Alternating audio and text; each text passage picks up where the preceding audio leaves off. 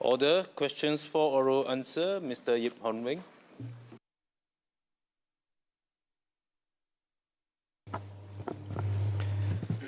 Sir, this question has been answered in the written answer to parliamentary question number 19 at the Parliament sitting on 3rd February 2026. Ms. Denise Poor.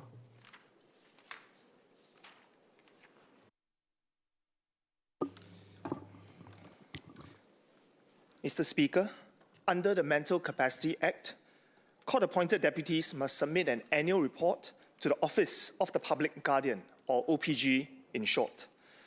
This report is an important safeguard against potential abuse as it requires deputies to set out how they've discharged their responsibilities under the court order, which includes accounting for decisions made on behalf of the mentally incapacitated persons and how they have managed such persons' property and affairs.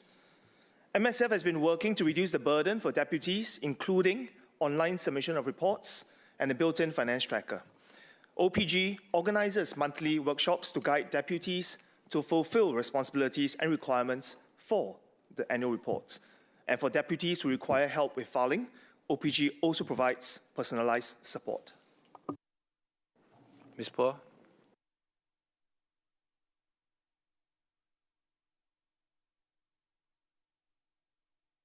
For your response. On the ground, we have heard recurring feedback from families, and these are not just of families with persons with disabilities, but also the seniors who were, for some reason, lost some of their capacities. And so my PQ arises from all these recurring feedbacks. There were two sets of issues normally cited, despite what MOS mentioned that OPG has been doing. The first set is the difficulties when they apply for deputyship. So usually many of these families have limited access. They don't even know where to go. They have limited access to knowledge, guidance. Despite a so-called simplified process, it's actually not so simple, the process, and most applicants still require, especially those who are not so educated, those who are not very proficient in English, they do require hands-on guidance, and without it, the process is quite daunting.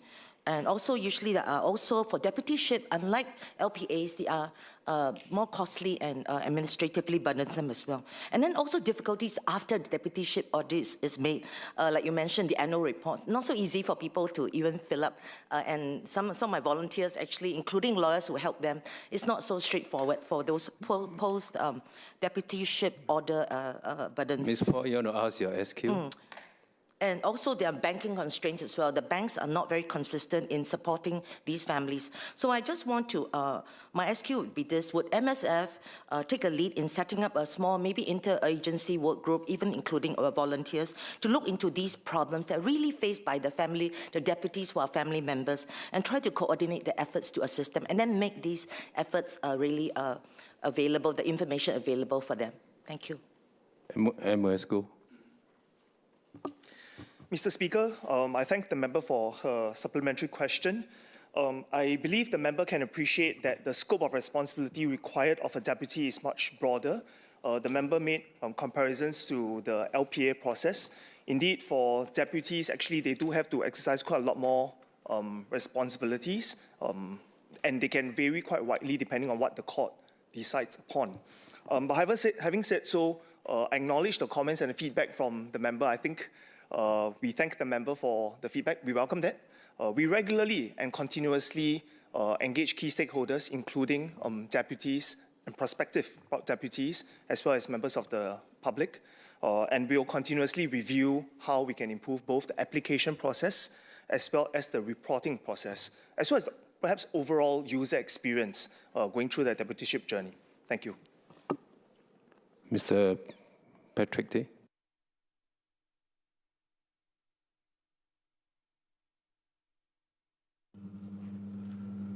Maybe just to add on to earlier member's point is that, the resources required to do a deputyship, couple of $1,000 and time and effort, especially problematic when it comes to having to deal with amounts of those who have lost mental capacity, and the amounts may be not a lot of money, but you need it for sustenance or maybe to settle some debts or some payments. particularly of caregivers, relatives, friends, even neighbors?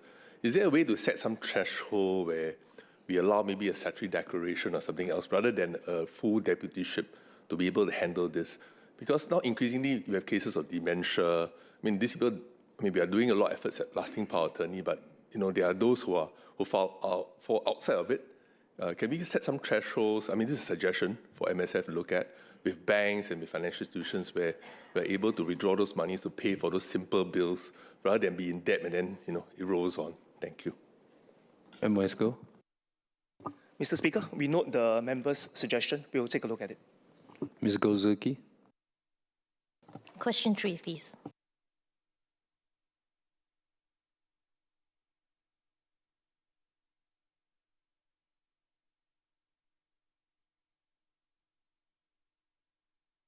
Mr. Speaker, since the 2019 Secondary 1 posting exercise, MOE has required affiliated secondary schools to reserve at least 20% of places of their Secondary 1 cohort for non-affiliated students. This requirement is applied to each posting group so that our schools remain open to students of different backgrounds. Overall, over the past 5 years, non-affiliated students have comprised about half the Secondary 1 cohort of affiliated secondary schools. The total number of Secondary 1 places offered in each school is the sum of planned places offered under the Secondary 1 posting exercise and the direct school admission exercise, DSA.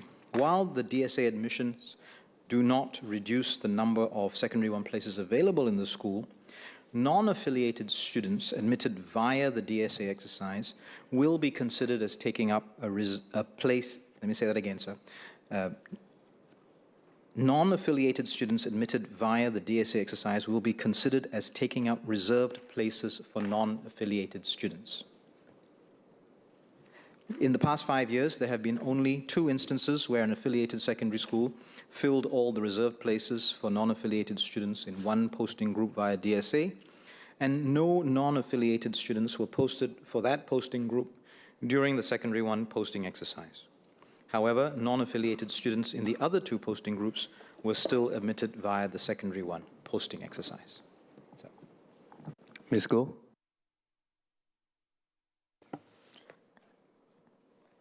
Mr. Speaker, I think it would be very helpful if schools were to publish the number of direct school admission offers made this year and the number of affiliated students admitted in the previous year, and also the incoming cohort size.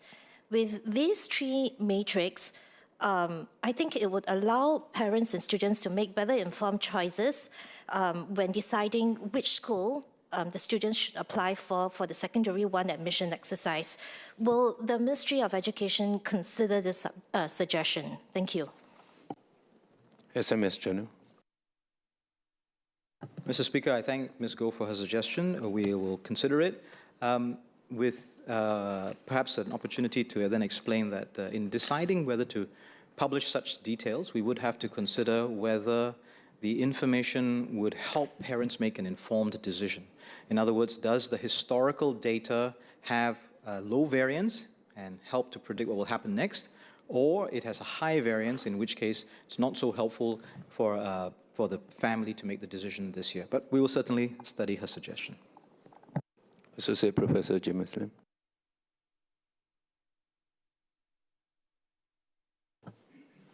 So on the matter of affiliation, I wonder if the SMS will be willing to share if MOE provides guidelines or imposes stipulations on how wide the differential between an affiliated and a non-affiliated student may be.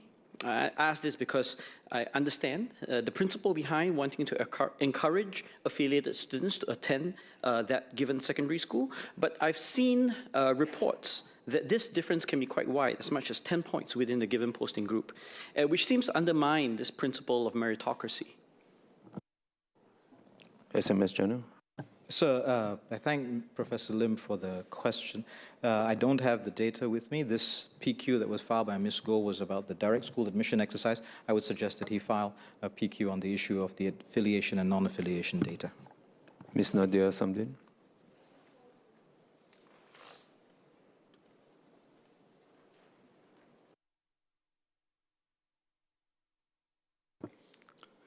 Mr. Speaker, may I have your permission to take oral questions 4, 5, 6, and 7 together in today's order paper? Please proceed. Mr. Speaker, these 4 PQs relate to the Safety Assurance Food Establishment or SAFE framework. The SAFE framework is a food safety grading system that communicates food establishments' food safety performance more clearly to consumers so that they can make informed choices. It is part of SFA's science and risk-based food safety regime, which aims to keep the number of foodborne illness cases related to foodborne outbreaks low. It will be implemented in 2 phases, with the first phase implemented on 19 January 2026. Under the SAFE framework, food establishments fall under 2 categories based on the level of food processing or preparation. Category 1 food establishments are those with larger scale of food processing or preparation, such as food manufacturers, caterers, central kitchens, and large restaurants. The majority of food establishments, such as hawker stalls, small restaurants, and bakeries, fall under Category 2. These have a smaller scale of food processing or preparation. Food establishments are graded A, B, or C based on their food safety track record from SFA's inspections. They do not have to fulfill any additional requirements unless they are Category 1 food establishments that wish to attain Grade A. Such establishments will need to implement a Food Safety Management System, or FSMS, and appoint an Advanced Food Hygiene Officer, or AFHO, to provide better food safety assurances to consumers. Those that commit a major food safety lapse and are convicted in court or suspended after accumulating 12 demerit points from food safety lapses will be downgraded to Grade C, regardless of the existing grade. Downgraded establishments will need to then build up and maintain good food safety track records before they can move back to a higher grade. Now, compared to the annual snapshot assessment under the previous grading regime, the one that we're all very familiar with, the new SAFE framework considers a food establishment's year-round food safety track record from its history of inspections, including any involvement in foodborne incidents. This encourages food establishments to consistently maintain good food safety practices. SFA will continue to conduct regular inspections of all food establishments under its targeted data-driven regime. Food establishments with a larger scale of food processing or preparation, as well as those with Grade C, will be inspected more frequently. For small businesses in Category 1 that wish to implement the additional requirements and maintain their Grade A status, government support is available. So individuals who apply for the Advanced Food Hygiene Officer, or AFHO, training course will receive skills future subsidies of up to 70%. Food businesses can send existing staff to be trained, so there's no need to hire additional staff. You can use existing staff to do this. As for FSMS implementation, small and medium-sized enterprises, or SMEs, can receive up to 50% support under Enterprise SG's Enterprise Development Grant to implement and certify their FSMS. This grant specifically supports local SMEs for their first-time certification and adoption of standards, and covers qualifying project costs such as consultancy and certification fees for FSMS standards. Ms. Nadia Samdin also asked about how the transparency and authenticity of safe grades can be assured with the shift away from physical decals, and how less digitally savvy consumers will be able to access information on safe grades. Under the previous system, physical decals were updated annually, once a year, following inspections, and they may not follow real-time changes. By scanning the QR code on a food establishment's license, consumers can be assured of the most up-to-date, real-time, and accurate information on the food establishment's grade and track records. So this mitigates the risk of outdated decals being displayed at the premises. Under the Environmental Public Health Act, or EPHA, food establishments must display their license at a conspicuous and accessible position at their premises. So consumers who are less digitally savvy or without smart devices can request the grade from the stall operator or seek assistance from a fellow diner with a smart device. To better support such consumers, SFA has also partnered with the Infocom Media Development Authority, or IMDA, on the Seniors Go Digital program to teach seniors how to use their phone cameras to scan the safe QR codes at food establishments. Thank you, Mr. Speaker. Ms. Nadia Samdin. Thank you, Speaker, and thank you to the SMS as well. I had 3 follow-up SQs. The first is really on the last point about accessing the food safety grading. While I understand that the new regime will provide more up-to-date grading, I think there's also something about a physical decal making it front and center for consumers to be able to consider. So will the ministry consider including a physical decal requirement to be updated as and when the grade may change? My second one is I asked about measurement of the effectiveness of this change in regime.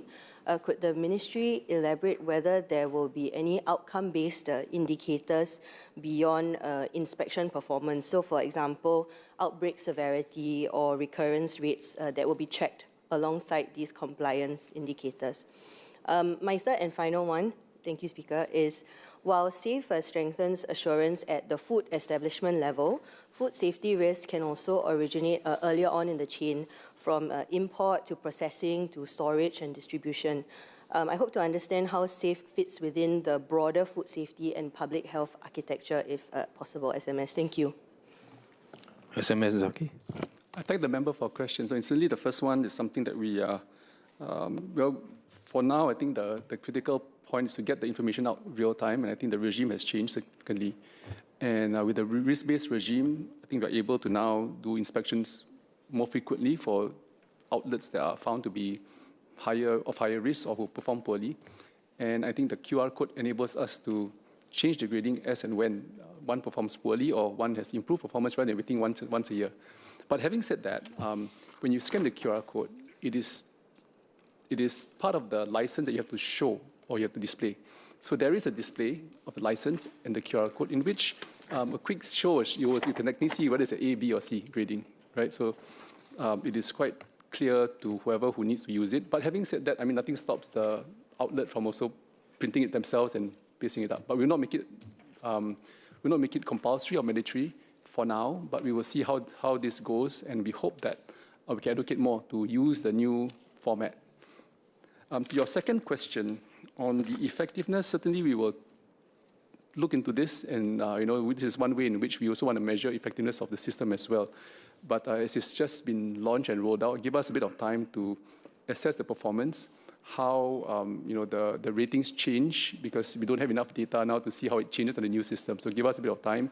Certainly, one way in which we hope to see is to see improved performances over time, and as outlets or retailers or F&B outlets find that they are being monitored more in real time, they are more encouraged to keep performances up and keep food safety at a high standard.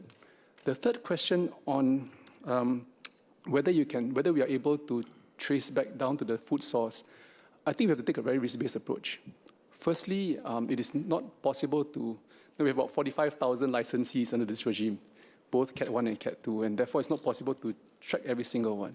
But certainly when there's an outbreak or when we think that there is a risk to the system, like I said, we do take a very risk-based approach, especially for those who have large volume or large networks, or those have outbreaks of poor performance. And I think those are where we have to then assess the sources. And as part of the FSMS requirement, we will then also take a look at their records that they have to do and safekeeping. But I would also encourage F&B operators and all those under licensees to really trace and track and keep up standards with the new grading system. Thank you. Mr. Ip Hong Wing.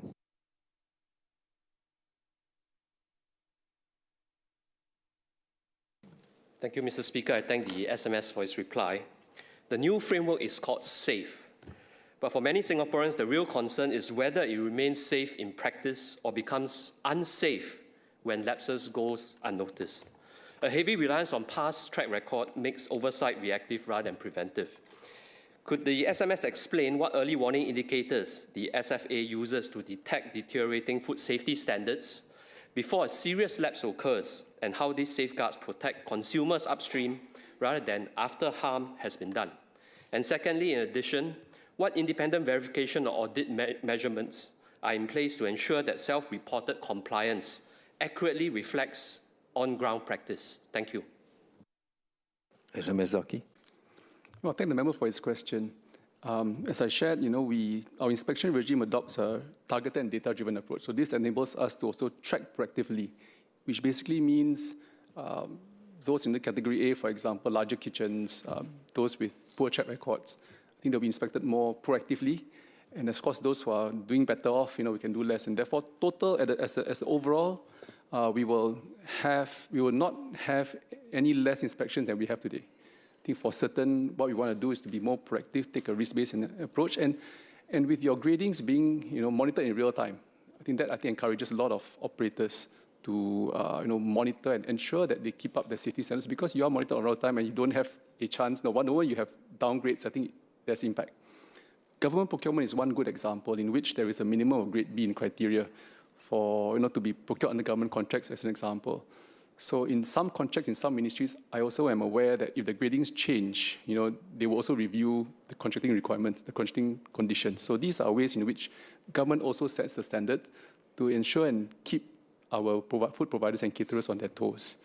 To your second question on audits, for Category 1 and Category 2 classification, as an example, there is no self-declaration required, or there are no. So technically, your data is based on licensing.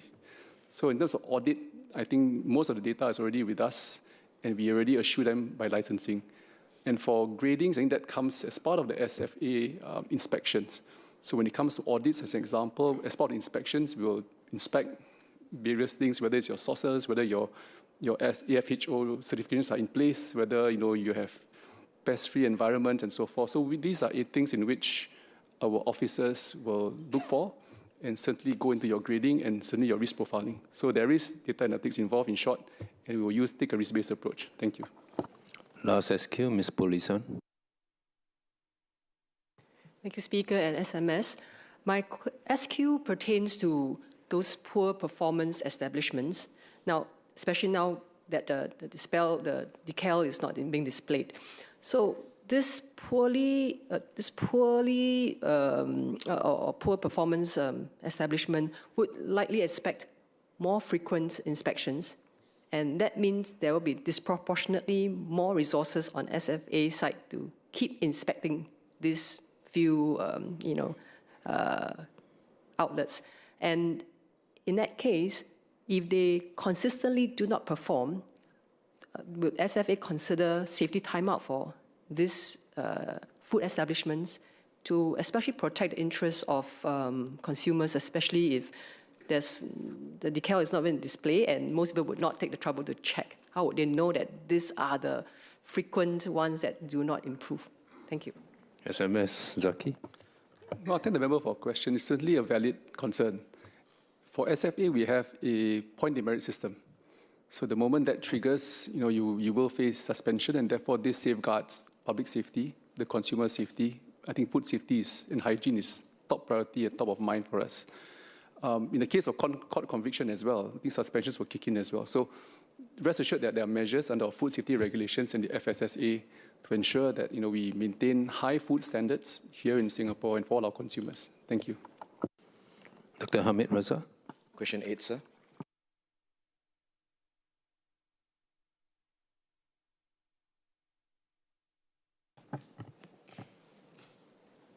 Sir, I refer the member to MAS's response to Mr. Liang Eng Hua and Mr. Ng Shi Xuan for the Parliament sitting on 4th November 2025.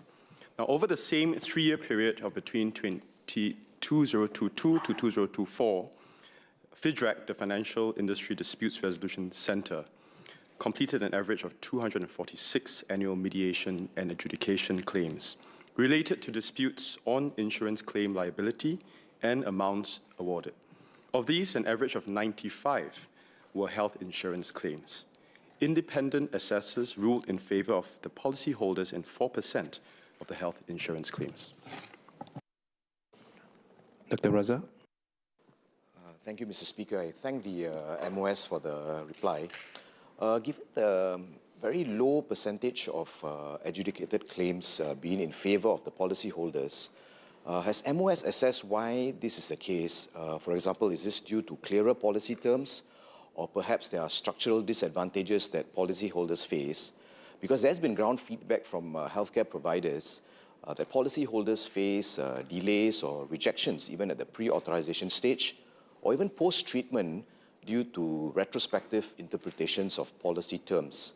So I would like to ask if MAS has safeguards in place to ensure that insurance companies adjudicate claims transparently, consistently, and do not disadvantage policyholders, especially when there are clear clinical indications for treatment. Thank you. MOS Tan. So I thank Dr. Hamid Razak for his questions regarding the safeguards for consumers where they potentially face so-called unreasonable rejections of claims and pre-authorization. Well, the onus is on the insurers themselves to demonstrate that the non-disclosure of the health condition to a question asked in the application form is material to the underwriting outcome before they reject a claim for non-disclosure. And both MOH and MAS expects insurers to process these claims fairly, according to the policy terms. And MAS will take action against insurers who fail to do so. But consumers who nonetheless believe that their claims have been unfairly rejected should first contact their insurers who are required to handle these complaints independently, effectively, and promptly. If a satisfactory resolution cannot be reached, consumers may file for mediation and adjudication at FIDRAC, which offers independent, partial, and low-cost dispute resolution services. But I thought it's also important to put that 4% into context and take a look at the overall denominator. If you look at the numbers in perspective, every year insurers naturally process and pay out claims in large numbers, large volumes. And these numbers of disputes and the numbers of disputes and claims that eventually end up in FIDRAC or MAS respectively represents less than 0.01% of all insurance claims. So if you think about this, 1 out of every 10,000 claims end up as disputes or complaints, which FIDRAC and MAS then addresses. But the vast majority, 9,999 of these 10,000, are processed and they are paid out. So this indicates that for the vast majority of cases, the process works. And most people settle their claims without needing any third-party help. But when a case does go into adjudication, as in that 4%, it is usually because it's complex or difficult. Think about our MPS cases. When they come to us, it's already quite complex. But these cases fall into two broad categories, which I thought it's important to share with the member. First is on policy terms.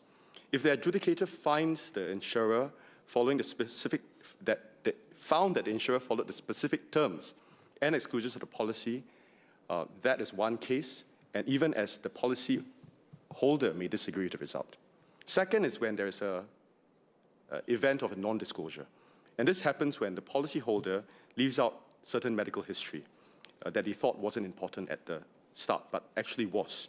So for example, to make it concrete, a person might not mention that he or she has a stomach condition when they apply for insurance policy. And then if they later try to claim for a stomach-related issue, the adjudicator may rule that the insurer was right to exclude it because the information should have been shared from the start. But while there's only a small number, which the member mentioned, 4%, that result in an award for a policyholder, I wanted to share with the House that there is a silver lining. Because we are seeing that the total number of cases needing adjudication has been dropping over the last few years. This indicates that maybe the insurers and consumers are getting better at speaking to one another and resolving issues early through mediation and negotiation, rather than the alternative of letting things escalate. But in that case also, every statistic, every person is, but behind every statistic, I beg your pardon, is a person. And when a claim is rejected, it can be distressing.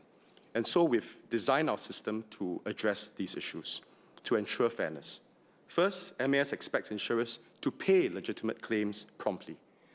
If an insurer falls short of this, MAS will step in and can require them to review the earlier decision or to pay back the consumer. Second, if you can't agree with your insurer, FIDRAC is there. It is independent, impartial, and low cost. And over 85% of the cases are resolved through mediation or adjudication. And it remains a very effective channel for Singaporeans. Thank you. Associate Professor Kenneth Goh. Question 9, please.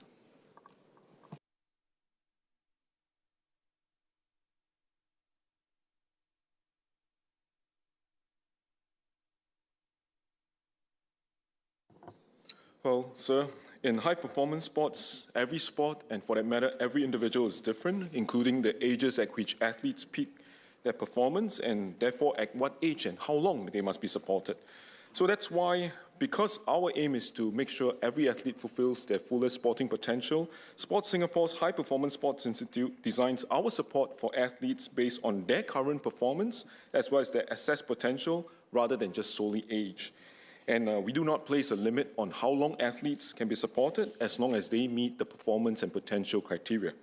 So our Sports Excellence, or SPECS framework, provides comprehensive support for athletes across different stages of their sporting journey. So it seeks to retain athletes early in the development pathway and also long enough for them to realize their aspirations and achieve their full potential.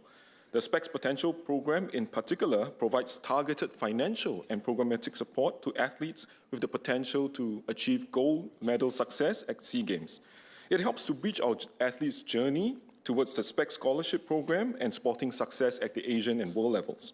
SPECS Potential Program also support athletes based on their development stage of their sports high-performance pathways, and it applies to all athletes regardless of age. So this framework of SPECS programs, SPECS Scholarship, SPECS Potential, and SPECS Carding also allows us to calibrate the level of support during the various stages of an athlete's sporting career. Well, this means that athletes will be supported throughout their sporting journey, even if their performance fluctuates from time to time. So the SPECS framework also supports late bloomers or athletes who switch sports. So for example, we'll be familiar with Teresa Goh, our Paralympian swimmer, but she is also a late bloomer for parachuting. So she took up the sport only recently, and she won a gold and a silver at the recent ASEAN Para Games. As a swimmer, she was spotted by SPECS Carding when she was 14 and awarded the SPECS Scholarship when she was 27. Now, as a shooter, she's supported by SPECS Carding at 38 years old. So once again, our aim is really to help every athlete achieve their fullest sporting potential.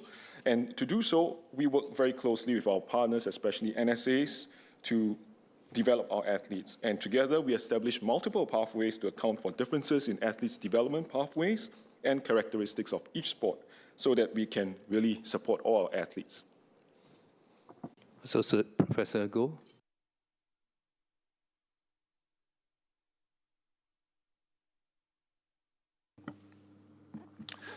Thank you, Mr. Speaker, and thank you, Acting Minister, for your response.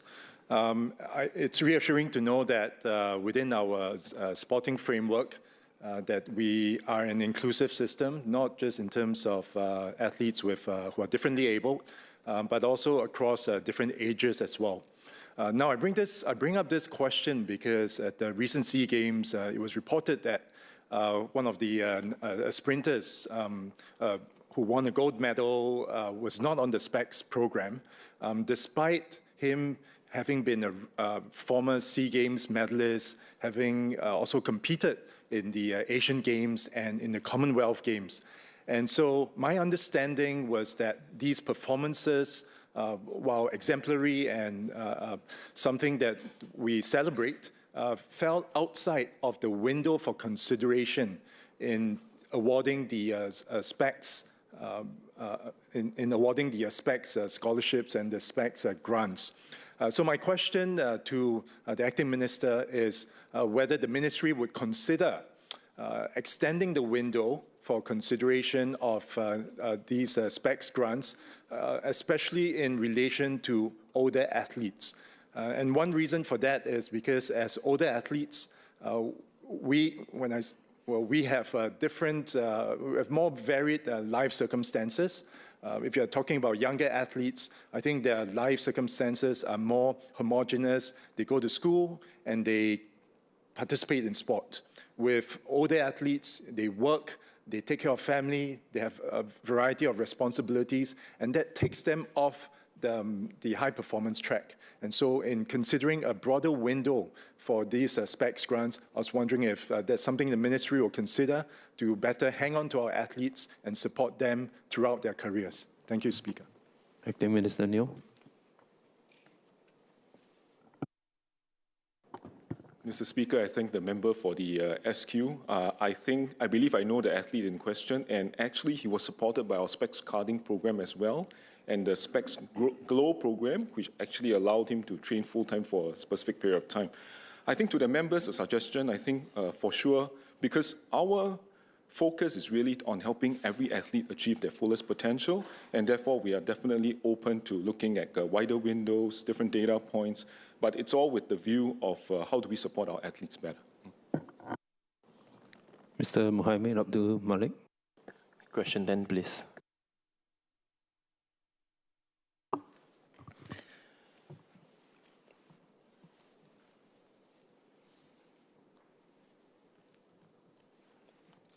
Mr. Speaker, the Early Childhood Development Agency, or ACDA, takes a serious view towards child safety issues. In cases of regulatory breaches, ACDA will not hesitate to take firm action against errant operators. This may include revoking the preschool's license where breaches are severe and systemic, or when the preschool can no longer provide services in a manner that is safe for children. Under the Early Childhood Development Centre's ECDC Act and regulations, preschools are also required to notify parents immediately when there's a serious incident or illness that affects their child, and to also report such incidents to ACDA. ACDA has released statements regarding incidents of serious safety violations in preschools and the corresponding enforcement actions taken. However, ACDA does not generally name the preschools to ensure that the identities of children involved are protected, especially in cases where gag orders are imposed in court proceedings. We recognize that parents are concerned about their children's well-being and safety in preschools. Parents can make informed decisions about preschools by considering the centre's license tenure, which all preschools are required to display at a prominent location that is accessible to the public, and which is also available on Live SG platforms. The license tenure serves as an indication of a centre's quality and performance.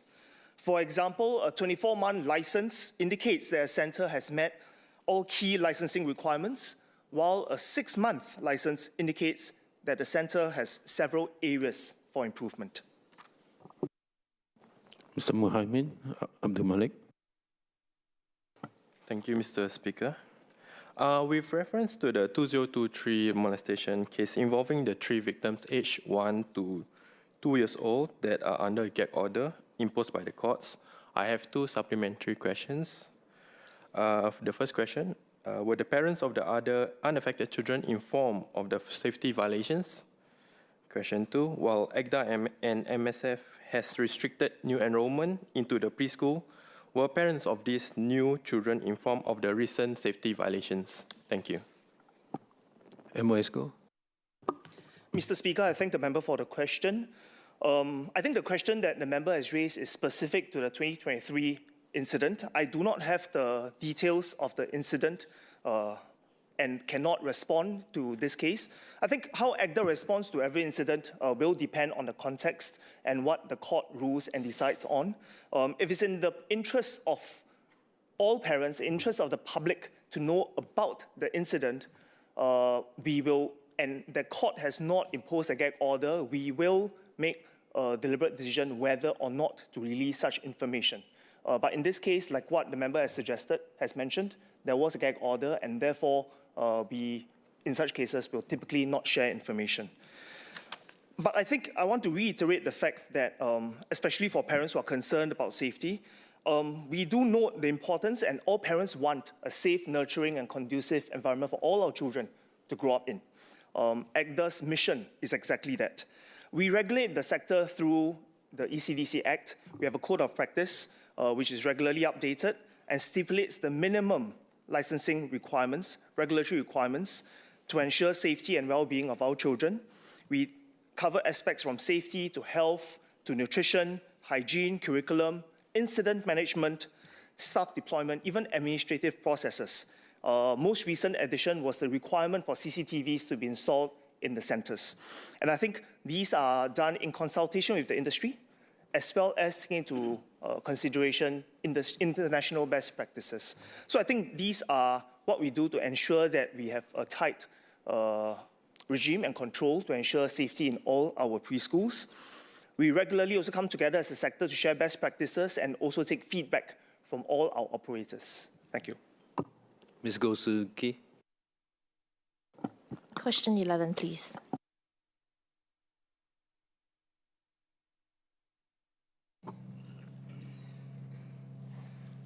Mr. Speaker, the Sec 1 posting exercise operates on merit, with students achieving a better PSLE score, receiving priority for their preferred schools. Under the AL scoring system, more students will have identical scores.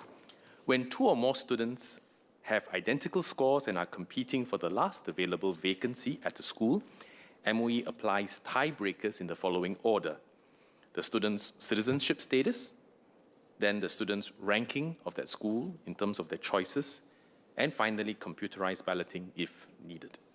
In the 2025 Sec 1 posting exercise, around 1 in 10 students underwent computerized balloting.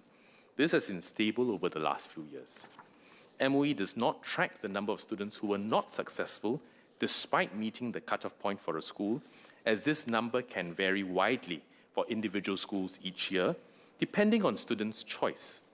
Instead, MOE tracks the percentage of students who were placed in a school amongst their top 6 choices.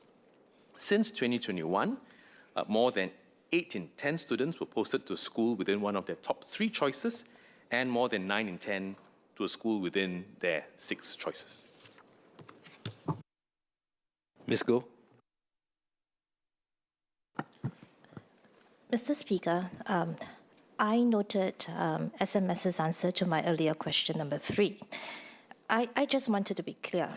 If there is a compression of available places for non-affiliated students, because DSA for non-affiliated students do eat into the minimum quota of 20%, as we've just learned, is this a contributing factor to students who have just met the cutoff point and nevertheless still be balloted out? That's my first question.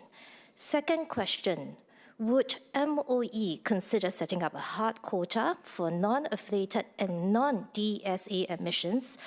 So this would ensure a meaningful and predictable number of places that remain available to students applying through the Sec 1 admissions exercise. Thank you. Minister Lee.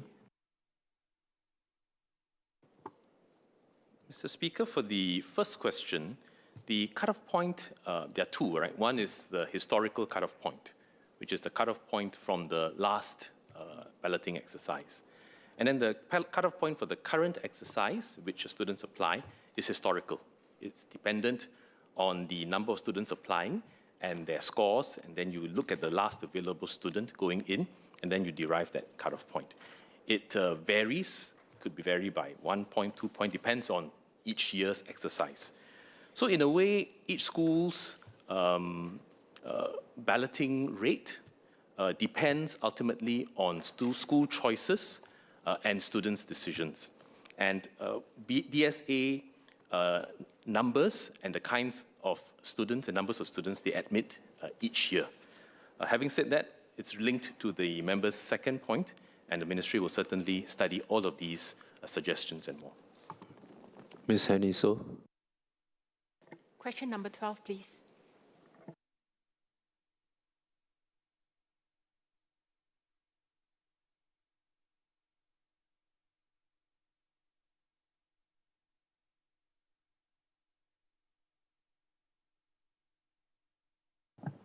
So SingPost has consistently met the Postal Quality of Service, or QoS standards, over the years. Data on this compliance is published on IMDA's website. In 2025, last year, IMDA received 23 pieces of feedback on postal service quality, all of which were related to misdelivered letters and delays in letter delivery.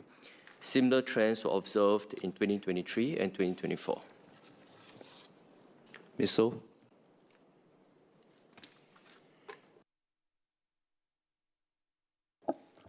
I thank SMS for its reply. In this regard, I have 2 SQs.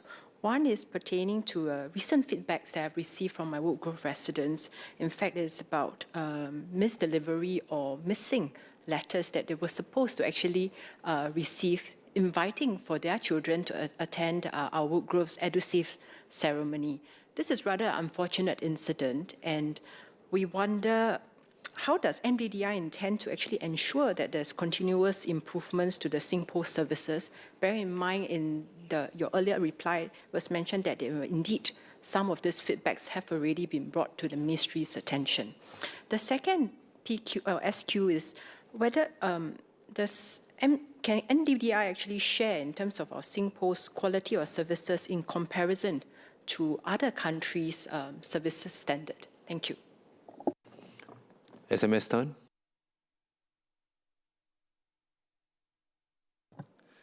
So, firstly, may I say that I'm sorry to hear about that incident at Woodgrove.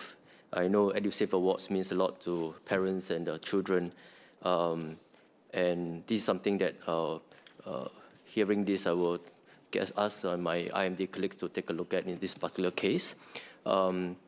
Secondly, on the issue of the how do we assess SingPost compliance to the QoS framework, IMD gets a external independent assessor to do a simulated letter test on a quarterly basis to determine whether SingPost has met the QoS requirements, and the results are published on IMD's website.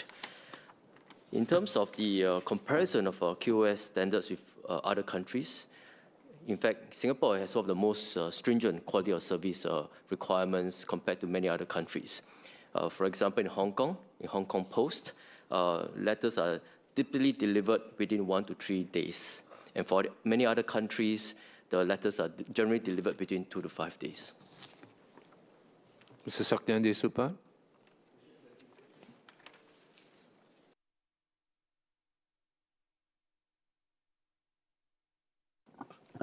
Mr. Speaker, sir, the fresh graduate employment figures published by the Ministry in September 2025 covered graduates from the local autonomous universities, and it did not include Singaporeans who graduated from overseas universities.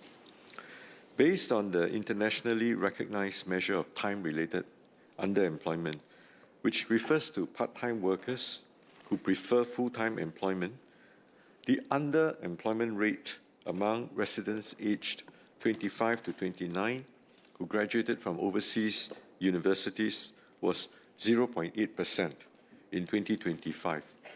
This is about 0.1%, slightly above the 0.7% recorded for graduates from local autonomous universities.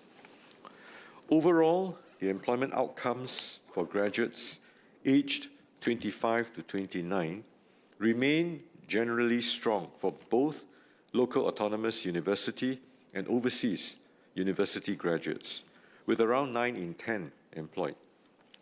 Even so, graduates from local autonomous universities continue to have slightly more favorable outcomes on balance, and this is reflected in their lower unemployment as well as higher median wages.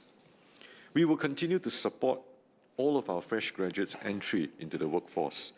Students and fresh graduates from our IHLs, our Institutes of Higher Learning, can access education and career guidance services within IHLs. All students and fresh graduates, including those from overseas universities, may also make use of the career matching and coaching services offered by Workforce Singapore, or WSG, and NTUC's E2I, Employment and Employability Institute. Thank you. Mr. Saktian Desupa. Thank you, Mr. Speaker. I have 3 quick SQs.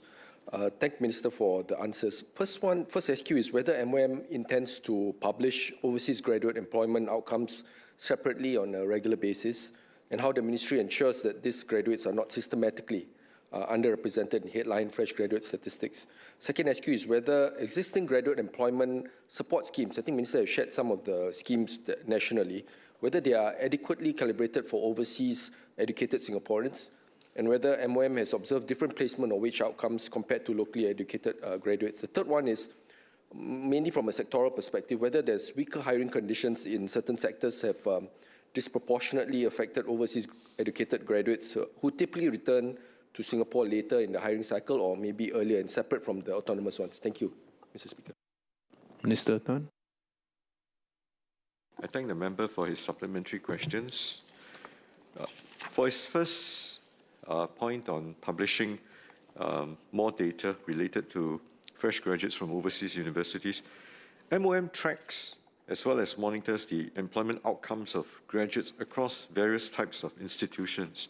And these includes overseas universities as well as our local private educational institutions. This is reflected through our comprehensive labour force survey. And the key findings from the survey are published in MOM's annual report on labour force in Singapore. We will continue to review the data collected and published because we also want to be able to go sectorally and adopt a more differentiated and a more focused and precise insights, develop more precise and laser-focused insights into some of these problem areas. Now, for your second point, with regards to how well some of the overseas graduates are supported, we constantly work with the industry partners, with the advisory chambers and also advisory panels, as well as the TACs itself, to calibrate many of our training, reskilling, upskilling policies. What we have seen from last year particularly, and I want to share with you, from the employment rate in 2025, the local autonomous universities graduate as well as the overseas universities graduates employment rate were at above 90%. The differential between overseas university graduates versus the local autonomous universities graduate, the delta is just slightly over 1%. And if you look at the proportion of those in permanent employment, so we're talking again, juxtaposing the local university graduates versus the overseas university graduates, they're also above 90%. Again, that delta is 1%. So we don't think that at this particular point in time that there are issues of concern between the two sets of graduates coming in from different parts. And moving forward, we will also be publishing sectorally which are the sectors that are still hiring, and we will try to show where the type of jobs graduates are looking for versus the sectors that are hiring. Very often, it is also about matching the expectations versus what is available. Now, the member may also, if I may, refer the member to the Labour Market Advance release for the fourth quarter in 2025 that we just released, I believe was last week. For the entire year, for 2025, the total employment growth, which is about 57,300, was stronger than a year ago in 2024, which is about 44,500. The unemployment rates in December of 2025 were broadly unchanged from a quarter before. And looking ahead for this particular year itself, for the first quarter of 2026, the business expectations suggest that the labour market will continue to expand, albeit this is amidst increased hiring caution. And another slight note of optimism, the share of firms expecting to hire in the next 3 months only edged down slightly from 44% in September 2025 to 43% in December 2025. But if you compare this at the same time, a larger share of firms expects to raise wages over the same period, rising from 19% to about 26%. So actually, the market, notwithstanding the cautious optimism, it does somewhat point to slightly improving business outcomes and continued competition for labor in certain areas. I hope that reassures the member. Thank you. Mr. Kenneth Tiong. 14, please.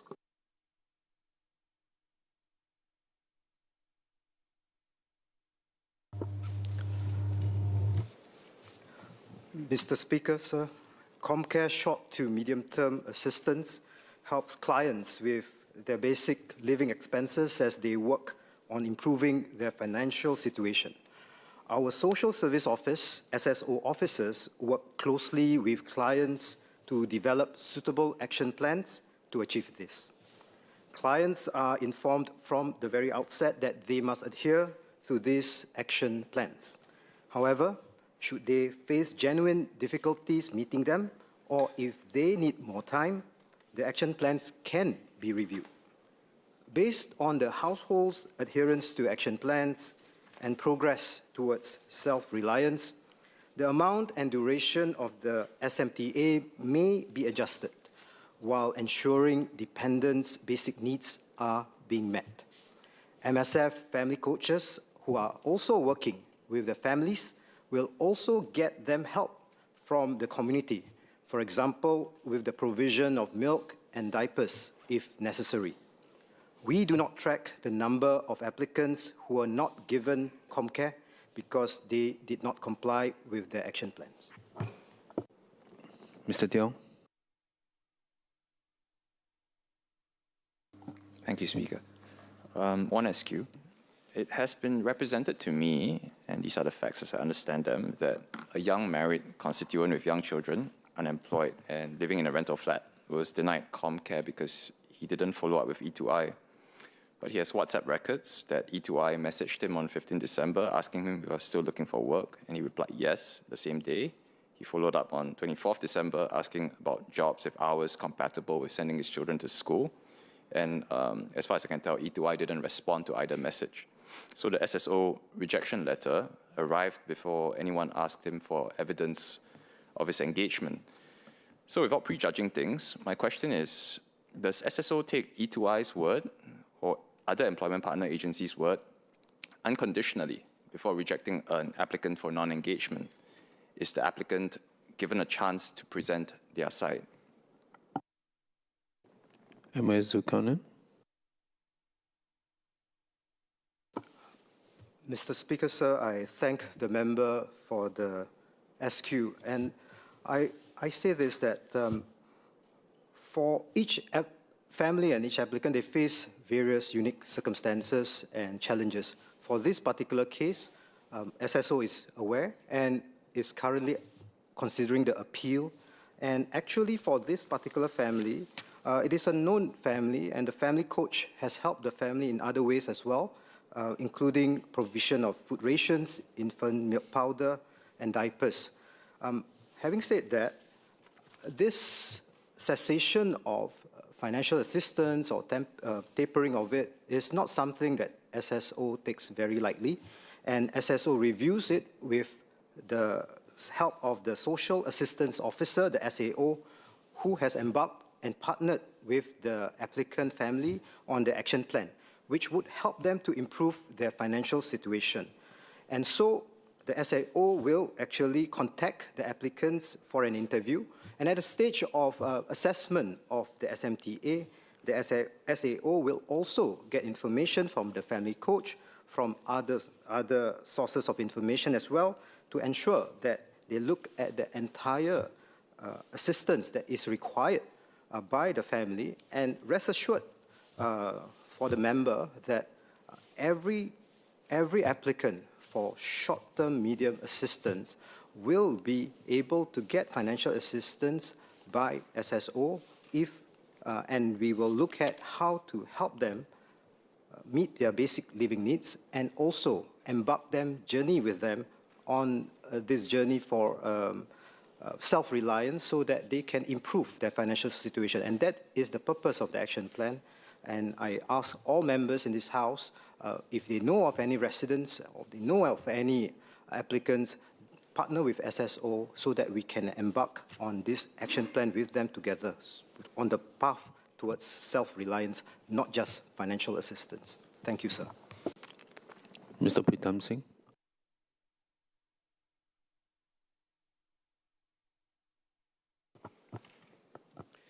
Mr. Speaker, my reply will also address PQ 46 for a written answer raised by Mr. Patrick Tay in today's order paper as the subject matter is similar.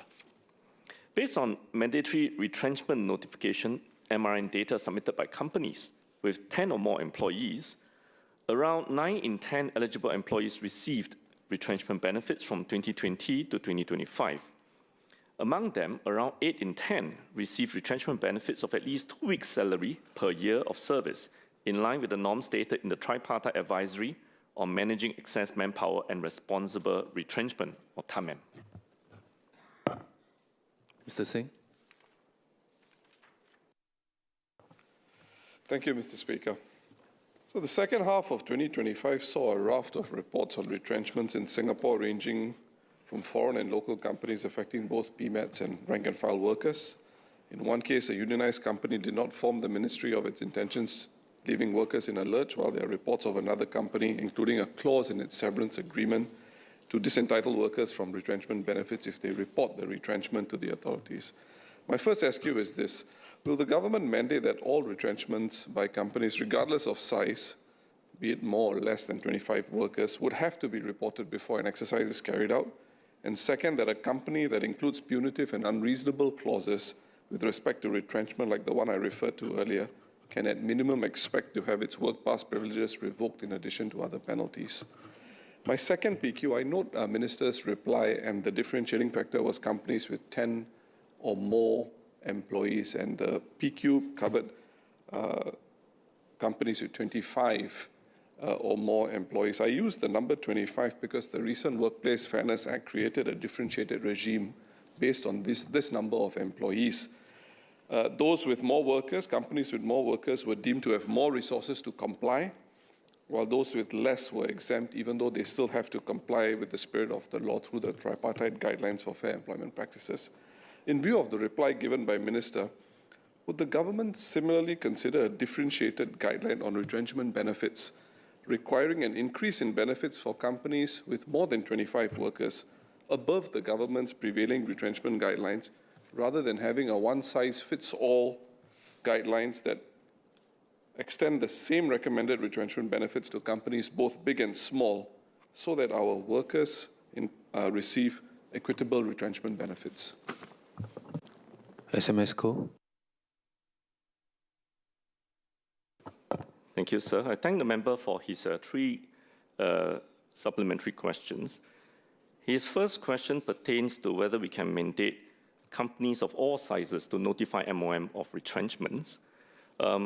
I think there is no real right or wrong answer to this, whether it should be companies of a certain size to notify MOM. I think at this moment, our requirement for mandatory retrenchment is for companies that retrench 5 or more workers to notify MOM, and not specific to company size per se.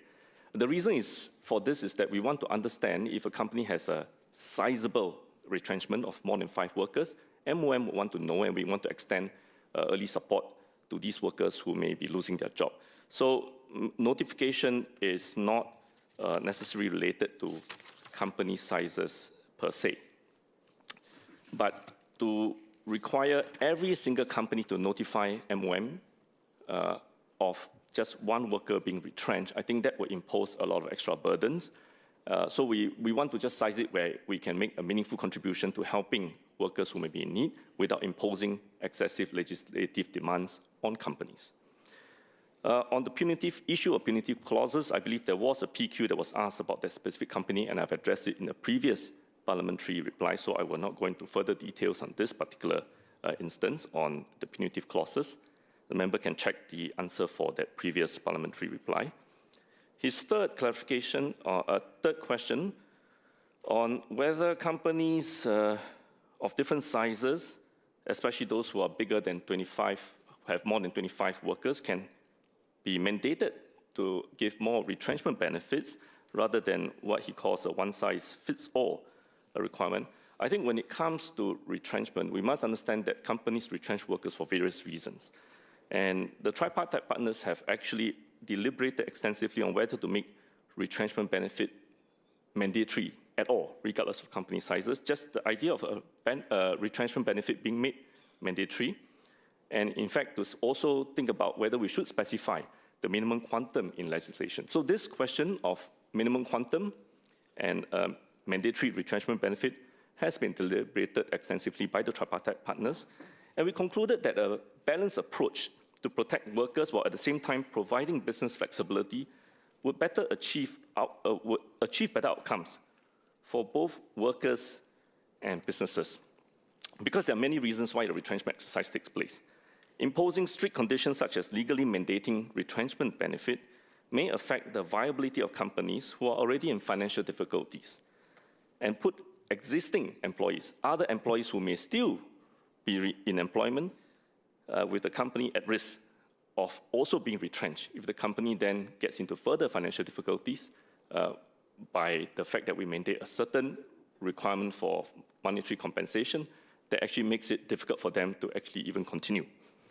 The second reason, of course, is that mandatory retrenchment benefit may also result in employers becoming more hesitant to offer long-term or permanent contracts to employees. And of course, stipulating a minimum retrenchment benefit quantum in law will likely result in that quantum becoming the norm itself, such that even when companies are able to give more, they may then say, if this is the only thing that's required by the law, let's just do the minimum as required and not go beyond that. So this will not benefit workers in situations where the employers are able to pay higher amounts. So the tripartite partners agreed on a balanced approach to issue guidelines instead, which stipulate the prevailing norms for retrenchment benefit quantum. And as mentioned in my reply, most employees today already receive retrenchment benefits in line with these tripartite guidelines. Mr. Singh. Thank you, Mr. Speaker. Two quick questions for the SMS. The first one is, when was the last time the tripartite partners deliberated on retrenchment benefits and the legislation of retrenchment benefits, or the appropriate amount that ought to be set for these benefits? The second question, I may have not heard the SMS accurately at the beginning. My question pertained to those companies that pay out retrenchment benefits at the prevailing guidelines and those above the prevailing guidelines, because that will give us a sense of whether there could be some adverse selection arising from setting one fixed guideline, which then forces companies, instead of paying more, they just pay the lowest amount. So the question is, do we have data on how many companies pay above that guideline, how many companies pay at the prevailing guideline, which was the PQ that was asked? SMS Ko.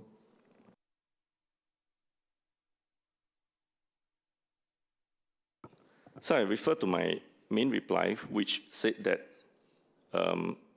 for companies with 10 or more employees, around 9 in 10 eligible employees received retrenchment benefits, and among them, 8 in 10 received retrenchment benefits of at least 2 weeks' salary per year of service. But I do not have the breakdown of how many among these 8 in 10 got more than 2 weeks per year of service, because the difference also arises from whether this is a company where the employees are unionized. In general, for unionized companies, if they have a collective agreement, the prevailing norm in unionized companies with a collective agreement is 1 month per year of service. So depending on whether the worker is a union member, whether this company is unionized, workers who are retrenched could get at least 2 weeks, maybe even more, up to a year. And there are instances in which certain companies actually value their long-term workers who may be with them for longer and give in excess of a month per year, up to a month and a half, sometimes with a lot more ex gratia as well. So I think that's why I say it is a balanced approach, given flexibility to the company, and for companies which may have better financial means, where the number of workers retrenched are lesser, they could lean forward a lot more and support the workers a lot more. But for companies who are in financial distress, where they have to lay off a large number of workers, they may not have the financial wherewithal to actually go beyond that 2 weeks per year of service, and they have to then spread the financial support to a lot more of their workers who are being retrenched. I hope the member understands where that kind of flexibility afforded to the workers and to the company is important in such instances. Okay, last SQ, Mr. Singh. It's not an SQ, it's the question that I asked prior with regard to when was the last time the tripartite partners deliberated. Your first SQ, yeah. Yeah. So I'm afraid I don't have the detail of the exact date in which we did this review, but I would say this tripartite advisory on managing excess manpower and responsible retrenchment I think there was a recent update, probably just around the period of the COVID-19 crisis. So I will have to check back on that, but the member could also maybe check on the website and see when that guideline was revised. Mr. Teh?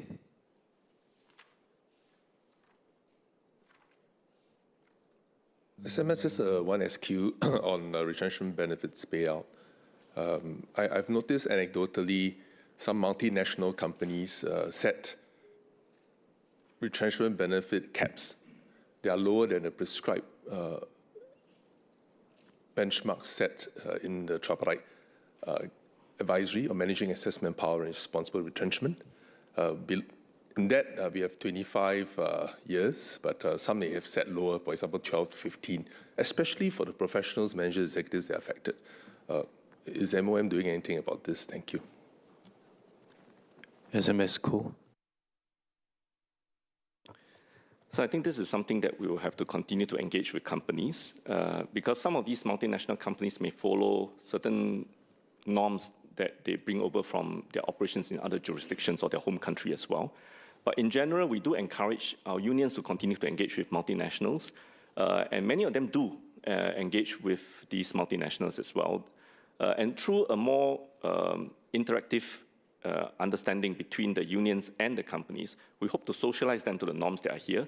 And in general, many of these companies, once they understand the different tripartite environment in which they operate here in Singapore, many of them over time will consider actually moving closer to that kind of norm, especially in a collective agreement setting. Yeah. Ms. Kwa Boon Teng.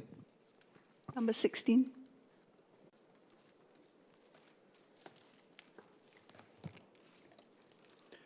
Sir, there are 8 day activity centers, DACs, that specialize in serving clients with autism spectrum disorder, ASD. 130 are on the wait list for placement in these centers, and the average wait time for enrollment is 9 months. MSF is ramping up DAC capacity by 500 places to address the demand for DACs, as announced in MSF's Committee of Supply in 2024. Ms. Kwa. I thank the SPS for his answer. I should declare, first of all, that I'm a parent with a child with ASD who will be classified as requiring high support needs. I've looked at, I'm grateful for the data that's been supplied. My understanding, though, that average number or wait time can vary widely depending on which type of DAC we are referring to. And some of the larger ones with more facilities, I understand that the wait time can be up to 5 years or more. Is that correct, may I ask? And really, I have 2 main SQs. The first is whether there are any concerns that what we see on the wait list may not really be a true reflection of the actual demand and need for these services. And I say this for 2 factors. Number 1, parents with ASD children want predictability in terms of the arrangements for their care, the environment that they are in. And sometimes when they are on the wait list for too long, they can decide to take the child off the wait list because the child has gotten used to being cared for at home, even though it's not ideal. So that's one factor. The other factor is that DAC costs for ASD in particular are quite high. I know that there were announcements less than 2 years ago that with the fee caps introduced, families that earn 2,008 or less will have their costs managed. But those who earn more than 2,008 a month can pay up to 1,900. So if you have a family that has a household income of 5,000, they're being asked to commit 40% of the household income to pay for DAC. So there's a concern that the wait list doesn't look so bad because it's not affordable. Right? So that's the first question. The other question I have is, are there any plans to work with and collaborate with private providers of special education for young adults with ASD to explore if more places can be made available to address the short to middle term critical shortage of DAC places, and possibly to extend subsidies to help more families afford those fees? Thank you. SBS Chua. So I thank the member for her SQs. I think we most certainly look at the issue of capacity, not just in the uni-dimension of number of places alone. We do look at the different disability types, the demand for each of this under each category, and also we take an island-wide view of where the availability of these centers are for each of these disability types. So it's a more nuanced approach than my main reply would suggest, but at the back end within MSF and also with SG Enable, we do work very closely with our partners, with our colleagues in SG Enable, as well as our social service agencies, to really understand, drill down into what are the real needs in terms of the heat map around the island. So rest assured that we are doing a much more nuanced analysis than just capacity alone. With regards to whether we are prepared to work with private providers, the short answer is yes. We are looking at options to see how we can really vary the different service models that we are looking at today. So I think one of the key principles that I really want to hark back to is to really take a step back to really see what is our end objective for persons with disabilities, persons who are living with autism. And one of the key objectives really is to make sure that they can continue to live in the community with the families for as long as possible. And that is to say we want to delay institutionalization for as long as possible. And hence, that's why in the past few years, we have worked vigorously on various pilots like the Enabled Living Program, the Home Support Program, which will start the second half of this year. These provides community living options for persons with disabilities and special needs. And then there's the Enabling Services Hub, for which we have set up 3 across the island now, and progressively over the next few years, we will be setting up more of these ESHs to make sure that we can provide community connections through the provision of social activities, caregiver support, as well as referral services, because we are not dealing with a situation where there's a lack of services for persons with disabilities. Rather, sometimes it's that navigation of this quite complex landscape that is the issue. And also the Enabling Skills for Life program, or ESLP, which really is fundamentally a new service model that we are looking at which integrates the current day DAC as well as shelter workshop models to really provide and equip persons with disabilities for independent living, for community participation, as well as for employability. So it sounds like there are many pilots, and there indeed are, but I think the end goal is this, that we want our persons with disabilities and special needs, we want them to not just make do in life, we want them to be able to thrive and flourish. And on the related issue of affordability, rest assured that the interagency task force that is currently headed up by MOS Goh Peng Min, we are looking at that deeply in terms of affordability of services, not just the availability of services. And I think I want to close by making a call to our members of this chamber as well as to the larger society that our vision really is for our persons with disabilities to flourish, to thrive, and not just to survive in the community. And we can be closer to our vision when more in our society can embrace our fellow workers, our fellow students, fellow members of a community. And I call upon all members of this chamber to really be part of this movement that we can really move the scale or move the needle towards making Singapore a more caring and inclusive society. Ms. Kua. So just a quick further question. I appreciate the SPS's point about understanding different needs, but the question I raised was actually specifically for those who require high support needs. And although every parent wants to see their child learn to be more independent, the reality is that for those with high support needs, that's the most challenging category. They're going to need a lot more care. And yes, we all want to delay institutionalized care, but the earlier we're able to get them into a DAC where they are stimulated and they are exposed to activities, the better. So in the end of the day, it does come down to capacity. And I know that we have a shortage of people willing to work in this area, and I do hope that the ministry will do more, right, to provide more resources for that. Thank you. SBS Chair. So I thank the member for her SQ. We are in agreement, total agreement. As I mentioned, we will increase DAC spaces by 500 over the next few years by 2030, and we are prepared to ramp up even more if there is assessed need to do so. Mr. Saktiandi Supat.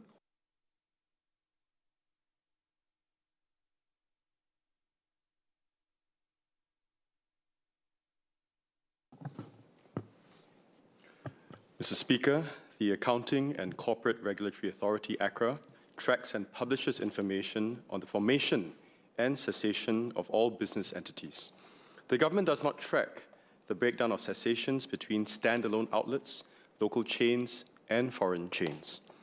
The food services sector is highly competitive due to low barriers of entry, high product substitutability, and rapidly shifting consumer preferences. Between 2015 and 2025, there has been a net increase of 42% in the number of food and beverages or F&B entities, with formations outpacing cessations in most years. Now, the government values Singapore's local heritage and takes steps to preserve and sustain it in our F&B landscape.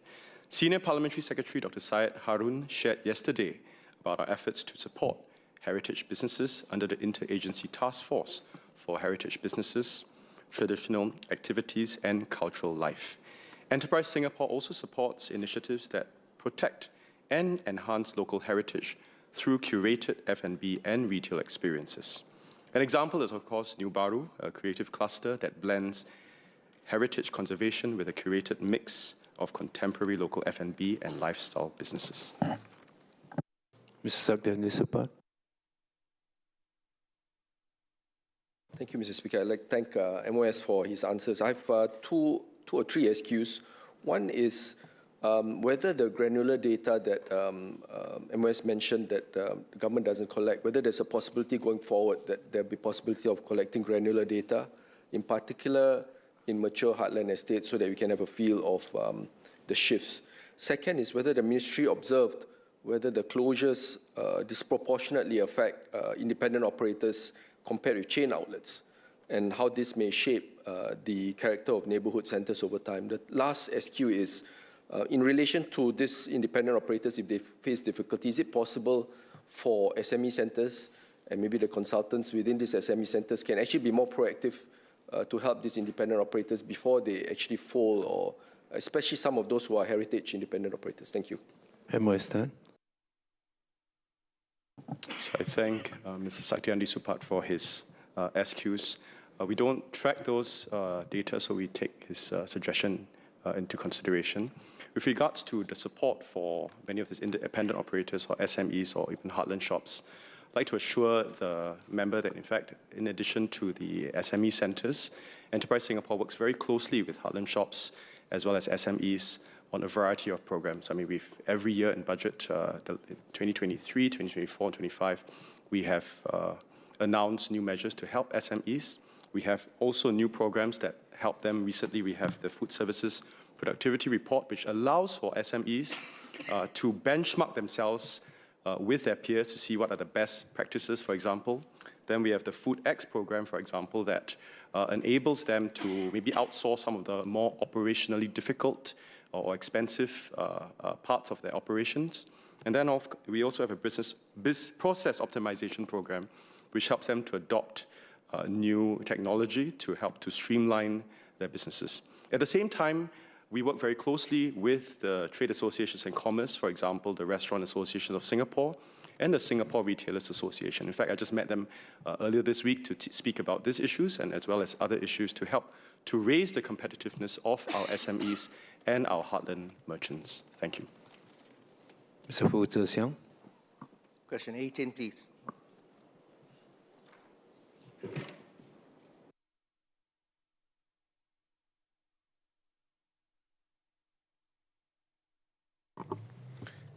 Mr. Speaker, our rules on CPF usage for property purchases are intended to encourage Singaporeans to buy a home for life, which safeguards their housing and retirement adequacy. Under the current Home for Life condition, the remaining lease must cover the youngest owner till at least age 95. So if we set the requirement at 83.5 years, many seniors would live longer than this average lifespan. Mr. Fu. Thank you, Speaker. I thank Minister for his response, and I acknowledge that there are many seniors who are living beyond 83.5.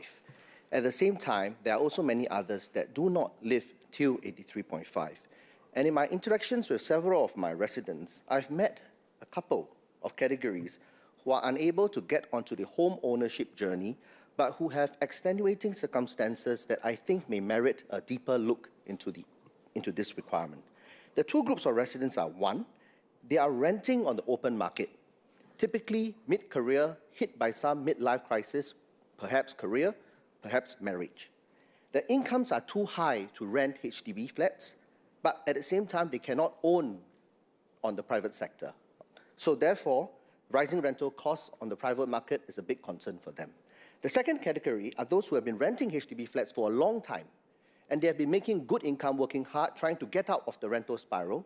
However, because of this 95-year-old requirement, they are a couple of years short of a lease tenure, of a price that they will be able to afford to own their own HDB flat. So I seek HDB's consideration to review whether we can do something for these categories. Thank you. Minister Chi.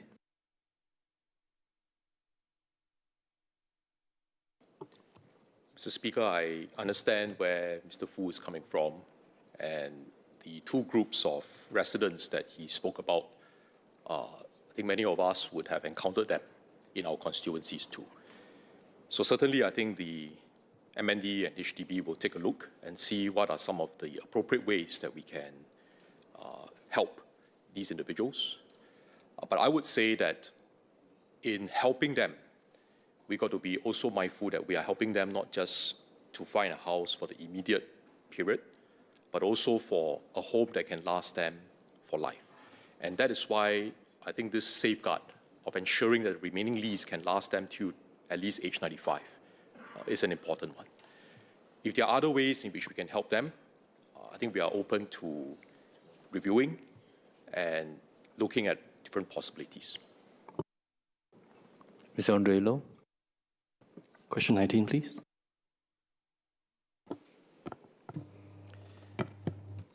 So the acquisition of manors is a commercial agreement between parties involved. MOM does not intervene in such acquisition agreements. The government does not disclose details of the workforce demographics of individual companies in line with confidentiality obligations. And all foreign companies operating in Singapore are expected to comply with Singapore's manpower laws and fair hiring practices. The Economic Development Board, EDB, works closely with foreign companies and startups to facilitate skills transfer, training, and capability development for the Singapore workforce, ensuring that Singaporeans benefit from the presence of such companies in our business environment. For example, EDB has rolled out initiatives such as the Enterprise Compute Initiative, ECI, to support skills transfer and capability development. ECI partners major cloud service providers such as Microsoft to help Singapore-based companies build dedicated local AI teams.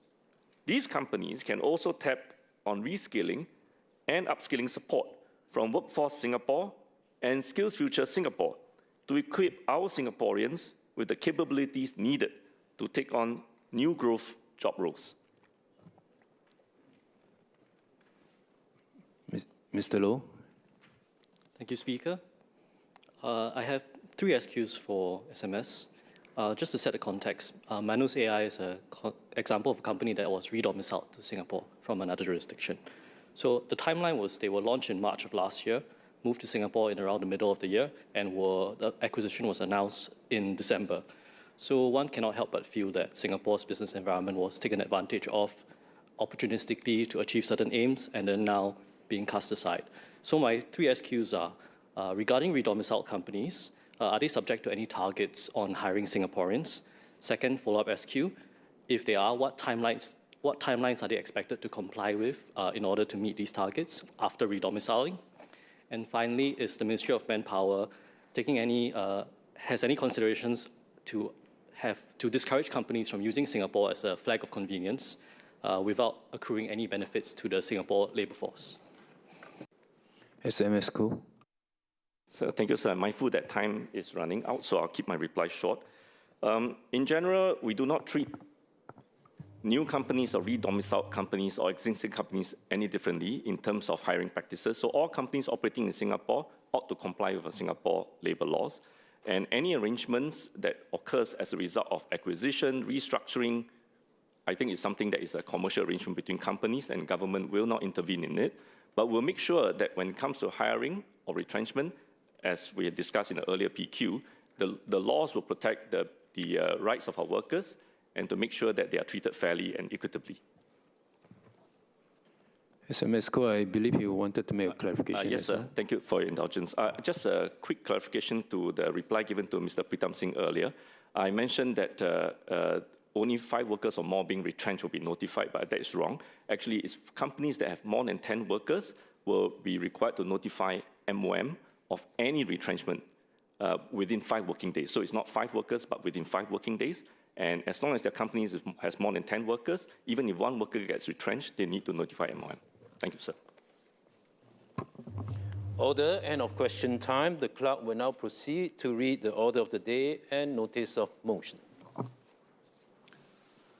Item 1, resumption of debate on the Land Transport and Related Matters Bill, second reading. The question is that the bill be now read a second time. Ms. Valerie Lee.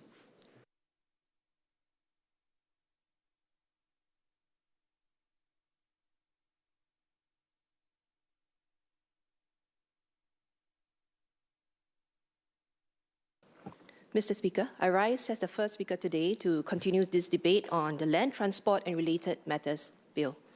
Yesterday's debate covered a wide range of issues, from safety to enforcement and lived experience. I hope to build on those contributions, beginning with my experience with enforcement on the ground, before turning to specific provisions of the bill.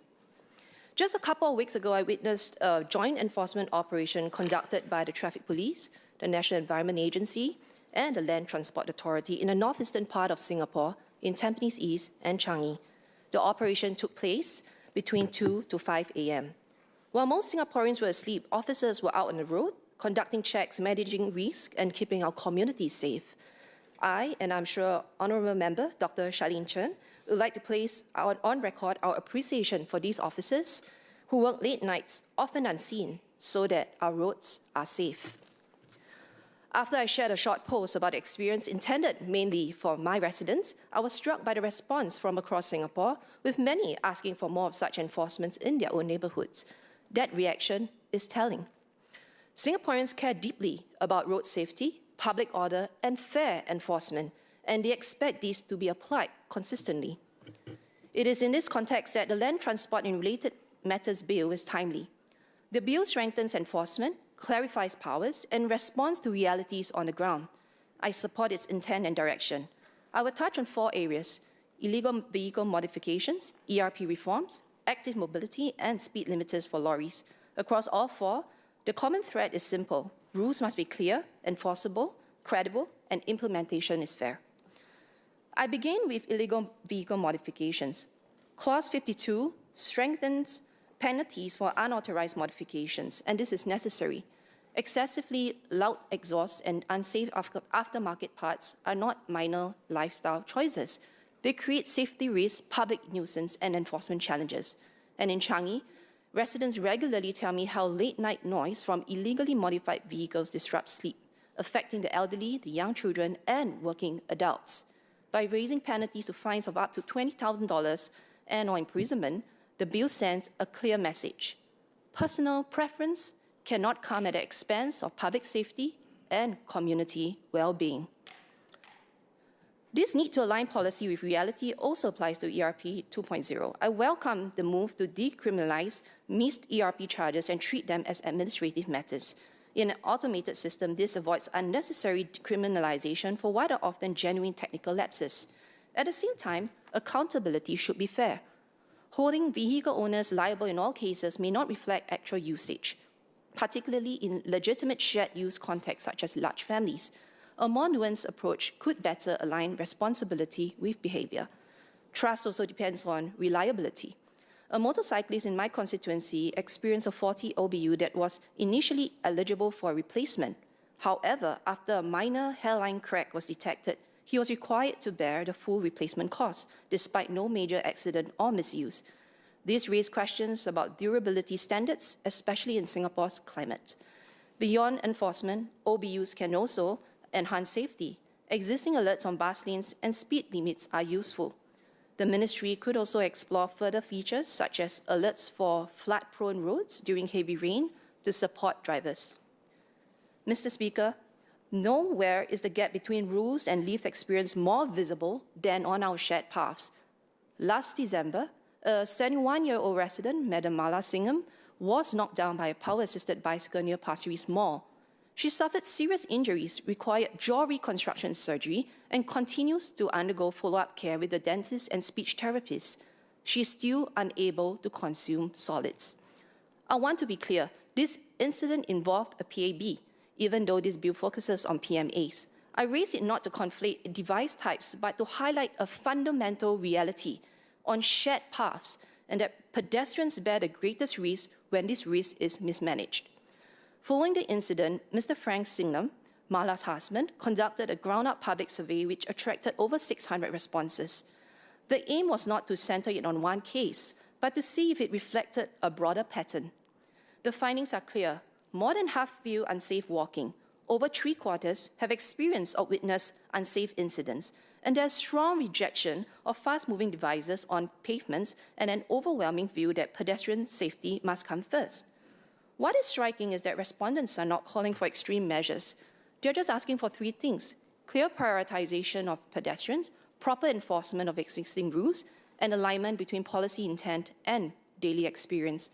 This bill moves us in that direction.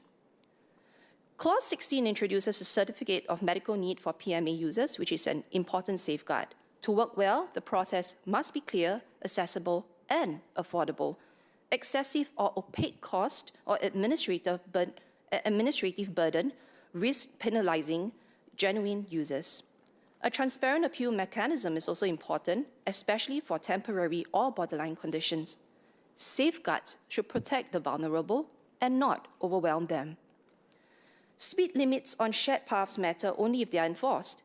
Public concern is less about the precise number, whether it's 10 or 6, and more about excessive speed in crowded, high-risk areas. Any speed limit, no matter how well designed, is meaningless if it's not enforced.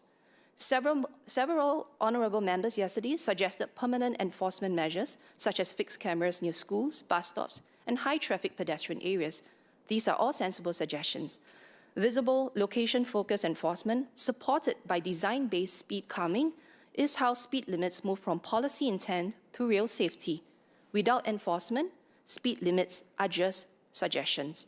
Enforcement aside, it is also meaningless and unfair to users of PMAs who do not have speedometers for their own awareness of the speed they are going at in the first place. As enforcement tightens, we should also support compliance.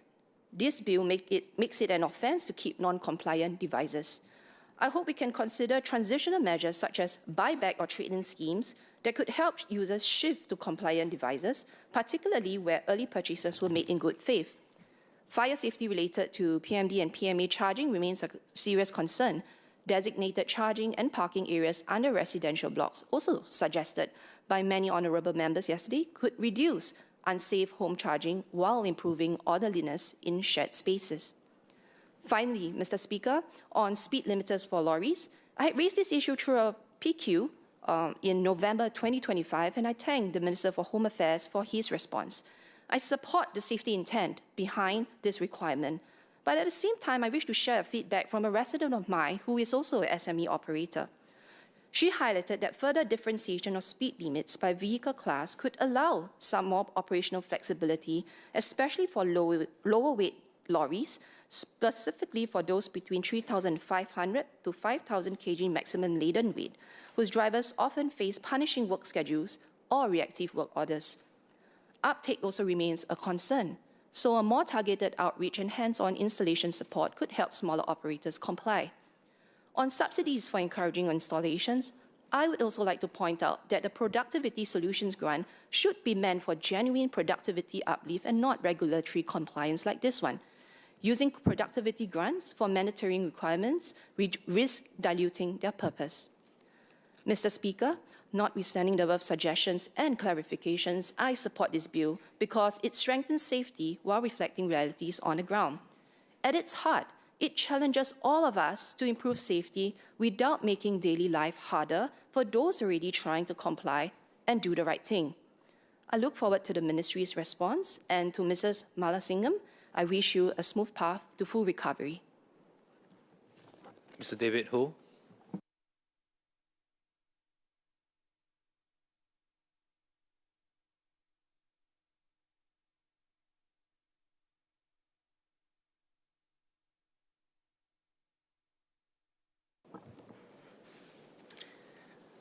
Mr. Speaker, sir, let me first begin by saying that I'm speaking in support of the Land Transport and Related Matters Bill. Specifically, I welcome the bill's active mobility provision with respect to those of mobility devices and also e-scooters. This is because in my role as an MP, I've received multiple emails from different Clementi residents about personal mobility devices traveling too fast on walkways, near misses, and the anxiety that this causes for our pedestrians, especially for our seniors and our young children. Furthermore, other residents in Clementi have also shared with me their concerns, seeing seemingly able-bodied riding on oversized devices, and also clarifying with me, asking whether is it all right to have more than one passenger on the same device. I'm certain I'm not the only MP that has received such feedback in this House. At the heart of this feedback, I can understand the anxiety and the concern for the wider community. But beyond supporting this bill, I have three broader clarifications and concerns. The first is on how do we ensure high compliance with this new regulation. While the intent of the bill is definitely a positive one, it is worth noting that for someone who wants to be able to ride on an e-scooter, there are a few hurdles for them to cross. On this note, I'm glad that seniors aged 70 and above will be exempted from medical certification requirement. However, for those who are not exempted, such as those who are slightly below 70, the first hurdle that they would have to clear is having a valid certificate of medical need to use a mobility scooter on public path. The fact that time and effort is required to make an appointment to find a doctor or occupational therapist that could assess and issue the certification, then they have to pay for consultation. These are hurdles that individuals who need mobility scooters have to cross. If this process is not implemented well, it may deter people who genuinely need a mobility scooter. Medical certification aside, individuals who need a mobility scooter would also need to cross another hurdle, which is registering and waiting for the approval of the PMA. In the event that the individual is still using a non-UL2272 e-scooter, time and resources will be required to find a compliant e-scooter. My main point is this: if we put ourselves in the user journey, it appears there are a few hurdles that they would have to go through. Furthermore, if you happen to be a senior that is just slightly below 70 years old and happen to be not fluent in English, and perhaps not great at navigating the online space to register your mobility scooter, your user journey will end up to be significantly longer than expected, as you have to rely on the goodwill of others to help you through this process. Hence, I hope the implementation of this bill will take into account of these anticipated challenges and hopefully prioritize user experience by keeping the process straightforward, simple as possible. For instance, information should be made accessible. They should not only be made available in English, but in all other official languages. And beyond the digital space and in light of the target population that I just mentioned, there's a need to roll out information of this policy shift using physical materials placed in face-to-face touchpoints, such as our polyclinics, community centers, or even GP clinics. I know we are serious about implementing this, but I hope that we will be able to reduce the friction involved in navigating the compliance process. At the end of the day, we want to ensure that our vulnerable population who needs the mobility scooter will not be deterred by the process. Against this backdrop, I'm also heartened to know that the bill also states that LTA has the power to provide financial incentives, supports, grants, aids, and assistance. With this in mind, the government should consider how financial support and aid will be operationalized in the active mobility compliance context. For example, whether there will be means-tested assistance and transitional support for those who are moving from non-compliant devices. In this regard, would MOT or LTA be able to share details of when and who can qualify for such financial assistance and the extent of financial assistance, so that those who need this more will have this assurance that we are designing with them in mind? Beyond financial means, allow me to speak further a little bit about the medical certification. As we move towards a mandatory data sharing for a national electronic health record system, will LTA consider working with MOH on how medical certification for mobility scooter can be generated based on previous record, so that it reduces the friction or the need to see a physical doctor? Presently, the use of NEHR is only limited to specific purpose or circumstances. MOH should also perhaps consider allowing NEHR access to streamline the certification of need.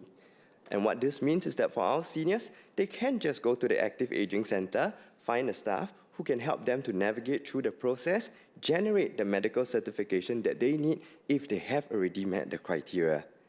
At the heart of it, we want to make compliance smooth, not difficult.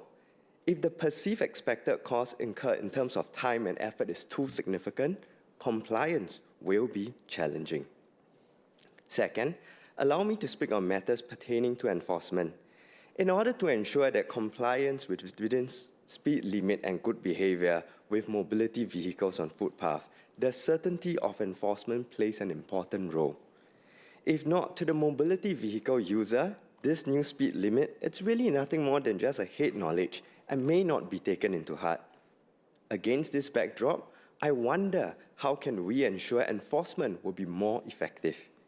Well, I think we can deploy manpower to deter mobility vehicle users from speeding in this interim period. I wonder will LTA consider a technology-enabled enforcement solution, especially at high traffic nodes at our MRT and also more linkways. This could include targeted pilots using speed detection sensor, camera support enforcement, and other pragmatic tools. It could involve working with home team technology partners, including HTX, so that detection and responses can become faster and more consistent. The good thing is this: in Singapore, we fortunately have a strong foundation to build on.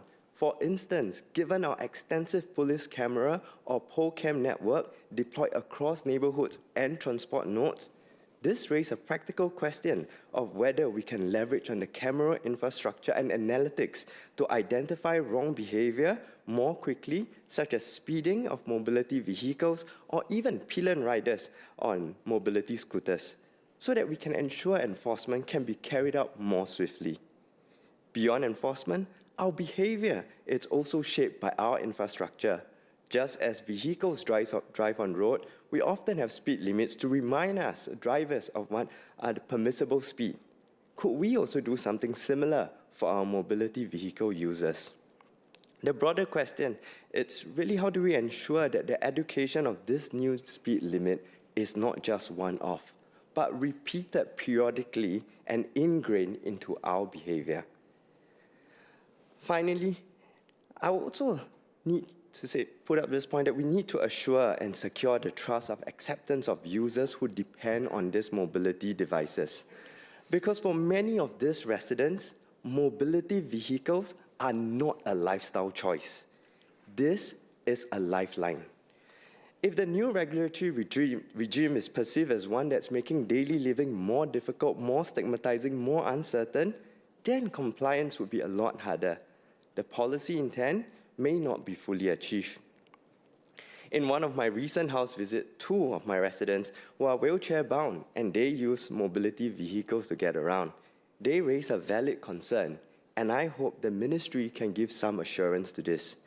One of these residents mentioned to me, said that if she was to be traveling at 6 kilometers per hour upslope, the fear is that it will roll backwards given the slower speed. From a layman perspective, as she was sharing that during my house visit, I could understood why she raised this concern because it is quite easy to conflate two concepts, power and velocity, together. So what I then did was I raised this concern with my volunteers in my Meet the People session and my Clementi running group. So we sat down together using concepts we learned from physics and engineering. We drew a free body diagram to stimulate whether this concern is valid. Using our very simple physics model, the motor of the mobility vehicle must be able to overcome the downhill component gravity of mg sine theta. Our backward envelope calculation suggests that for a 90 kg system on a typical 4.8 degree ramp, 158 watts is needed to maintain at 6 km per hour.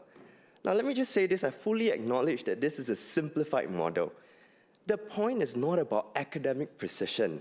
The point is about perception. For many users, this fear is real. Will I roll backwards at a slower speed? It would be helpful if LTA could also provide reassurance in terms of public communication that devices designed for public path will not roll backwards on typical gradients, even at lower speed.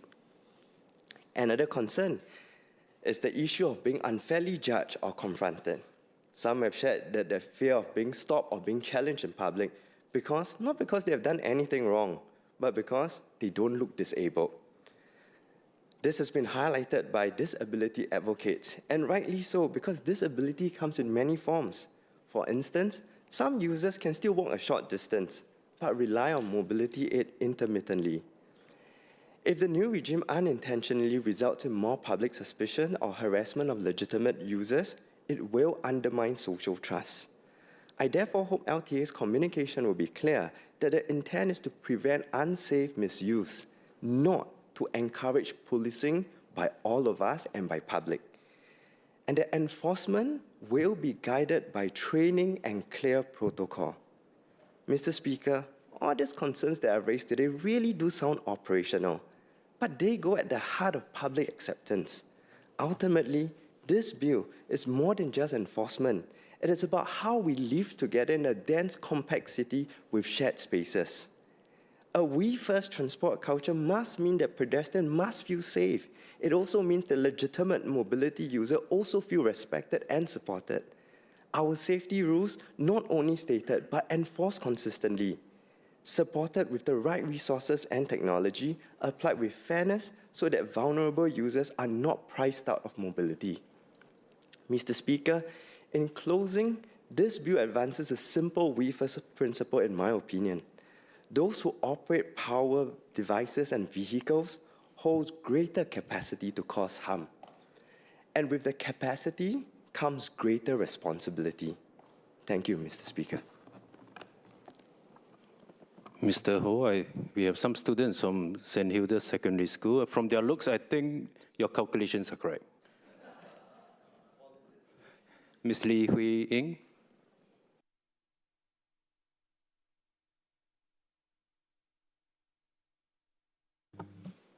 Mr. Speaker, sir, I rise in support of the Land Transport and Related Matters Bill. This introduces new and important regulations. It's so important that despite my broken voice today, I wish to share my thoughts, my resident thoughts on this bill to ensure safer paths for all. The growth in the use of personal mobility aids, PMAs, in Singapore shows how our city has evolved, from an aging population with greater needs for independence to a broader expectations that our public spaces accommodate different forms of mobility. But as PMAs become a common sight, it is our duty to strike the right balance of safety, clarity, and responsibility between the different users of our public paths. On this bill, I have a few clarifications regarding the enforceability and impact of these new measures. First, focusing on the most impacted group, the PMA users. From June this year, users must have the certificate of medical need to own a PMA, which can only be obtained after completing the assessment for mobility scooter from doctors or occupational therapists. Given that these PMA users would need the vehicle for basic mobility, the AMS should and must remain affordable for all. Will the Transport Ministry be coordinating with the Ministry of Health, the Ministry of Social and Family Development to ensure accessibility and affordability of these services by public and private GPs and occupational therapists that can offer AMS for existing and also new PMA users? Would there be a fee cap to avoid opportunistic price hiking to obtain the AMS? As users' medical conditions change over time, it is important to ensure PMA users continue to be fit to operate PMAs to reduce the likelihood of accidents. Assessment to own does not mean assessment to operate.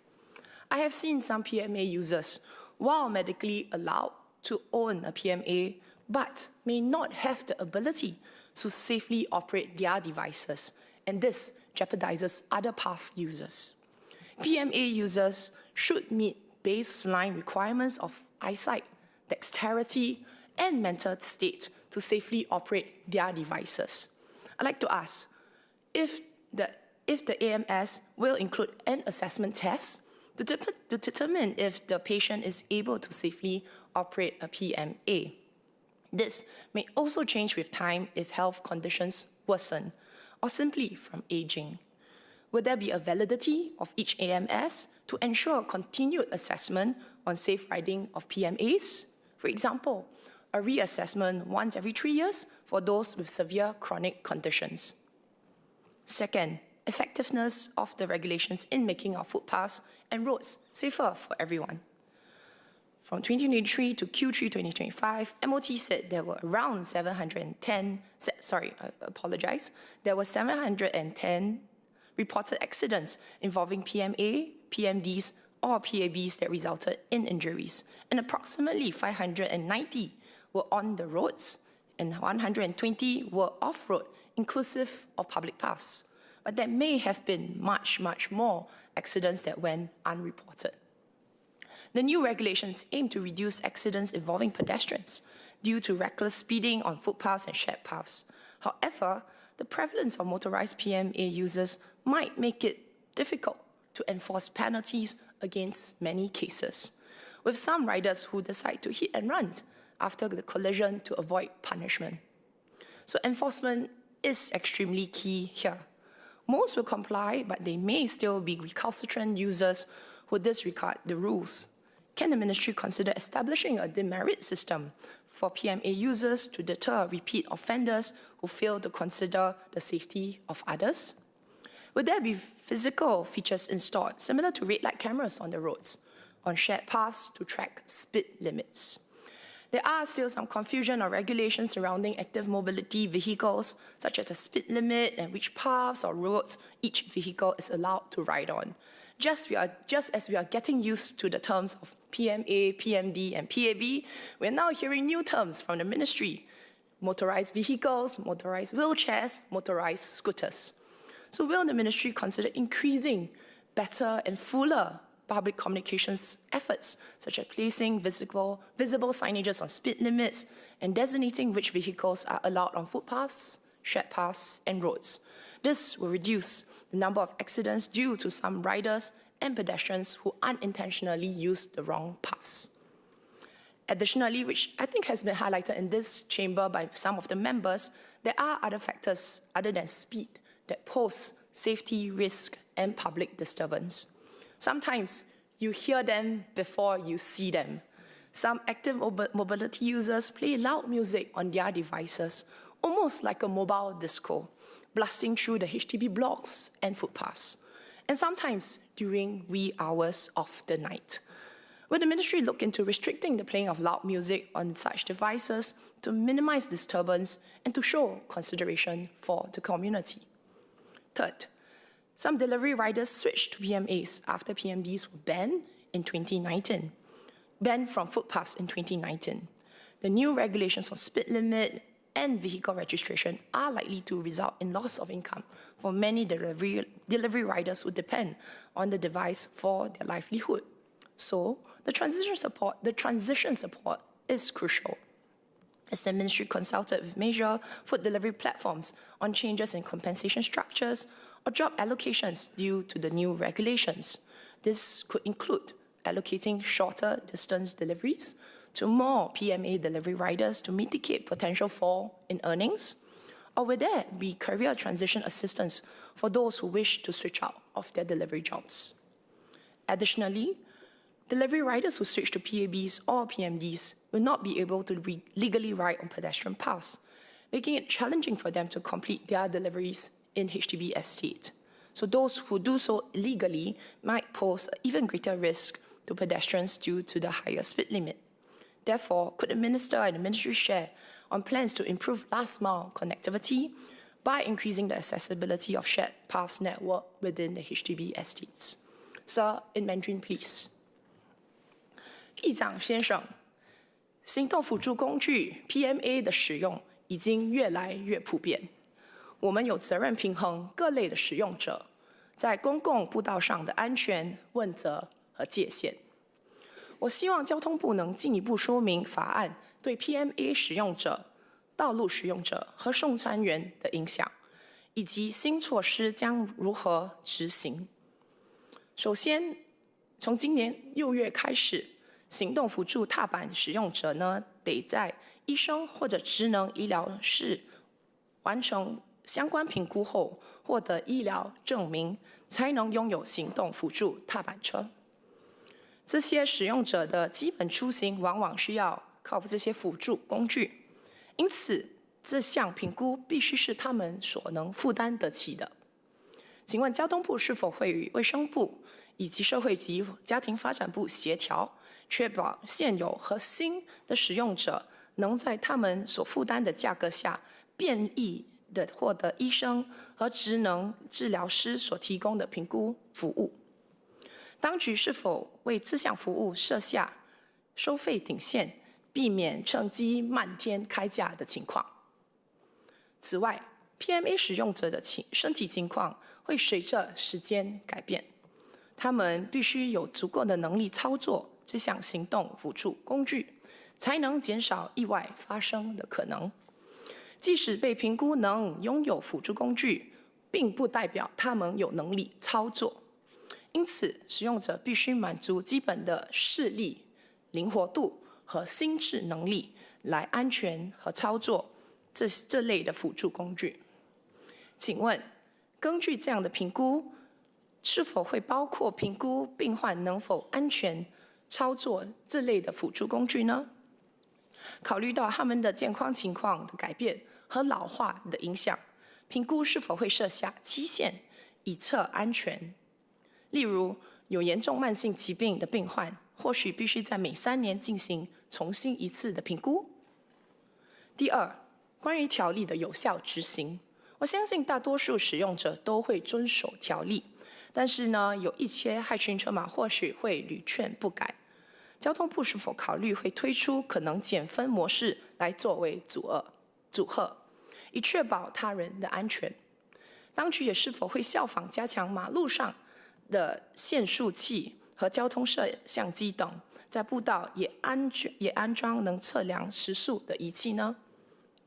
第三，关于送餐员的生计，2019年个人代步工具 PMD 被禁止在步道上使用后，一些送餐员转而使用 PMA。如今新的时速和注册条例可能会导致依赖这些工具出行的送餐员失去收入。过渡期间，他们非常需要额外的支持。那些想转行的送餐员是否会获得就业帮助？这些转用电动脚踏车和个人代步工具的送餐员将不能使用行人专用道，导致在主屋区送餐时也会遇到困难。部长是否能透露有什么计划来改善主屋区内共享步道的便利和连接网络？我国人口迅速老化，行动辅助工具只会越来越普遍。我希望这项法案能确保所有新加坡人能安全和便利地使用我国的道路。Mr. Speaker, sir, notwithstanding these clarifications, I fully support the bill. With the increasing prevalence of PMA use in our aging population, I hope this bill enables safer and more accessible roads and paths for all Singaporeans. Thank you. Mr. Pong Wing.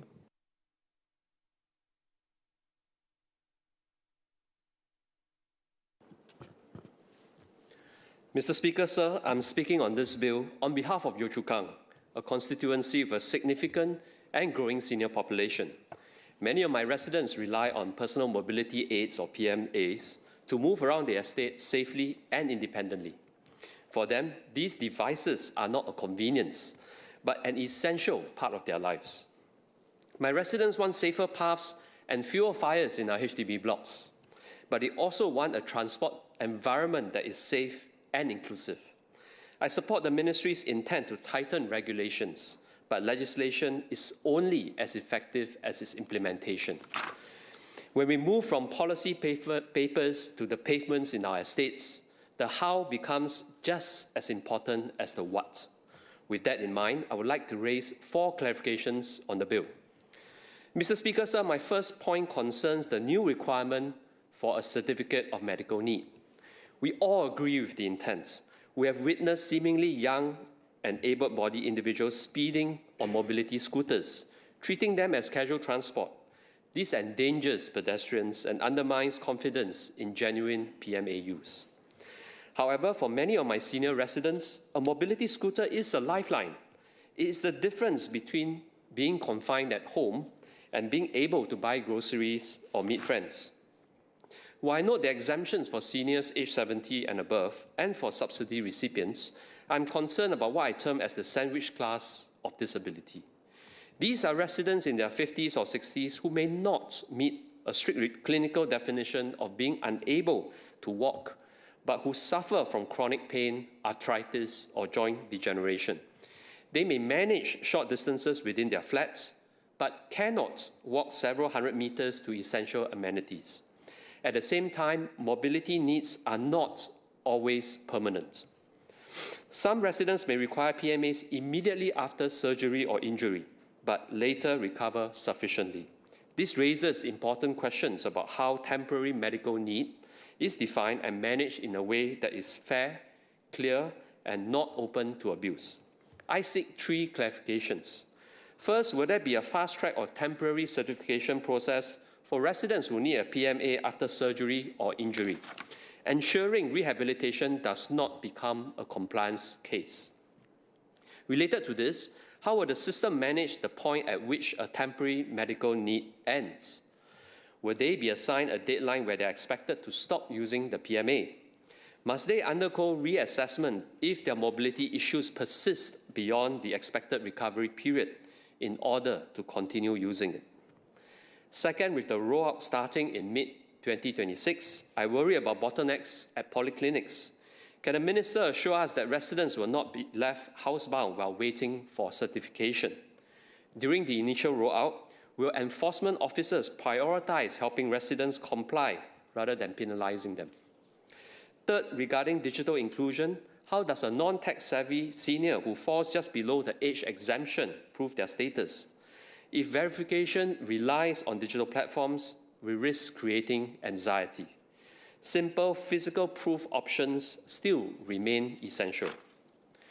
Mr. Speaker, sir, my second point concerns the mandatory registration of mobility vehicles. I acknowledge the Ministry's efforts to reduce compliance burden through retailer-led registration for new devices and a phased transition for existing users. Registration strengthens accountability, and accountability is necessary. However, residents fear that honest mistakes may be treated as offences. Section 28I creates an offence for using an unregistered vehicle, and Section 28M makes the register prima facie evidence. I have 4 questions. First, if a retailer makes a registration error, will the resident using the device in good faith bear the penalty? How can such errors be resolved simply, especially for seniors who may not have such full documentation? Second, can the Minister clarify the costs involved?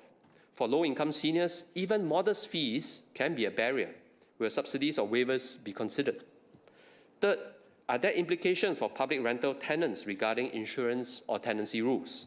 We must ensure registration does not disadvantage vulnerable residents. Fourth, with rules phasing in until 2029, how will residents be clearly and repeatedly informed of what applies at each stage? Mr. Speaker, sir, my third point concerns the new offence to keep unsafe PMA devices. This is a necessary shift. Many fires occur while devices are being charged at home. Even so, we must distinguish between willful offenders and residents who simply do not know how to dispose of old devices. I have 4 suggestions. First, unsafe devices need a safe exit. If disposal is difficult, residents will hide these devices, keeping the risk inside the home. Any disposal framework should focus squarely on safe and accessible removal of unsafe devices. Second, we must be practical. Seniors cannot transport heavy devices to distant e-waste points. Town council level collection drives and bulky item removal services will be essential and has to be supported by sustained public education. Third, online sales remain a weak link. A suggestion is to have all PMA device listings and categories to come with an advisory on compliant models and make it a reportable offense if the seller mislabels an illegal or modified vehicle as one that is compliant. Also, how will the agency combat sales through messaging platforms like Telegram? Fourth, will the ministry work with MND to designate charging or parking spaces at suitable locations, such as void decks? This could minimize the risk of PMAs being parked or charged in corridors or lift lobbies. Mr. Speaker, sir, my 4th point concerns delivery riders' platform responsibility and enforcement. Residents are frustrated by fast-moving riders, but they want calmer paths, not just more summons. Rider behavior is shaped by platform incentives. I support deeming platform operators as employers for liability, but liability alone may not change behavior. I seek 5 clarifications. First, how do we prevent contractual distancing, where platforms shift blame to riders without changing operational pressures?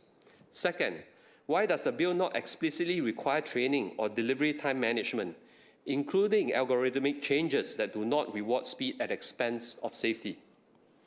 Third, will success be measured by reduced accidents and complaints, or simply by enforcement numbers? Fourth, will enforcement data be used to redesign recurring conflict hotspots in estates? And fifth, will platforms share anonymized data to support safer estate planning? More broadly, I must raise a concern about enforcement. Many of these rules are sound on paper, but enforcement on the ground may be inconsistent and unpredictable. Errant users learn when and where to avoid officers. Only when enforcement is visible, consistent, and credible will behavior truly change. Otherwise, even well-designed laws risk becoming paper tigers. In conclusion, Mr. Speaker, sir, let me end with a moment that many of my residents will recognize from lived experience. On 4th November last year, close to midnight, a fire broke out in the lift lobby of Block 641, Ang Mo Kio Avenue 4, involving a personal mobility device. About 200 of my residents were evacuated. 4 were taken to hospital. Electrical supply was disrupted and lifts were damaged. These disruptions were avoidable, and they underline why prevention and enforcement matter. In such incidents, it's not just the user who pays the price. Entire blocks are disrupted. Neighboring units suffer damage. Some families even lose beloved pets, or in the worst-case scenario, their loved ones. This brings us to the heart of this bill. On the certificate of medical need, safety must never come at the cost of dignity. On mandatory registration, accountability must be paired with fairness. On unsafe devices, fire risks must be removed, not hidden. And on delivery riders and enforcement, safety must be real on the ground, not just written in law. This bill matters because safety is not an abstract concept. It is not a statistic. It is the quiet confidence of a senior walking home. It is the assurance that a charging device will not put homes and livelihoods at risk. It is the belief that shared spaces belong to all of us and must protect the most vulnerable amongst us. My residents are not asking for perfection. They are asking for reassurance. They are asking for rules that are firm but fair, for systems that protect, not intimidate, for enforcement that is real, consistent, and visible. Mr. Speaker, sir, this bill gives us the tools, but laws alone do not make communities safe. The choices we make in implementation do. If we choose compassion alongside enforcement, clarity alongside regulation, and care alongside accountability, the measure of this bill will not be found in the number of offences recorded. It will be found in fewer fires, in safer footpaths, in the vulnerable amongst us who can move through their estates without fear. And for the residents of Yio Chu Kang and for all Singaporeans across the island, this is not just good policy. It's the kind of society we are building together. With that, Mr. Speaker, sir, I support the bill. Mr. Edward Chia.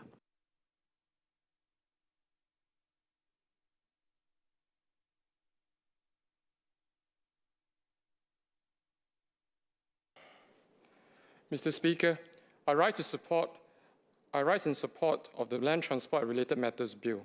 I focus my remarks on one central issue: how technology can allow us to manage traffic more intelligently beyond relying primarily on pricing. Singapore is land scarce. Our road network cannot expand indefinitely, and there are many competing demands on land.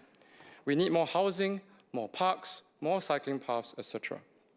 For decades, electronic road pricing has been one of our levers for managing congestion. ERP has been effective.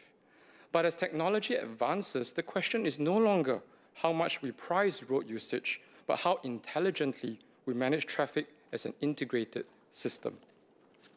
ERP 2.0 is often framed as a pricing upgrade, but this framing understates its broader potential. At its core, ERP 2.0 is also a data and sensing platform. The new OBUs generate richer, more granular, and real-time data, both for motorists and the Land Transport Authority. This creates an opportunity to move beyond passive congestion pricing towards active traffic management. Internationally, cities are already using real-time flow data to dynamically manage their road networks. In London, for example, the Scoot system uses live data from sensors and cameras to adjust traffic light timings. This increases green time in congested corridors and eases bottlenecks without expanding road usage. Drawing on such precedents, ERP 2.0 data can be integrated with adaptive traffic lights, traffic signal systems, incident responses, and corridor-level optimization. Real-time congestion data can enable more responsive traffic light timings, improve directional flow during peak periods, and allow faster interventions at known choke points. Beyond day-to-day operations, ERP 2.0 data also offers powerful planning tool. Instead of expanding roads broadly, planners and engineers can use longitudinal data, flow data, to identify where capacity is genuinely constrained and where it is underutilized. Such data can show which junctions, rather than entire corridors, are the true bottlenecks, which lanes are constantly underused and could be reallocated to other users such as pedestrians and cyclists. This enables a shift from broad-based expansion to targeted, data-driven interventions, where minor redesigns, signal adjustments, or directional changes could outperform the construction of new roads. Mr. Speaker, it is also important to emphasize that ERP 2.0 should not be perceived as a system that only impacts private motorists.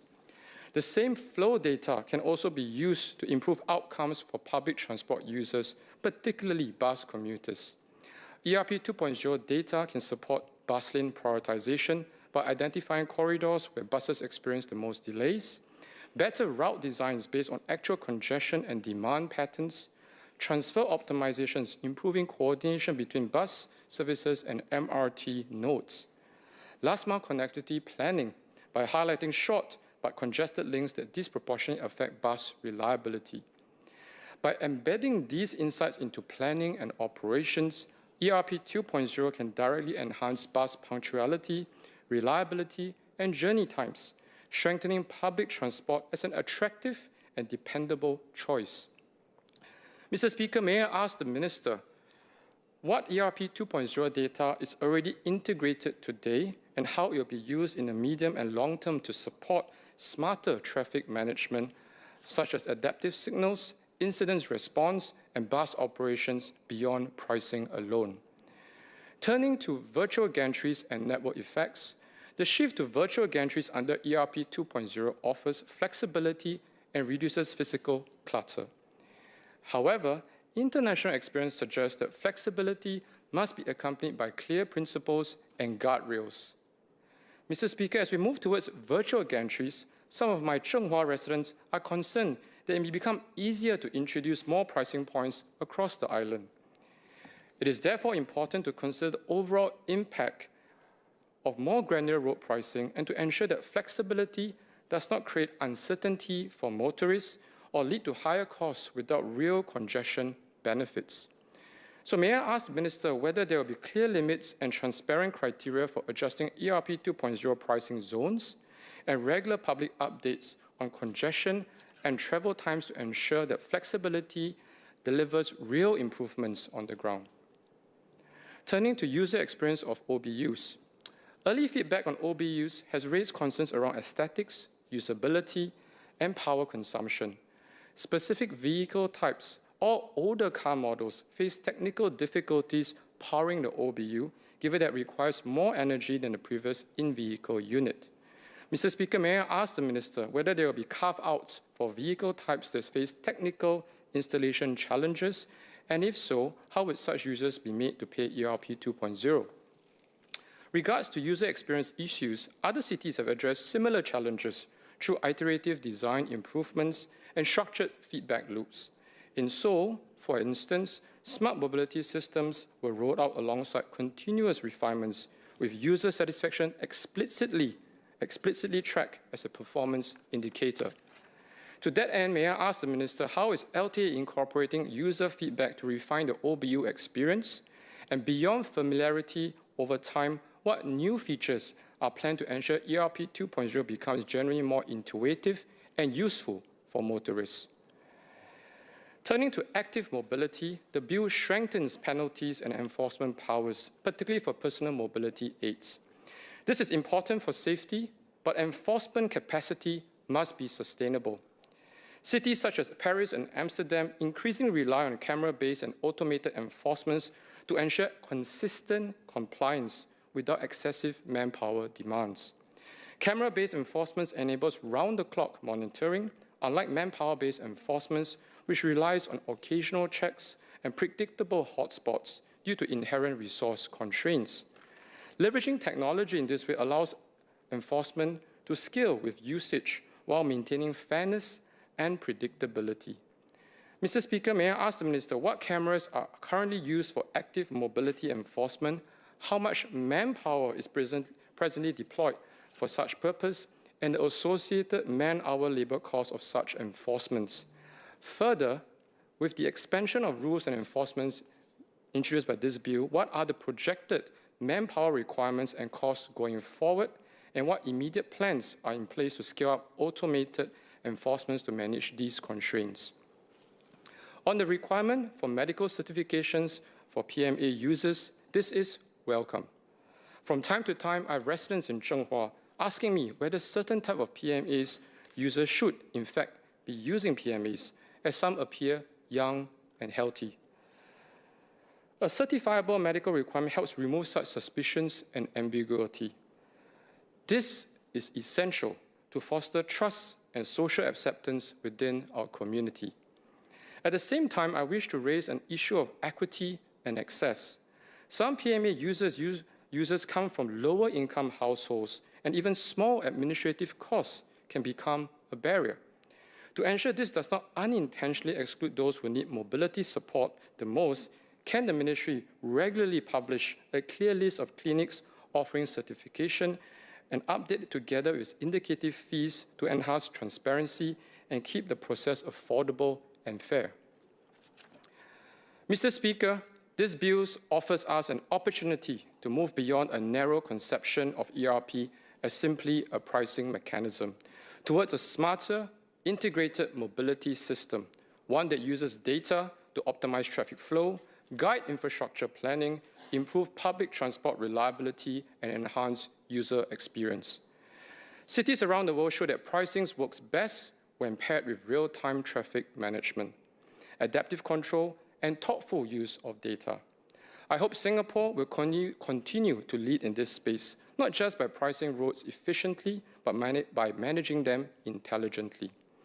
Mr. Speaker, as I conclude, I wish to stress that the concerns raised today in this debate are not abstract policy observations.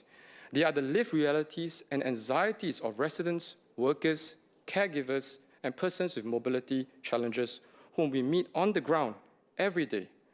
These views reflect a consolidated position of the Government Parliamentary Committee for Transport and fellow PAP members, shaped through extensive discussions within the committee, engagements with MPs, and most importantly, direct feedback from residents across our constituencies who will feel the full impact of this bill.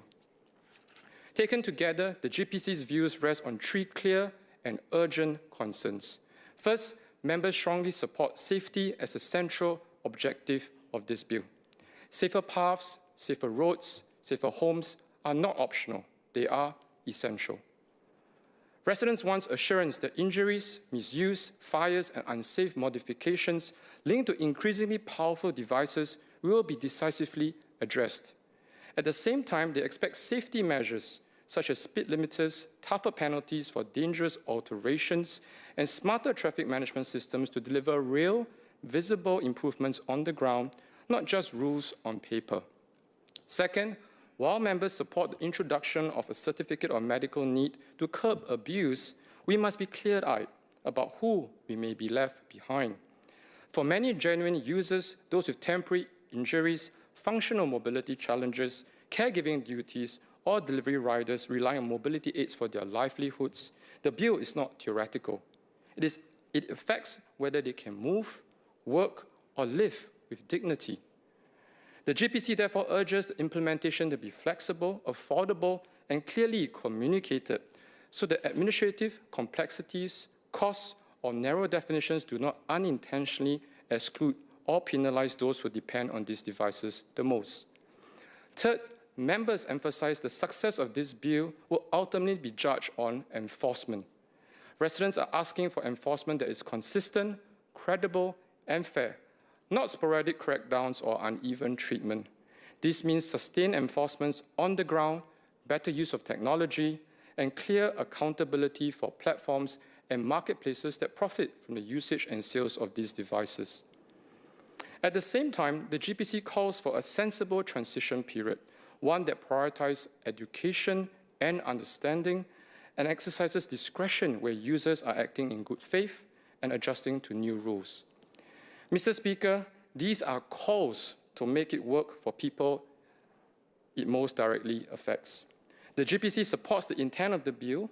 We offer these views to ensure that implementation is firm yet fair, strong yet compassionate, so that safety is enhanced without losing sight of inclusivity and lived realities. Thank you. SMS, Simen.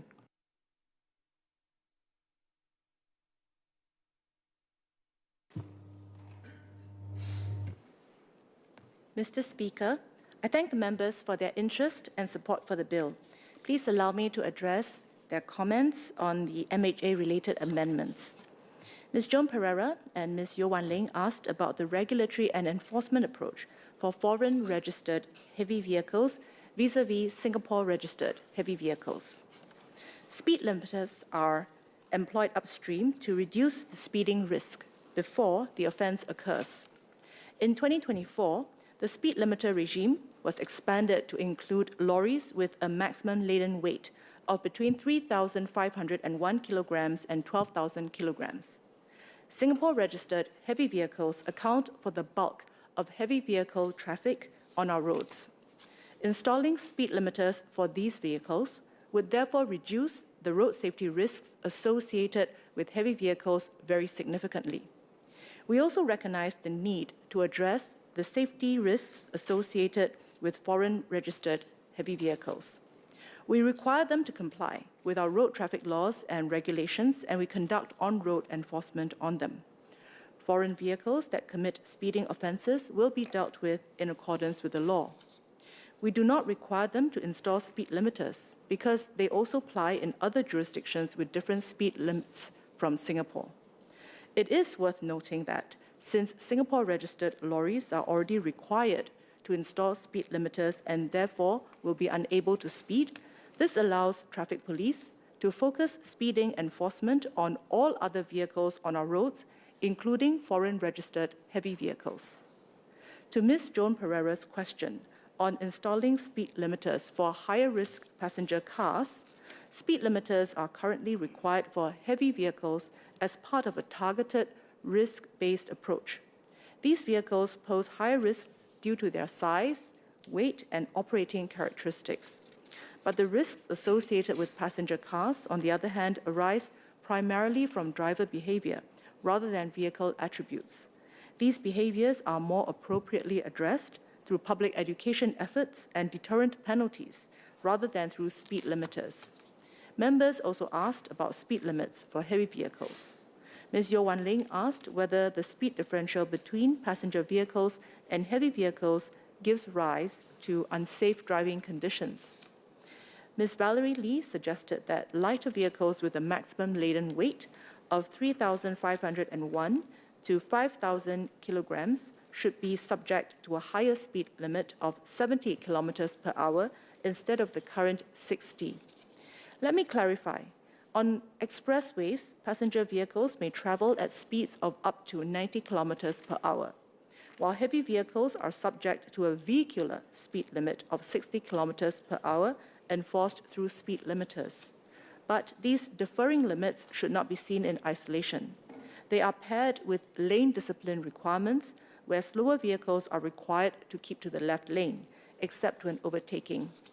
The rationale for this framework is road safety. Heavy vehicles differ from passenger vehicles in terms of mass, braking distance, stability, and blind spots, and when accidents occur, they can cause disproportionate harm. Speed control is therefore a critical safety lever to reduce the risk and severity of accidents involving such vehicles. To Ms. Valerie Lee's suggestion, vehicles with a maximum laden weight of between 3,501 to 5,000 kilograms are subject to the same 60 kilometers per hour speed limit as vehicles above 5,000 kilograms because they pose similar road safety risks, such as longer braking distances and reduced maneuverability at higher speed. Sir, we are starting to see results from our policy. The number of speeding-related accidents, including fatal ones, involving heavy vehicles has decreased by 28%, from 25 cases in 2024 to 18 cases in 2025, as more lorries installed speed limiters last year. We expect these figures to further decrease after all lorries install speed limiters by the 1st of July 2027. We also recognize that good lane discipline is essential where there are differences in vehicle speeds. The traffic police will continue to educate motorists on the importance of maintaining lane discipline and enforce against violations. Ms. Yeo Wan Ling, Ms. Valerie Lee, and Dr. Chu Pei Ling asked questions about the compliance burden on businesses and whether assistance is being provided to businesses to facilitate the installation of speed limiters.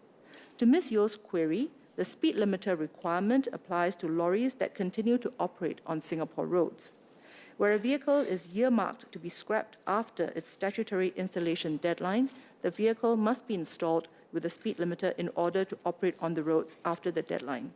While I appreciate Ms. Yeo's suggestion to exercise flexibility for those with firm scrapping plans, we will have to draw the line somewhere, and there will always be lorries which are intended to be scrapped after the deadline.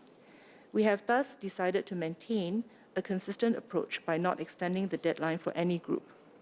Lorry owners have been given adequate lead time to plan their installation decisions in accordance with their business and operational needs. On assistance provided to businesses in this first phase of speed limiter installation, 94% of the lorries that needed to install by 1st January 2026, or about 2,300 lorries, had completed their installation before the deadline. To support small and medium enterprises, or SMEs, Enterprise SG has expanded their productivity solutions grant to support, To support SMEs, Enterprise SG has expanded Productivity Solutions grant support to cover speed limiters for eligible SMEs that install between 1st of October 2025 and 31st of March 2027. This recognizes that speed limiters can also indirectly improve productivity by reducing downtime in the event of accidents. Beyond this, the Traffic Police has introduced UNECE R89 as a third approved speed limiter standard. This expands the variety of approved speed limiters available in the market and provides more options for lorry owners looking to install speed limiters. The Traffic Police has also worked with the industry to significantly increase installation capacity, expanding the number of authorized agents more than sixfold since January 2025 to 70 currently. The industry has also been offering on-site installation and bulk discounts to encourage installation. Turning to the other proposals in the bill, Mr. Jackson Lam asked how fairness and public trust would be maintained in the context of increasingly automated enforcement systems. Ms. Sylvia Lim asked for details about the outsourcing arrangement to private sector companies. Let me first clarify that clauses 74 and 79 of the bill only allows for the administrative processing of straightforward violations to be carried out by authorized civilians after an offense has been detected. These amendments do not involve the automation of enforcement decisions. They also do not change the current process for appeals, including the viewing of camera footage upon request, which will continue to be managed by Traffic Police. These authorized civilians will assess traffic camera footage to determine if a traffic violation has been disclosed. This is based on an assessment framework provided by Traffic Police. For example, for footage captured by red light cameras, these civilians will view a series of photos to confirm that the vehicle had crossed the stop line after the traffic light had turned red. In short, the authorized civilians will not exercise enforcement discretion. The Traffic Police will continue to be responsible and accountable for enforcement policy and decisions. We are working out the procurement details and approach. That said, we agree with the member that any use of automation or outsourcing must be subject to robust safeguards and oversight to ensure fairness and public confidence in traffic enforcement. Finally, we thank Dr. Hamid Razak for his support for measures to enhance road safety. Let me address Dr. Hamid's suggestion to raise penalties and demonstrate stronger deterrence for dangerous and careless driving offences. The Ministry fully agrees with the need for adequate deterrence and appropriate punishment commensurate with the culpability of the offender and the harm caused through the offending act. The maximum penalties set out in the Road Traffic Act reflect this calibrated approach. Building on this, MHA is working with the Sentencing Advisory Panel, chaired by Justice Tae Yong Kwang, to publish sentencing guidelines for the offences of dangerous and careless driving. The Ministry is studying further measures to shape responsible driving behaviour and improve overall road safety. Further details will be announced when ready. I thank members for supporting the bill. Mr. Speaker, I seek to move and will now hand over to the office holders from the Ministry of Transport to address amendments that are related to MOT. MOS, BM King.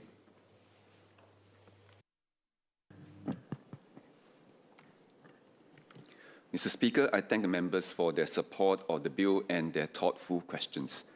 Let me first address the specific points that members raised. At the onset, I wish to make clear that we are not banning the use of mobility scooters, but safeguarding them for those who truly need them. Our intention is not to target any specific group, but to set ground rules that provide clarity and keep our paths safe and safer for all. Several members like Ms. Joan Pereira, Ms. Chu Pei Ling, and Dr. Haresh Singaraju spoke about how medical needs will be assessed to allow for the use of mobility scooters. We will need the support of our doctors and occupational therapists or OTs to assess the medical needs to determine whether a person's medical conditions leads to mobility challenges that require a mobility scooter.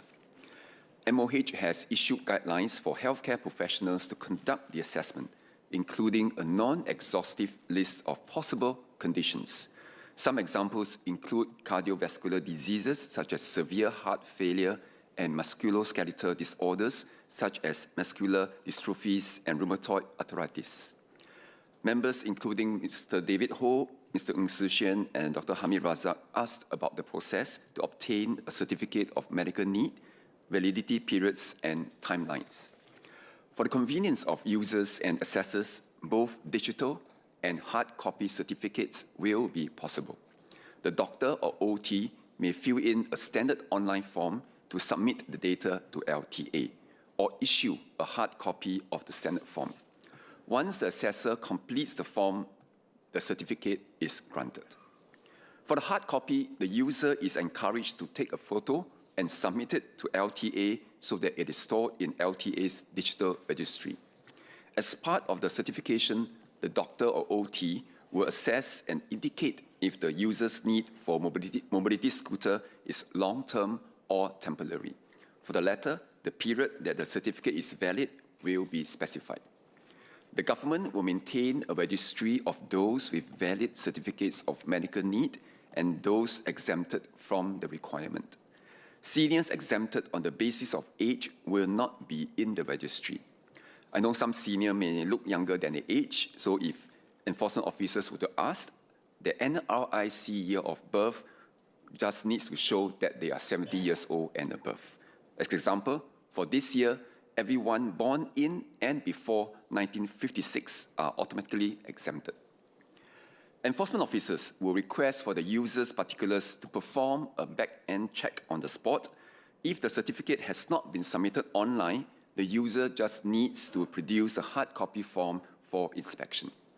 Individuals can also check their certification or exemption status on LTA's One Motoring website. Dr. Chu Pei Ling asked whether physiotherapists can grant the certificate of medical need. We have worked with MOH to determine the groups of assessors for the certificate. Currently, mobility assessment, device prescription, and user training are not part of the routine training of a general physiotherapist. Hence, MOH position is that only doctors and OTs can assess and grant this certificate. MOH will continue to monitor demand if these competencies should be built into training for a wider pool of healthcare professionals. Members, including Mr. Jackson Lam and Mr. Ip Hong Weng, reminded us to streamline processes to minimize the burden on genuine users, particularly persons with disabilities and seniors. We fully agree. Risk-managed exemptions include seniors aged 70 and above, those who have already obtained government-subsidized mobility scooters, and those who have applied for MOH disability schemes to help with activities of daily living ADL needs in mobility and/or transferring. We are working to exempt more user groups with other relevant assessments where possible, such as applicants for other disability schemes. Members, including Ms. Yeo Wan Ling, Mr. Wan Riza, and Ms. Lee Hui Ying, also asked about the cost to undergo the assessment for mobility scooter. If polyclinics will offer the EMS and if subsidies will be extended. For those who need certification, we have engaged the healthcare sector to encourage private GP clinics to offer the AMS.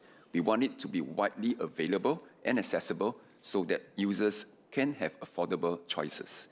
As Dr. Haresh Singaraju has emphasized, we encourage users to go to their regular doctor or regular OT who already understand the medical history to streamline the assessment process. All doctors, including polyclinic doctors, are allowed to conduct the AMS. However, doctors may decline to assess users who are not their regular patients, depending on the doctor's comfort level to conduct the certification. Healthcare subsidies would not be accorded for visits made solely to obtain the certificate of medical need. However, as long as the patient is seeking healthcare services from a doctor or OT at public healthcare institutions or community care organizations, and the AMS is conducted as a clinically indicated part of their regular medical care, the overall care episode, including the AMS, can be given healthcare subsidies.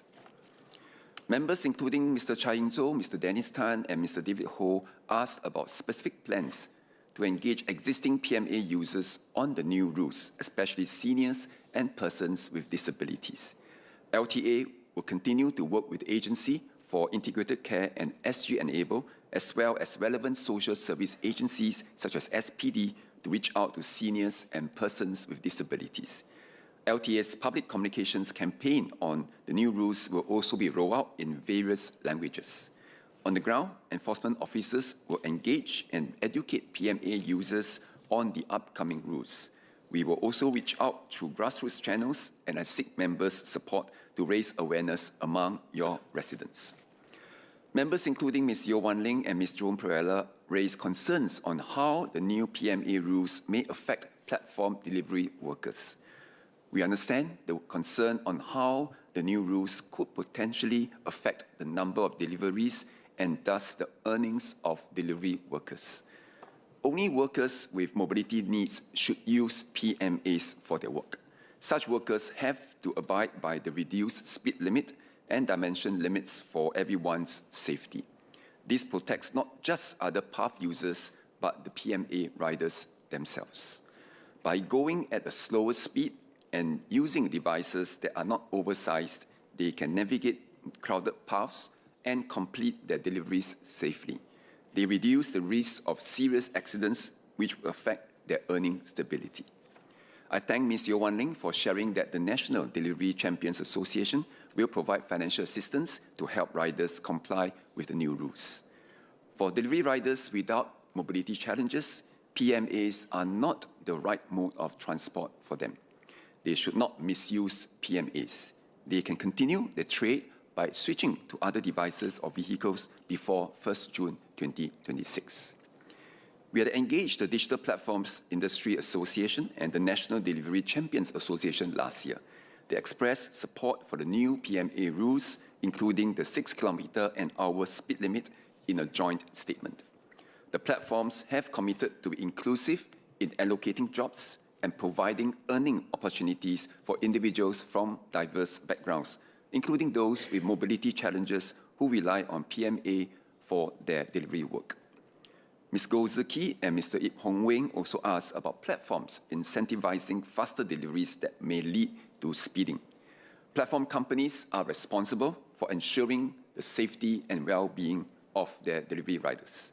This includes ensuring that the riders using active mobility devices on public paths have adequate third-party liability insurance coverage during the course of their work.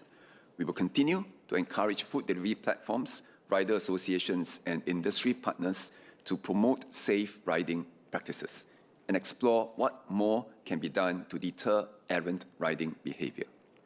LTA and the traffic police have also conducted campaigns such as Be Safe, Be Seen to promote safer riding habits with Grab and safety talks and training sessions for delivery riders with Food Panda.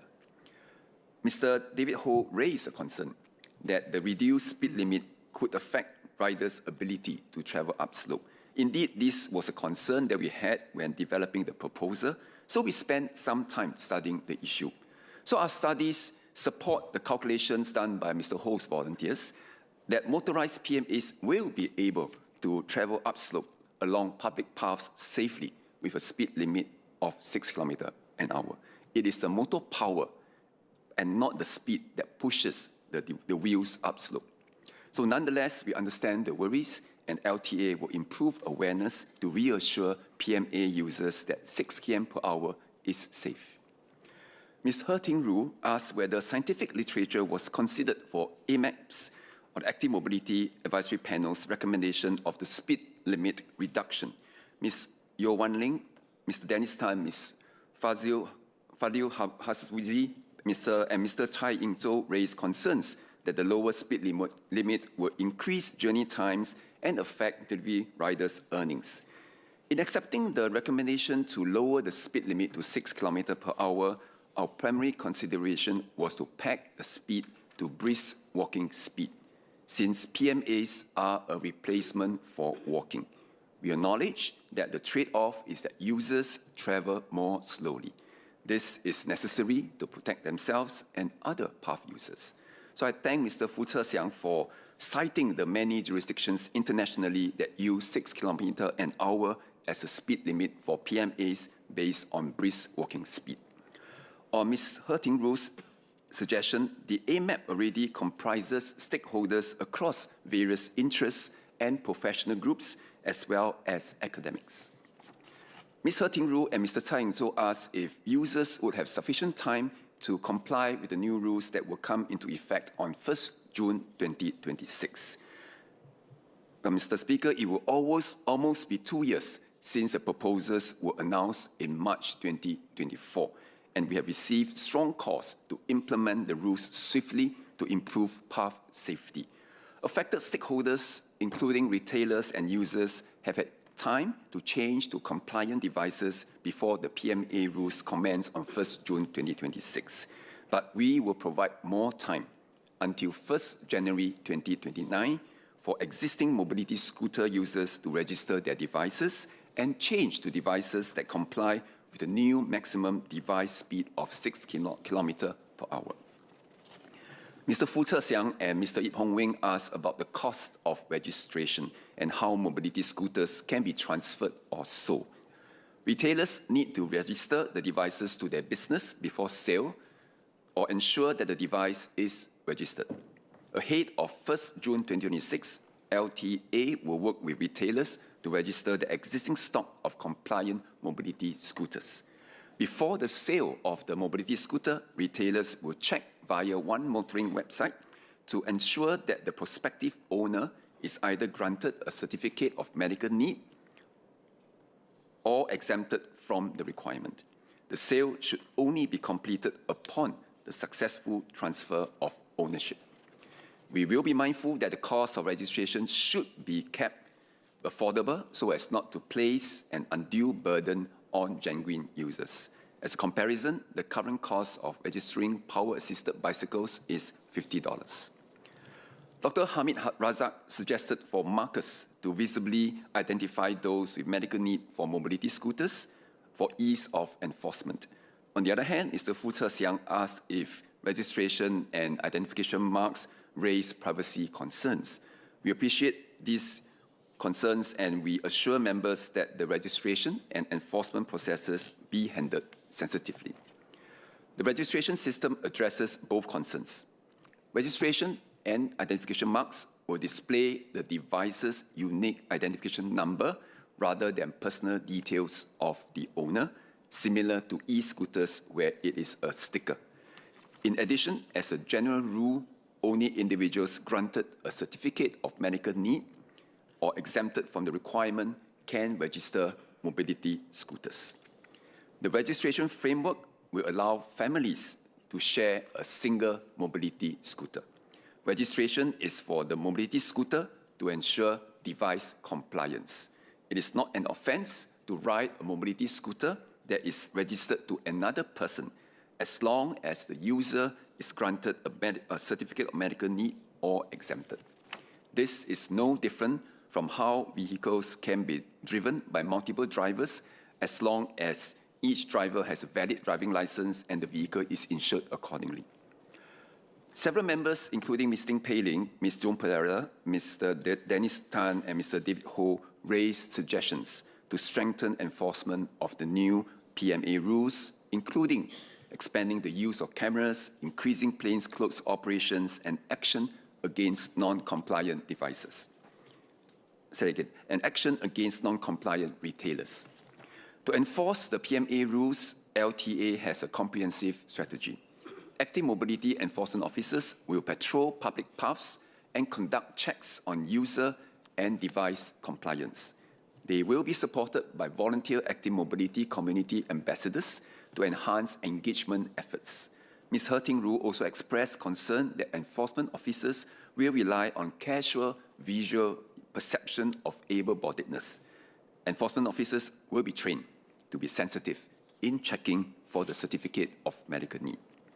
Public tip-offs on errant users are gathered through LTA's website and social media today, as members such as Ms. Po Li San and Mr. Ng Si Xuan, Mr. Tsai Ing-tzou have suggested. These complement other data sources to identify offense hotspots for targeted enforcement deployments. CCTVs focused on paths are already deployed island-wide to detect and deter offences such as speeding. Some of the CCTVs are deployed permanently, while others are deployed on a roving basis to allow us to respond quickly as new hotspots emerge. In addition to ground enforcement, LTA conducts targeted operations against retailers who display or sell non-compliant and unregistered devices or offer illegal modification services. Non-compliant devices are seized and enforcement actions taken against offenders. But we must acknowledge that no matter how many boots we put on the ground, enforcement officers cannot be everywhere. Neither is it desirable to foster a culture where correct behavior is dependent only on enforcement and penalties. It is better to also focus on education and awareness. That is why LTA works with the community through Active Mobility Community Ambassadors to promote awareness of active mobility rules. Members such as Ms. Gozuki, Ms. Silver Lim, and Ms. Valerie Lee asked about enforcement against unsafe devices. LTA will act on feedback received via official channels and social media, surveillance, as well as day-to-day operations.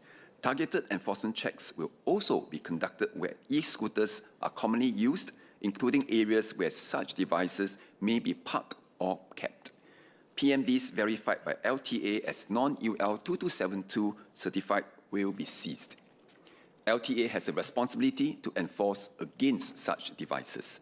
As Ms. Silver Lim has acknowledged, LTA already conducts enforcement operations at residential areas to seize non-compliant active mobility devices and will continue to do so working with our partners. This bill will allow us to go further. LTA can go beyond seizing the non-compliant device. The individual can also be prosecuted for the offence of keeping the unsafe device. This provides a stronger deterrent against fire hazards. Mr. Tsai Ying-zhou and Ms. Po Li San asked about the disposal process for non-compliant devices. If needed, owners may utilize designated e-waste recyclers or collection drives organized by ALBA in collaboration with town councils. I thank Dr. Wan Riza and Ms. Ting Pei Ling who expressed support for the new offence of keeping unsafe devices. They urge users to check that their devices meet safety standards and dispose of unsafe devices to keep their communities safe.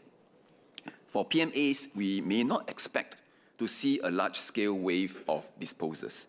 To meet the new maximum device speed limit, many existing devices can simply be adjusted. Those who do not qualify for a certificate of medical need can resell their devices provided they are compliant.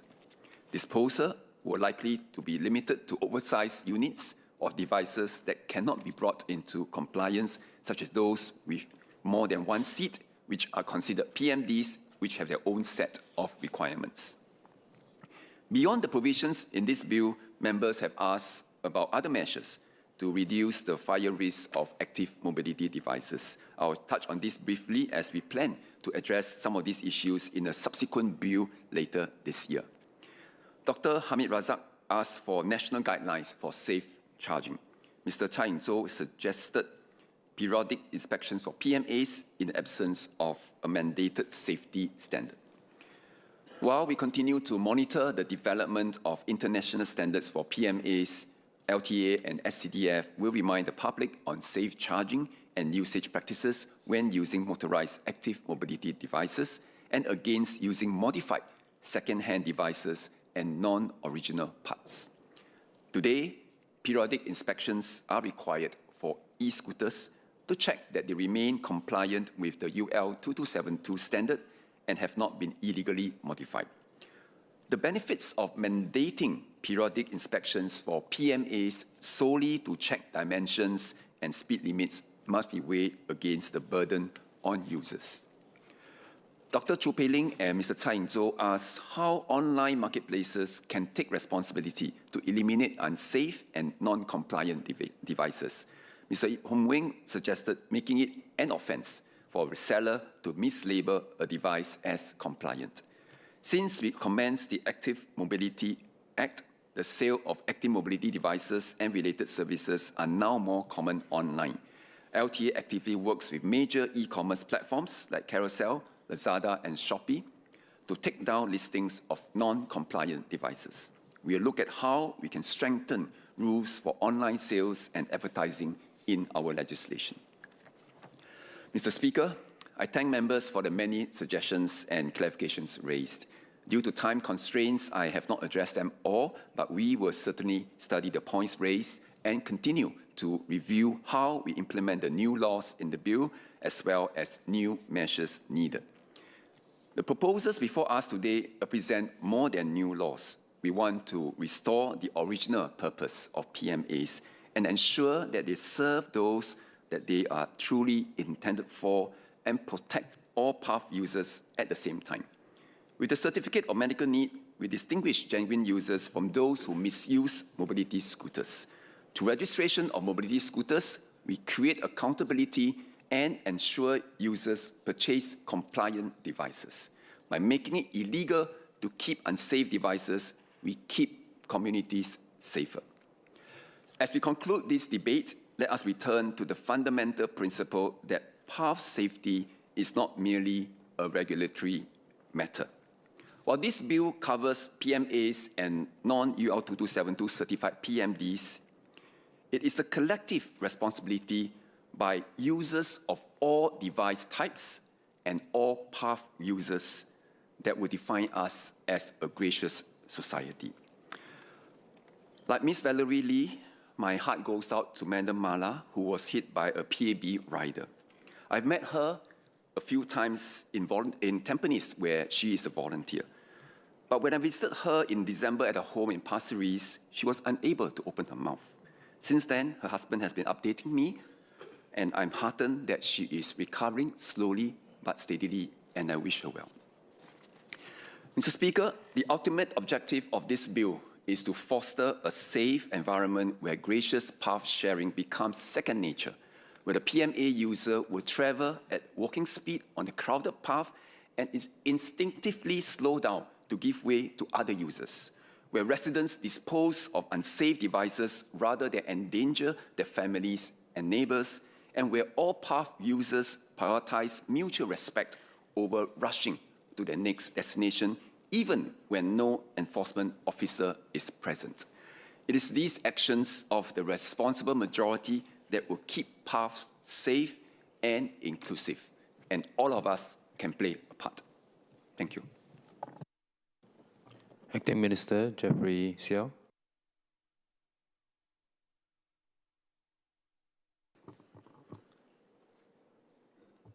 Mr. Speaker, together with my colleagues at the Ministry of Transport and the Ministry of Home Affairs, I would like to first thank fellow members for their very thoughtful speeches on this land transport and related matters bill over the past 2 days. There were 24 speeches in total by fellow members. I confess my colleagues and I were not initially expecting this much interest in our bill. But we are humbled and appreciative because the speeches reflect how land transport is always top of mind for Singaporeans and the many stakeholders and many points of view. We have taken in members' feedback and suggestions to the best of our ability. Senior Minister of State Sim Man and Minister of State Baey Yam Keng have addressed the points raised on enforcement and on active mobility. And I will round up our debate on points related to ERP2 and other amendments covered in this bill. For other topics that are not within the scope of this bill, I would like to invite members to consider filing parliamentary questions at a future session. Let me start with the comments made by Dr. Chu Pei Ling, Ms. Valerie Lee, and Dr. Hamid Razak on the decriminalization of missed ERP payments. Indeed, most missed ERP payments are due to genuine oversight rather than an intent to avoid payment. This amendment would therefore make the penalties more proportionate to the offence. It is, in Dr. Hamid's words, a more mature regulatory approach. Dr. Chu asked whether shifting the onus for missed ERP payments to vehicle owners instead of the driver will create complications for shared vehicles. LTA has discussed these changes with fleet operators and taxi operators. Today, vehicle owners are already responsible for obligations and fees, such as road tax, so putting the responsibility of missed ERP payments on the owner would be consistent. We expect vehicle owners, such as shared fleet owners, to establish their own arrangements with the drivers to recover missed ERP payments if necessary. Dr. Chu, Ms. Tin Pei Ling, as well as Mr. Melvin Yong also asked about plans for distance-based charging. As I mentioned yesterday, I do not intend to implement distance-based charging immediately. I would like the transition to ERP2 to be as smooth as possible. So it's best to let the situation stabilize and to have motorists get used to the new system before too many parameters or new ones are introduced. Distance-based charging is still an option for the future. We have to study this further as there are many trade-offs involved, as many members have pointed out.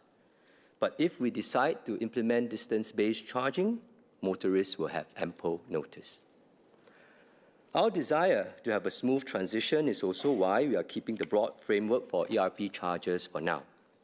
I would like to assure members that ERP rates will continue to be reviewed on a quarterly basis using ERP data, or rather ERP2 data, which will now be more accurate and reliable. The infrastructure-light nature of ERP2 does mean that we can more easily adjust locations where we can have road pricing. Therefore, we can react more quickly to mitigate traffic congestion at hotspots, including in areas where it may not be physically possible to add a ERP1 gantry today. Mr. Dennis Tan asked how we will manage ERP2 data. This is a topic we have discussed before, and we have also discussed the use of government data during the last Parliament sitting when we passed the Public Sector Governance Act. LTA adheres to all laws and government-wide standards on data sharing with other agencies, and this includes how we will manage ERP2 data. As we have said before, LTA will use vehicle-specific data only for payment, charges, and enforcement. And this will include non-payment of ERP charges and cross-border taxi enforcement. To prevent unauthorized access to the data, there are security measures and safeguards in place. For example, the design of the OBU is in line with the Federal Information Processing Standard Level 4 security standard with cryptographic security keys. Mr. Edward Chia spoke extensively on how ERP2 data can result in smarter traffic management and transport planning. My colleagues at LTA strongly agree. LTA is indeed excited by this possibility. We will use anonymized and aggregated ERP2 data for traffic management and transport planning purposes. For example, we are experimenting with merging or using this data to optimize the traffic light signal system, amongst other use cases that we are exploring. There is certainly great potential to improve traffic management using ERP2 data. As we get better at doing so, it may well be feasible to create more capacity on our roads without taking up more land.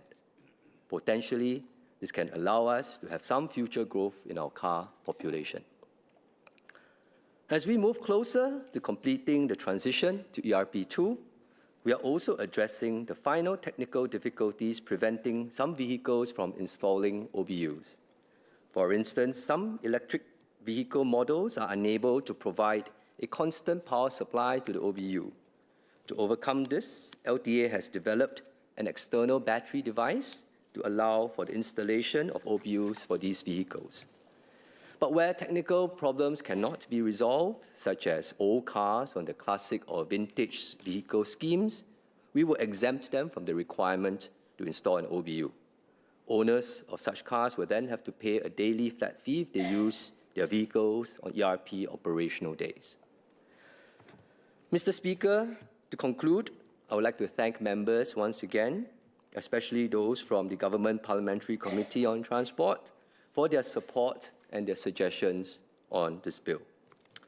On safety and enforcement, this House is aligned on the need for deterrence, accountability, and proportionality. On active mobility, we want to strike the right balance to preserve the independence and dignity that personal mobility aids provide for those with genuine needs, but also to act firmly against misuse and dangerous behavior that puts others in jeopardy. This bill gives us the stronger tools to do so, and we will implement them with utmost care and consideration. Mr. Speaker, this bill covers a range of different amendments, but is united by one key principle. Mobility brings opportunity, but it must also come with responsibility. With the support of this House, this bill will allow us to keep our transportation system safe, inclusive, and ready for the future. Sir, I seek to move. Clarifications for the Minister and the SMS and MOS? Excellent. Looks like the rounding up speeches by the three ministers are very comprehensive. Question is that the bill be now read a second time. Those who agree say aye. Aye. Those who disagree say no. I think the ayes have it. The ayes have it. Land Transport and Related Matters Bill. Committee state short day. Acting Minister. Now, sir, I move that the Parliament be immediately resolve itself into a committee on the bill. The question is that Parliament will immediately resolve itself into a committee on the bill. Those who agree say aye. Aye. Those who disagree say no. I think the ayes have it. The ayes have it.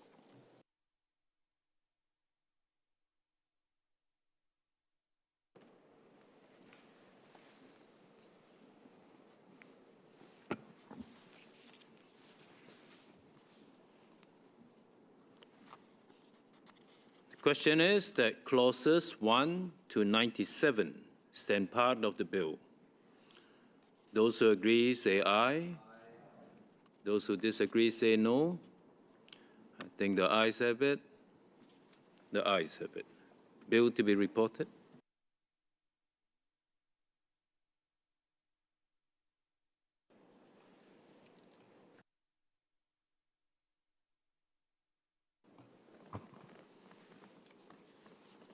Acting Minister for Transport. Mr. Speaker, I report that the bill has been considered in committee and agreed to without amendment. Third reading what day? Now, sir, I move that the bill be now read a third time. The question is that the bill be now read a third time. Those who agree say aye. Aye. Those who disagree say no. I think the ayes have it. The ayes have it.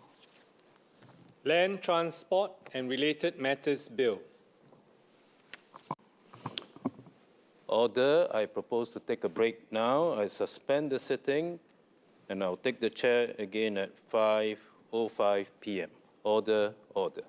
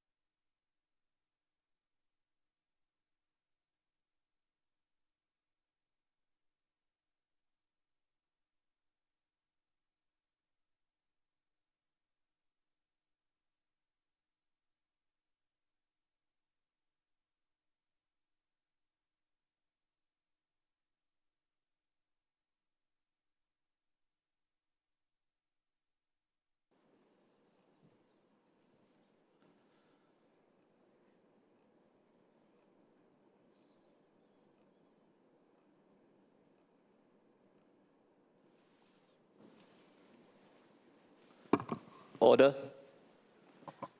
Notice of motions, item 1. A motion on grant to IMF Poverty Reduction and Growth Trust. Deputy Prime Minister and Minister for Trade and Industry.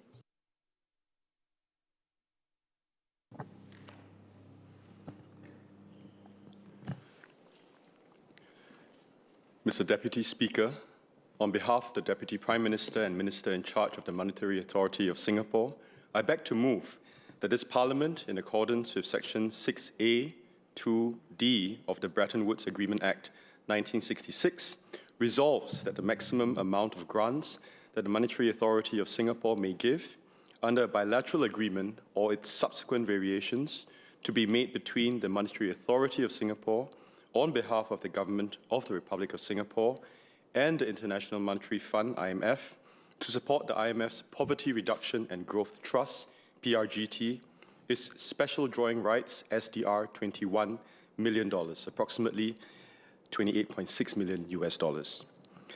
Sir, I will be moving a second motion for a separate grant of SDR 4.48 million, approximately 6.1 million US dollars, to the IMF's Trust for the Special Poverty Reduction and Growth Operations for the Heavily Indebted Poor Countries, PRG HIPC Trust, to support Sudan's debt relief. Sir, with your permission, I would like to propose that a substantive debate on both these motions take place now to allow the key considerations to be covered in a single debate. Subsequently, I will move the second motion separately in compliance with parliamentary procedural requirements. Yes, I give my consent to one debate and then 2 votes. Thank you, sir. Sir, as part of its mandate to ensure the stability of the international monetary system, the IMF provides financial assistance to countries experiencing balance of payment difficulties. To carry out this important function, the IMF relies on resources provided by member countries, including Singapore. This has allowed the IMF to respond to external shocks, including the COVID-19 pandemic and the war in Ukraine, by stepping up financing support to member countries. The IMF has been stepping up its financial support for member countries to build resilience in an increasingly fragmented and fragile external environment. Since the pandemic, it has deployed $1 trillion in global liquidity and reserves through lending and the allocation of SDRs. Notably, it made the largest SDR allocation of $650 billion to its member countries in 2021. Now, this SDR allocation was made to enable all members to address the long-term global need for reserves, build confidence, and foster resilience of the international economy through a series of disruptive events. Now, as required under the IMF's Articles of Agreement, the $650 billion SDR general allocation was distributed in proportion to the quota shares of IMF's members, and not according to the relative needs of its members. Singapore received $3.73 billion in SDRs, notwithstanding that we did not require an augmentation of our resources. The IMF is now calling on members with strong economic fundamentals and ample official foreign reserves to channel some of their SDRs to various IMF trusts and programs to support more vulnerable IMF members.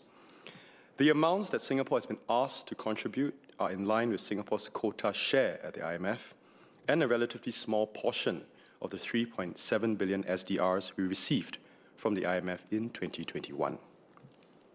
Singapore will also be providing these contributions as part of a broader multilateral effort to support IMF's capacity to assist vulnerable, low-income countries. So the Bretton Woods Agreements Act enables the MAS to make grants to the IMF as part of international efforts to assist countries in need. This is subject to 4 conditions. First, the IMF requests Singapore to assist in support of a fund program for the benefit of one or more countries.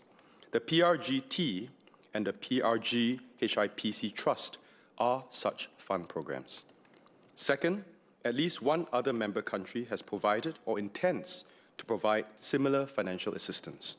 This condition has been fulfilled with a good representation of member countries pledging support or already contributing to the two programs. Third, MAS publicly discloses key information about the financial assistance via a Gazette publication. And fourth, Parliament fixes by resolution the maximum amount of the grants. I will now explain the specific context and considerations for the two grants. First, Singapore's grant contribution to the Poverty Reduction and Growth Trust, or the PRGT.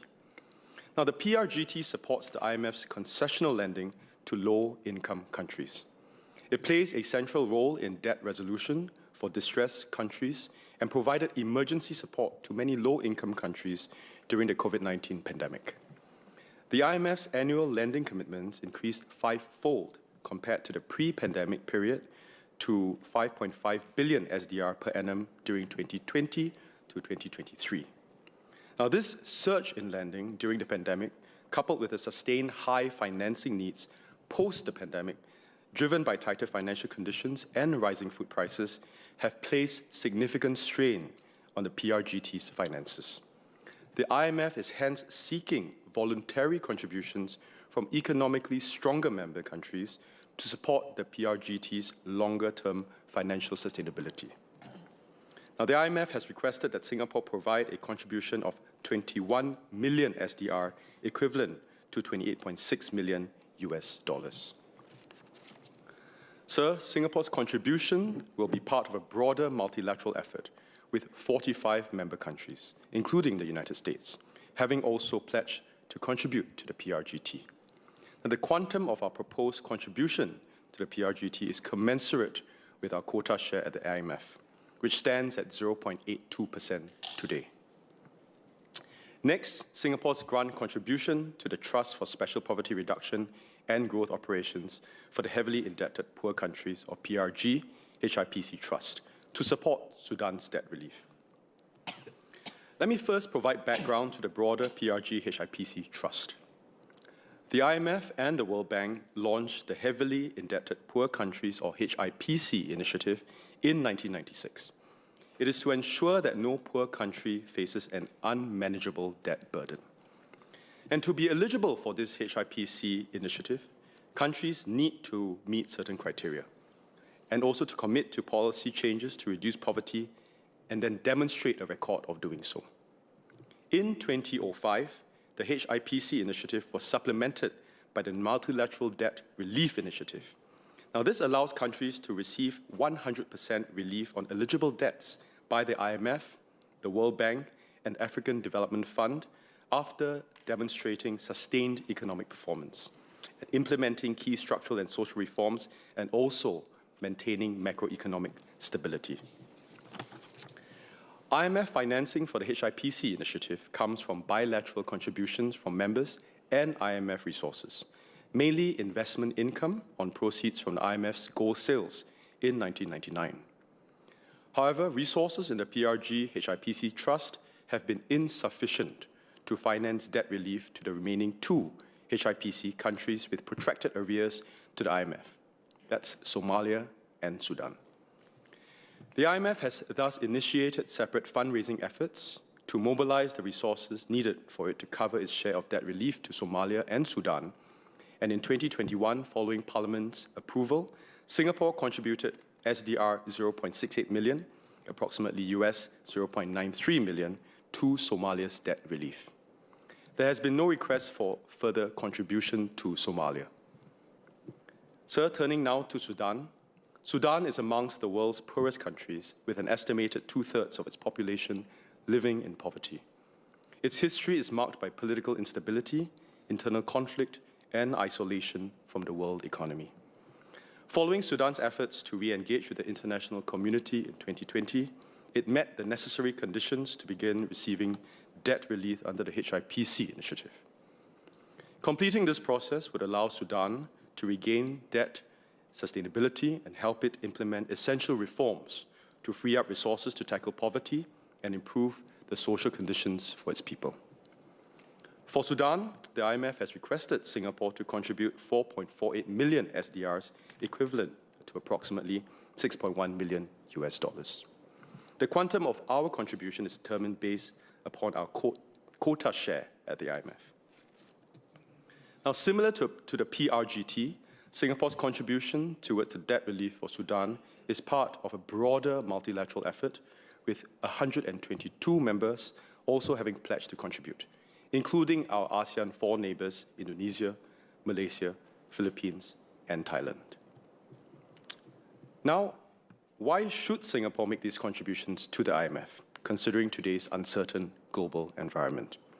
With multilateralism under threat, we should support multilateral institutions such as the IMF to help them to play their role in maintaining the stability of the global system. And it is also in Singapore's interest to do so, because we are a stakeholder in the international community, and it is our role to support the IMF. As a small open economy with multiple connections to global markets, Singapore has an interest in supporting initiatives that promote global resilience to crisis and to safeguard stability in the global monetary system. Singapore also joins a broader base of other countries in supporting IMF programs. Sir, the impact of our contributions on our official foreign reserves, OFR, is not significant. As I noted earlier, Singapore's OFR increased by 3.73 billion SDR following IMF's 2021 SDR allocation. Against this, our contribution to the PRGT will thus draw from Singapore's allocation of the SDR, resulting in a reduction of MAS's OFR by a relatively modest 21 million SDR, approximately US $28.6 million. The contribution to the PRG HIPC Trust will be funded from Singapore's share of IMF's existing resources in IMF accounts and will not affect the size of MAS's OFR. The proposed grant amounts are also proportionate to Singapore's quota share at the IMF and are consistent with Singapore's standing in the international financial system. Mr. Deputy Speaker, MAS has issued a media release on 28 January 2026 to inform the public of its intention to participate in the package of contributions to the IMF, including the grants for which it would seek Parliament's approval. Following Parliament's resolution to fix the maximum amount of grants that MAS can allocate to the IMF's PRGT and PRG HIPC Trust, MAS will publish in the Gazette key information about the grants. Mr. Deputy Speaker, I beg to move. Mr. Saktiandi Supaat.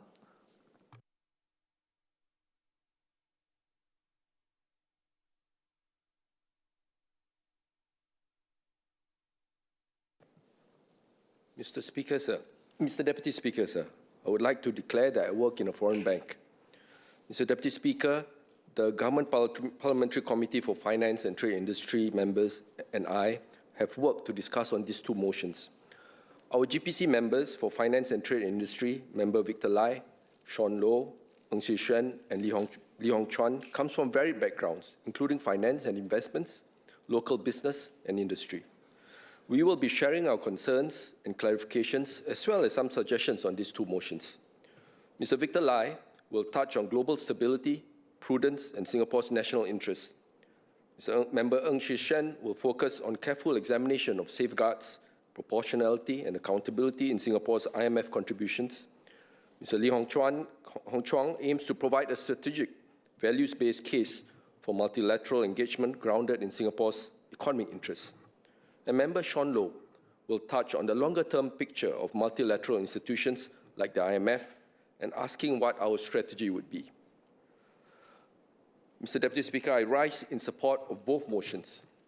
Singapore has always affirmed that contributing as a responsible member of the international community is in our national interest. Having once been a beneficiary of World Bank financing that supported our early infrastructure development between 1963 and 1975, we recognize that promoting stability, growth, and debt sustainability in lower income and vulnerable economies contributes to a more resilient global system, one that ultimately benefits a small open economy like Singapore. However, I do have some clarifications and suggestions which I would put in three buckets. First, I wonder how much our worldview has evolved or needs to evolve amidst the changing world order that we see today. The IMF is founded upon the United Nations and Bretton Woods system, which has underpinned the international economic relations for decades since World War II. On that basis, I am aligned with Minister Ong Ye Kung's statement when we moved similar motions in this House back in 2021, that it is in Singapore's interest to be part of this international community where we work together, where we cooperate, where there are rules, there are norms, there are best practices that hold every country into account to ensure that we live peacefully together in a global village. However, today we see that all multilateral world order is under threat, if not already consigned to history. Many countries are turning protectionist and focusing on narrow conceptions of national interests. So the question I have is, do Minister Ong's words in 2021 still hold true? It's been 5 years since. Do they still justify our continued contribution of significant amounts to uplift other countries in need? One of the safeguards that Parliament had implemented on our loans and grants to the IMF is that our contribution must be part of a multilateral effort. In the latest round of collective fundraising for the Poverty Reduction and Growth Trust, PRGT, and for supporting Sudan's debt relief efforts, how many countries are joining the efforts and who are they? Are there any notable omissions? The increasing fragmentation of the global world order also poses interesting questions for us. Just recently, we have seen news that the United States has invited Singapore to join its Board of Peace to supervise the next phase of the Gaza peace plan. Commentators have observed that Gaza may just be a pretext for setting a corporate vision of the United Nations, where countries may buy themselves a permanent seat at the table for $1 billion payable in case within the first year. So how will we decide which organizations going forward, international development efforts to support as well? So, Deputy Speaker, second, we must also carefully assess the sustainability of Singapore's efforts to contribute to international development efforts.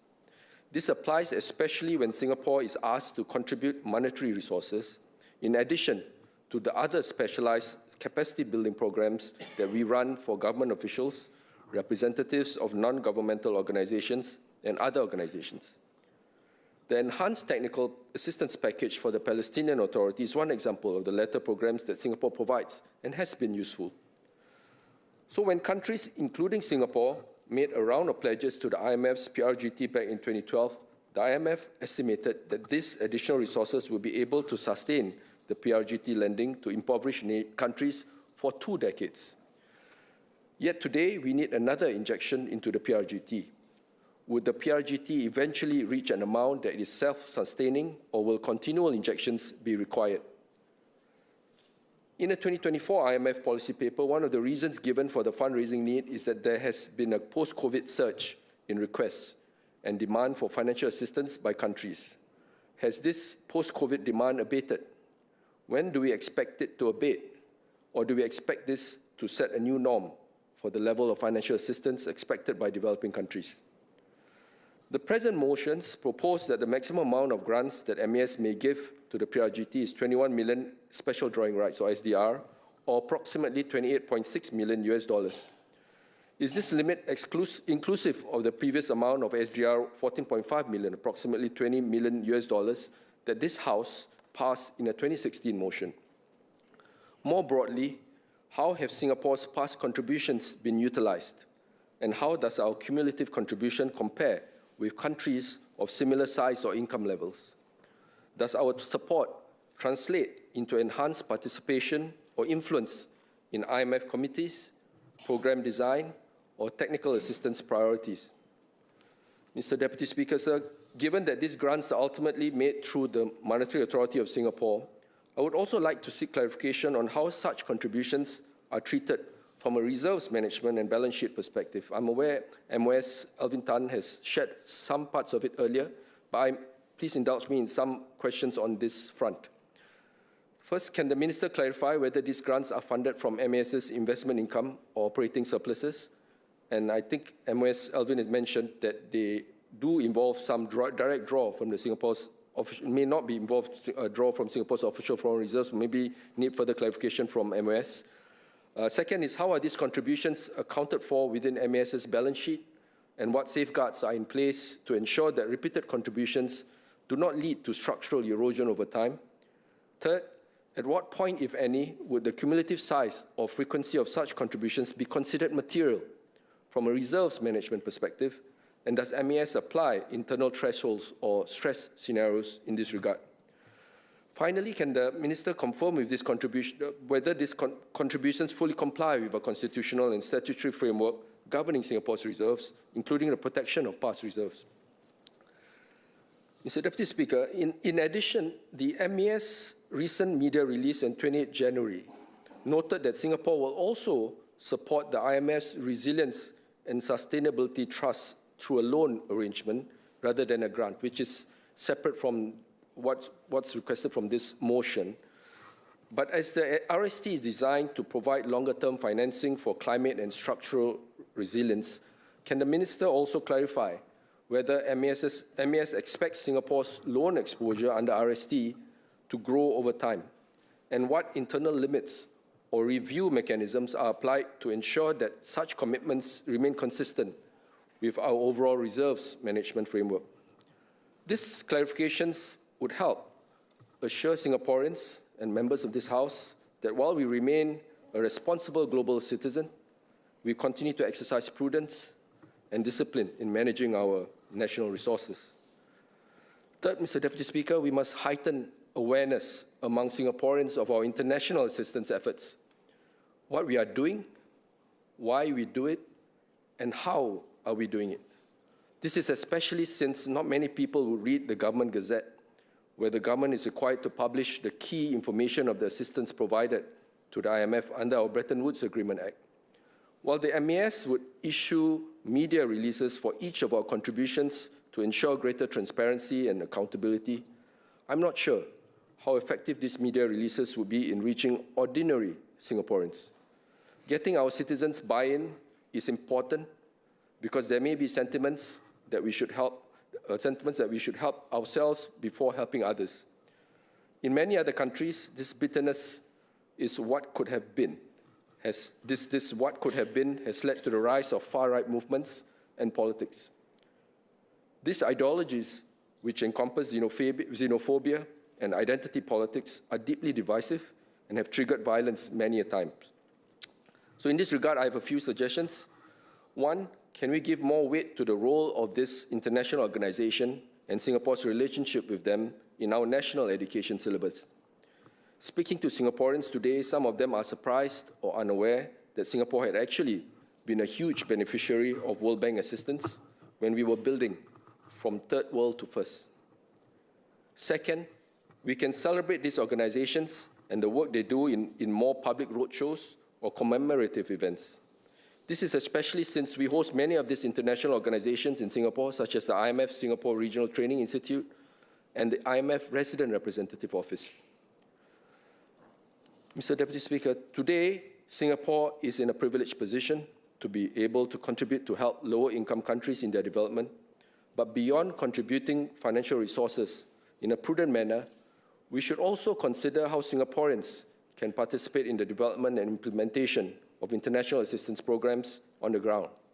More and more Singaporeans are in fact interested in making a real difference to our world, as exemplified by Singapore charity Rahmatan Lil Alamin Foundation, RLAF, efforts for Gaza. Mr. Deputy Speaker, sir, notwithstanding the clarifications, I support both motions. Associate Professor James Lim.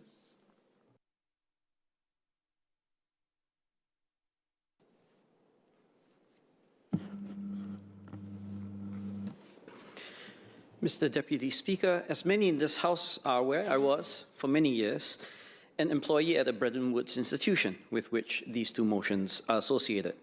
I declare, however, that while I maintain personal and professional relationships with staff at the World Bank, as well as a small balance in its retirement fund, I have no ongoing financial interest in the institution. This speech is therefore delivered in my capacity as a Singaporean parliamentarian. On the motions, seek approval for grant support from the International Monetary Fund's Poverty Reduction and Growth Trust, or PRGT, to the tune of around Singapore 36 million for the trust fund and a little less than 8 million for Sudan. The fund has been engaged in poverty reduction work for several decades now, and while I personally find that this smacks of mission creep, especially relative to its mandate versus the World Bank, I will concede that helping one of the poorest nations on earth need not be limited to the actions of one international agency alone. In previous motions of this nature, I had argued in favor of transferring some of our additional surplus quota contributions to other countries that are in need. And this motion is precisely along those lines. For this reason, I support the motion. My contribution to this debate is threefold. First, I will seek more clarity on the choice of parameters for support. And second, I hope to obtain some additional context for the historical disbursements to the PRGT. And third, I will return to my call for a more institutionalized system for our nation's foreign assistance. My first clarification has to do with the 36 and 8 million sought. As MOS Tan shared, the amount for the PRGT contribution was conveyed by the IMF and as is typical, is consistent with our nation's quota subscription at the institution. The amount for Sudan under the auspices of the Heavily Indebted Poor Countries, or HIPC, initiative is also presumably a proportional contribution to the total amount of debt relief that the country seeks. Still, I wish to ascertain that this is indeed how these specific amounts were arrived at. Second, I have no doubt that Sudan is in severe need for debt relief. With a GDP per capita of about $1,250, the country is one of the poorest worldwide. The nation is faced with a debt of close to 2.5 times its annual income, and recent analyses strongly suggest that this amount is unsustainable. Still, there are 39 countries listed on the HIPC list. This includes countries that are poorer, such as Afghanistan, Burundi, Malawi, as well as those with equally crushing debt burdens, such as Eritrea. And while all but 2 countries on the HIPC list have previously enjoyed debt relief, Eritrea, like Sudan, have not. I would therefore like to understand the premise behind the selection of Sudan as the beneficiary of this round of relief. Of course, this may well have been recommended by the staff of the fund, but as donors, I believe that it's incumbent on us to also question the institution's rationale. Now, I'm also aware that the amounts constitute maximums, which in principle may turn out not to be fully assessed. To this end, I note that as of 2025, Singapore's pledges to the PRGT amounted to $1.25 billion. However, it's uncertain whether this amount has been fully disbursed. Will the MOS clarify the status of the prior pledged amounts? Specifically, has part or all of the earlier $1.25 billion been drawn down already, which justifies this additional injection? Relatedly, how do the current grants relate to our earlier commitments? After all, 36 million is a minuscule share, just about 3% of the prior 1.25 billion pledge. Why not simply tap on the earlier pool if it has not been paid out in full? Or are the two buckets materially different insofar as the 1.25 billion was a pledge that could be called on, whereas the present monies are grants that will for sure be tapped? Finally, Mr. Deputy Speaker, I return to my call, first made more than 3 years ago, that our official foreign development assistance be institutionalized. The step wouldn't even entail that much of a budgetary impact. This would simply collect our routine IMF and IDA subscriptions, but also include a modest budget for a development fund to extend ad hoc aid, especially in the wake of economic crises or natural disasters. To avoid frivolous disbursements, we can roll over annual budget subscriptions that remain unspent, with no stipulation to exhaust funds in any given year. Such a move would step away from arbitrary allocations and idiosyncratic motions and subject such funding to our standard, and in my view, more professional, budget scrutiny mechanisms, such as the Public Accounts Committee and the annual report of the Auditor General. As I previously explained, we have a history of efficiently running public agencies, which has plagued other agencies of this nature elsewhere. And if run effectively, it will serve to further enhance our soft power in a global geopolitical environment where such power is in short supply, yet sorely needed. Mr. Ng Shixuan.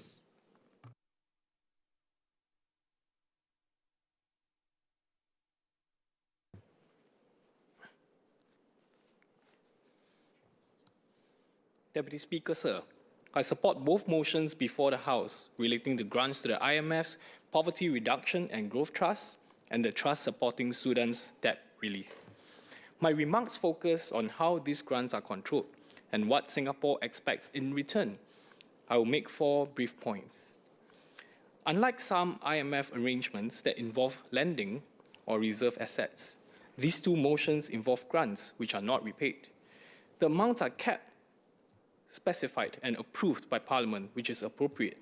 But it's still important to be clear that these are direct transfers of public funds, not investments or loans. Can the government clarify whether grants of this nature are expected to be occasional and case-specific, or whether they are likely to become regular or automatic over time? And what principles are used to keep them limited in size and scope? Second, on whether Singapore is doing more than its fair share. We understand that these grants sit outside domestic spending and do not reduce what ministries receive through the budget. Even so, Singaporeans may reasonably ask whether Singapore is giving more than others at a time when many countries are turning inward.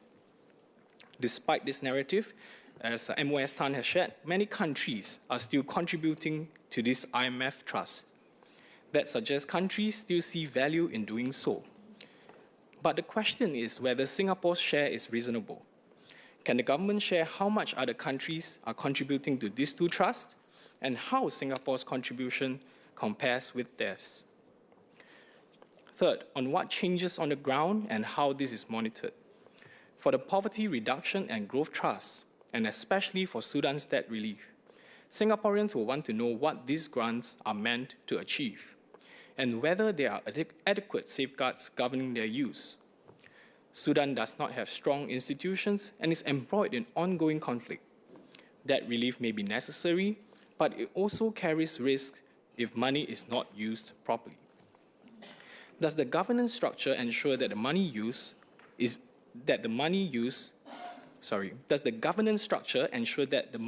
used where it is most needed? And will contributors receive updates on how the funds are used and what outcomes are achieved? Fourth, on flexibility if Singapore's own budgets come under pressure. While these grants are modest, they are still public funds. It is therefore reasonable to ask what flexibility Singapore has if fiscal conditions tighten in the future. If Singapore faces tighter budgets, what options do we have to pause, reduce, or recover overseas commitments, whether in the form of grants or loans? And how are these decisions made? Sir, I look forward to the government's response. Mr. Lee Hong Chuang.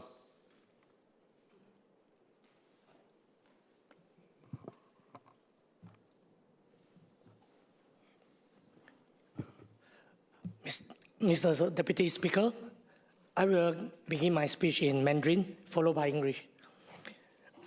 There's a great philosopher once said, 达则兼齐天下 by Mengzi. What it means when successful, help the whole world. It means that once you have strength or prosperity, you should assist others. The underlying philosophy is that should prosperity lead to long-term stability, including for oneself. 副议长先生，我支持关于新加坡向国际货币基金组织贫困消减与增长信托基金简称 PRGT 提供的拨款动议。这项动议的核心不只是一项对外拨款安排，而是在一个日益动荡的世界中，新加坡要扮演怎样的全球角色？表面上看来，这是资源的支持，更深一层，它反映的是我们如何看待风险，以及新加坡在不确定环境中如何定位自己。我认为，支持 PRGT 在原则上是站得住的，在整体判断是必要的，在公共资源运用上是有节制、有分寸的，也符合新加坡长期持多边体系与国际合作的立场。新加坡是一个小型开放型经济体，我们的繁荣依赖全球稳定、自由贸易以及稳健、有韧性的金融体系。当低收入国家因疫情、气候冲击、债务压力或冲突而显露危机，影响不会止于当地，而会通过供应链中断、市场波动以及区域不稳定的向外扩散。对新加坡而言，这些外溢风险来得快，也来得深，最终会影响就业、投资，尤其是我们的中小企业的信心。PRGT 的作用是在危机初期提供优惠的融资，帮助最脆弱的经济体稳住宏观基本面，维持必要的社会支出，并推动必要改革，避免局部内问题演变成系统性风险。从这个角度看来，这并不是单纯的援助，而是更早的把风险挡在前面。副议长先生，有人可能会问，为什么要通过国际货币基金组织，尤其是 PRGT？ 我认为关键不在形式，是在机制。基金组织的安排建立在严谨评估与明确政策的要求之上，并配合监督机制，确保资金用于恢复稳定、重建信心。同时，基金组织是具备快速动员资源以及协调各方面的能力，在跨境危机中，这一点是非常重要的。在应对国际收支与金融危机方面，基金组织长期累积的专业经验，使相关安排在压力情境下具备可执行性。PRGT 是优惠条款，也让低收入国家不必在稳住经济以及维持基本民生之间做出艰难的取舍。副议长先生，支持 PRGT 也符合新加坡一贯的价值取向。新加坡长期支持以规则为基础的多边体系。作为小国，我们更清楚规则的重要性。规则让环境更可预期，让小国在体系中拥有空间、拥有安全感。我们的国际合作一向强调成效、责任与系统性影响。支持 PRGT 正是这种做法的延续。当然，也许会有国内的关切问题，会有国人问，在国内仍需要的情况下，为什么我们还要支持海外？我认为这里有3大点我们需要清楚的了解。首先，我们的贡献是适度而且可以控制的，通过多边机制运作，其影响能够被放大。其次，这不是国内与国际之间的零和选择。外部稳定与新加坡的就业、投资与经济韧性是直接相关的。第三，新加坡的经验也提醒我们，外部冲击往往来得很快，帮助他国在困难时稳住经济秩序，本质也是在降低外溢风险对新加坡会带来的影响。副议长先生，当前不少低收入国家同时承受高债务、低增长与财政空间受限，若缺乏优惠融资，他们可能会被逼削减医疗与教育支出，甚至走向无序违约，进而引发更大的金融与社会的风险。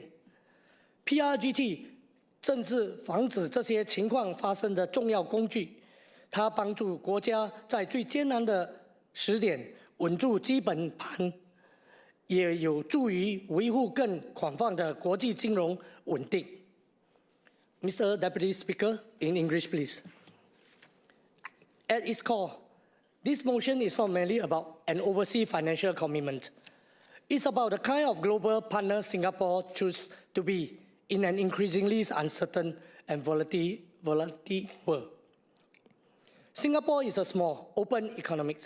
Our prosperity depends on global stability, open trade, and a resilient international financial system.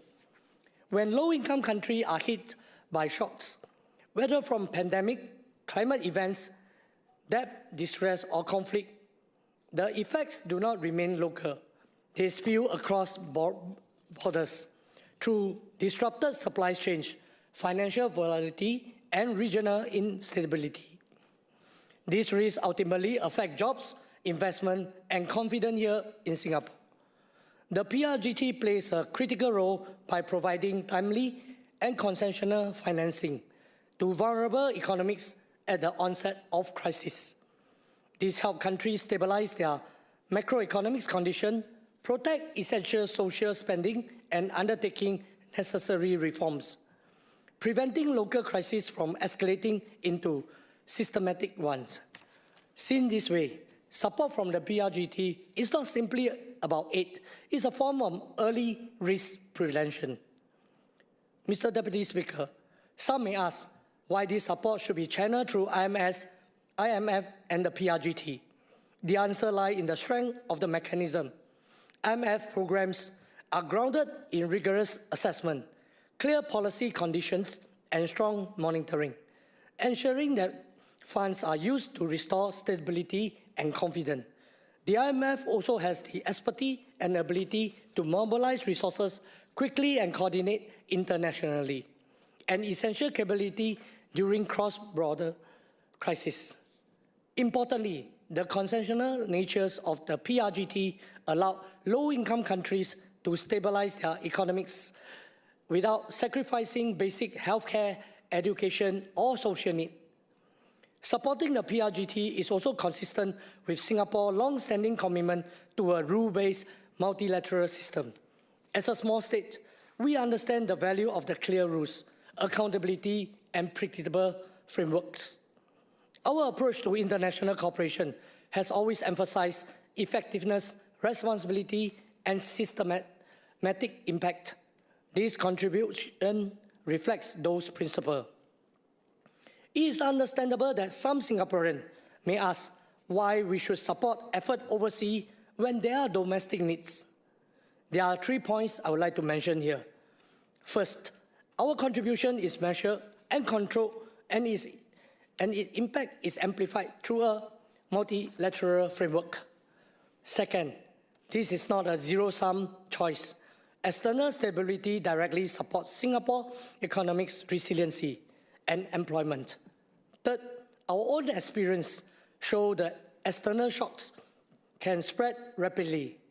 Helping others stabilize their economics reduce the spillover risk that could otherwise reach our shore. Today, many low-income countries face the combined pressures of high debt, weak growth, and limited fiscal space. Without concessional financing, they have been forced into sharp cuts to essential services or disorder defaults, creating broader financial and social instability.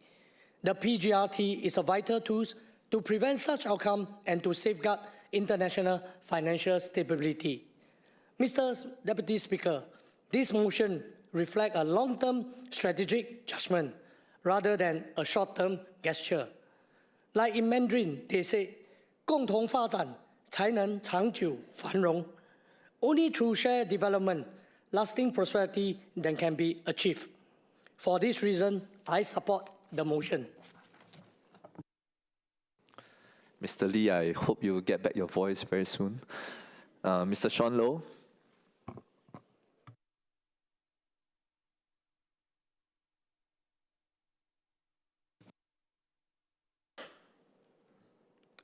Mr. Deputy Speaker, I hope I also don't lose my voice. But I definitely support both motions.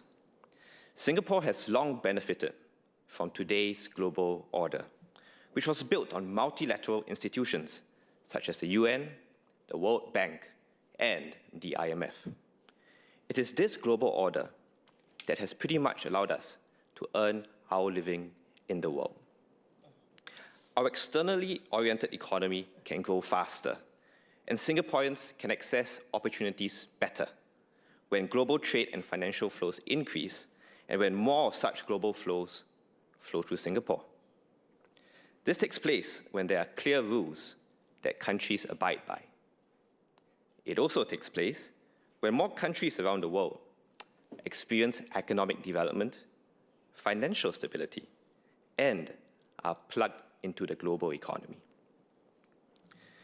It is therefore in our national interest to ensure that the global economic environment remains conducive for Singapore to earn our good living way into the future. For now, these multilateral institutions help us to do so. As responsible members of the global community, we have been contributing our fair share. I would, however, like to raise 3 points. First, can the government track where Singapore's contributions are used so that we can find ways to deepen economic relations with these countries? This would help both sides enjoy economically stable win-win relations, and Singaporean companies can also benefit. Second, as noted by my colleague, Mr. Saktiandi, although not required for parliamentary approval, MAS has updated that 746 million of special drawing rights will be loaned to the IMF's Resilience and Sustainability Trust. This does not seem like a small sum in both absolute terms and as a proportion of our total SDRs on our balance sheet. According to the IMF's website, only 23 countries have contributed to this trust. Coincidentally, it is equivalent to around $1 billion US, the same fee to have a long-term seat on the US's Board of Peace. Although the contribution to IMF's trust would be a loan, whereas the Board of Peace requires an expense. As a loan, it remains as an asset on MAS's balance sheet. Can the government share more about the mechanism of this loan to the IMF and whether there are any risks from this loan? Finally, and most importantly for the long term, I hope the government can address the bigger question, the elephant in the room.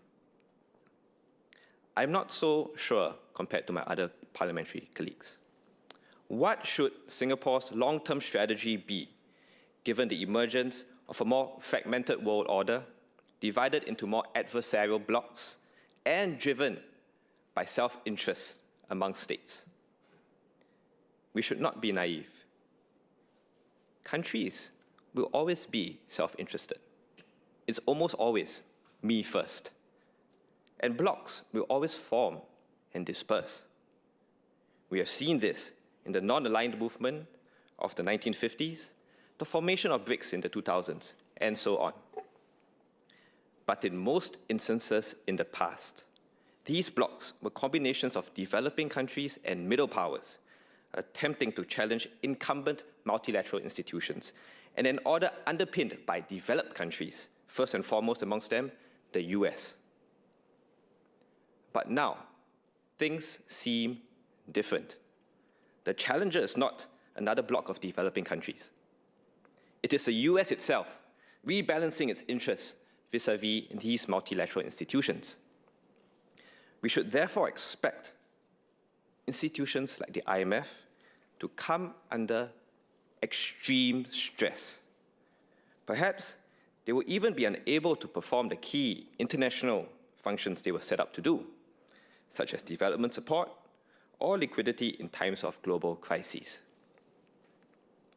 Some of our colleagues in the House have assumed that they can continue to do so in the future. I'm not so sure. For example, consider the unthinkable. What if some member countries refuse to honor their obligation to supply their currencies as required by the special drawing rights? How should we respond to these new developments based on our own national interest? Should we capitalize on the opportunity to take a larger role in reshaping existing multilateral institutions? Or should we capitulate and follow the herd of other countries looking out for their own immediate self-interest, potentially reorganizing into new blocs? Or should we just carry on, assuming business as usual? Mr. Speaker, I do not expect the government to provide a comprehensive answer at this juncture, but I thought to leave these questions as food for thought. Because as the old adage goes, if we don't have a seat at the table, then we might find ourselves on the menu. I support the motion. Thank you. Mr. Victor Lai.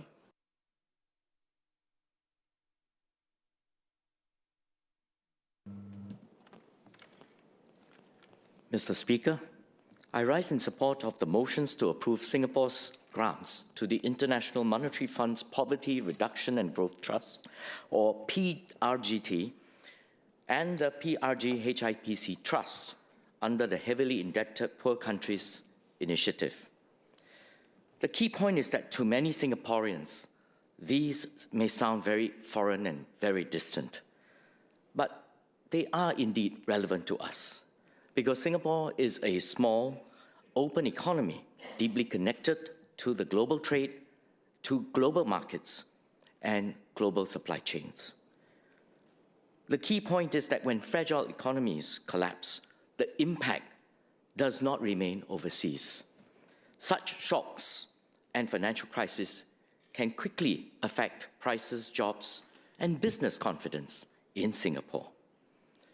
Therefore, supporting these IMF trust funds is a form of reducing the likelihood of global shocks that would otherwise raise costs for households and businesses in Singapore.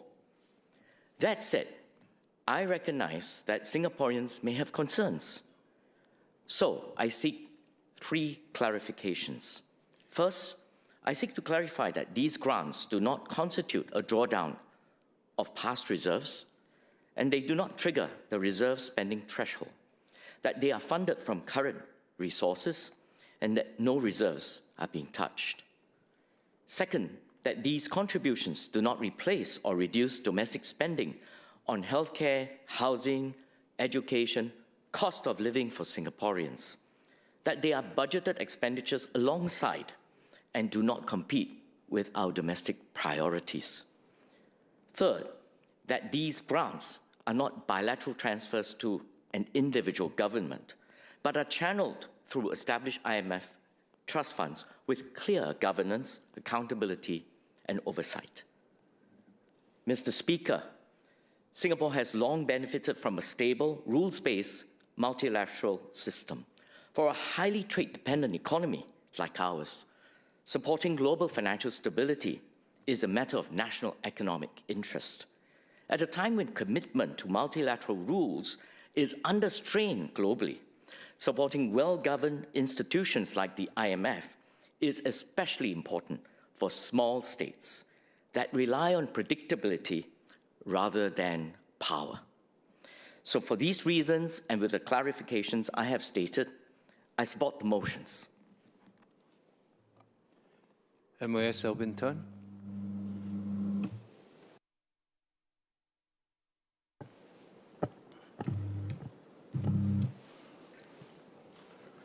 Mr. Speaker, I thank members for speaking and supporting the 2 motions.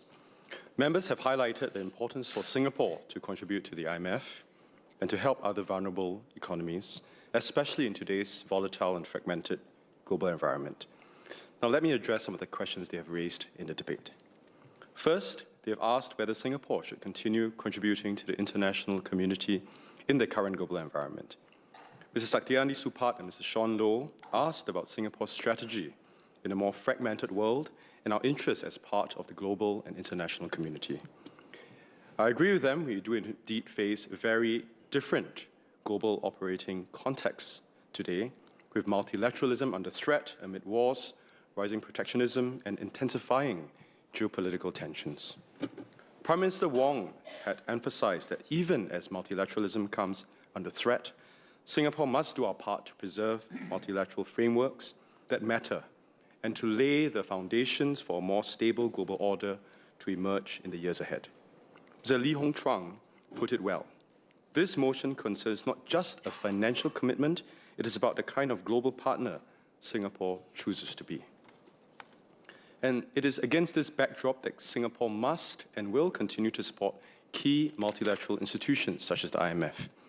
As a small city-state with an open economy and a global financial center, Singapore has a strong interest in the continued stability of the international monetary system, which the IMF plays a principal role in safeguarding. I would also like to add, Mr. Speaker, that the IMF's mandate and functions continue to receive broad support from across its 191 member countries, including that of its larger members. Mr. Supat also asked how the government decides which organizations or international efforts to support. The government assesses each organization on its merits. Mr. Supat and Mr. Ng Shixuan both asked how Singapore's contributions compare to other countries. Now, over 40 countries have so far pledged to the PRGT, and more than 120 countries have pledged to the PRG-HIPC. The United States and Japan have pledged to contribute to the PRG-HIPC as well.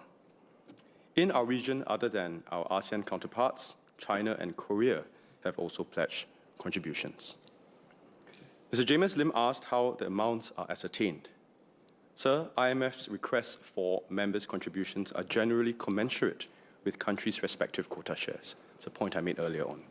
And these quota shares are determined by a country's relative position in the global economy, using a set of indicators comprising GDP, openness, economic favorability, and international reserves. Naturally, countries with larger quota shares are expected to contribute more. Mr. Lim also asked whether our earlier contributions had been drawn down. Sir, our past contribution adds to a common pool of resources for the PRGT, and it is not attributable to individual contributing members. Mr. Supat also asked about the PRGT's self-sustainability. Now, the IMF aims for the PRGT to be financially self-sustainable in the long run, and in recent years, this has been challenging, as overall demand for PRGT funding remained high compared to demand pre-pandemic. Now, this round of contributions is targeted at getting the PRGT closer to its goal of self-sustainability. The IMF has also approved a comprehensive package of policy reforms and financing measures. These reforms naturally need time to implement and to be assessed for its efficacy. This is to ensure that the PRGT's long-term self-sustainability may be reached. On a related note, Mr. Ng Shixuan and Mr. Saktiandi Supat asked about future IMF grant requests. IMF's fundraising requests are informed by periodic assessments of the demand for its various facilities and initiatives. This in turn rests on the state of the global economy and the financial system and the needs of poor and vulnerable members. Singapore last contributed to the IMF in 2016 and 2021, which the members have alluded to, and these were brought to Parliament for approval. Now, for any further requests for financial assistance, MAS will carefully assess on a case-by-case basis the merits of the requests and if the requested amount is reasonable. All proposed contributions to the IMF will also be assessed against the conditions under the Bretton Woods Agreements Act. Mr. Saktiandi Supat also asked about the financing and reserves implications of the contributions. The proposed limit does not include the previous contribution to the PRGT. The current limit of special drawing rights, 21 million, that is before Parliament, is a separate contribution. We previously contributed SDR 14.5 million to the IMF in 2016, following Parliament's approval. On reserves implications which members have raised, the proposed amount to the PRGT that will affect our OFR, as I mentioned in my original speech, is negligible relative to the size of MAS's OFR. The amount should be assessed against the backdrop of the SDR $3.73 billion that Singapore was allocated in the IMF's 2021 SDR general allocation. I also mentioned that earlier. And MAS takes into consideration the contribution requests relative to the size of MAS's OFR. Our past contributions have not impeded MAS in carrying out its mission of ensuring monetary stability, nor do we foresee the current contributions impacting MAS's mission.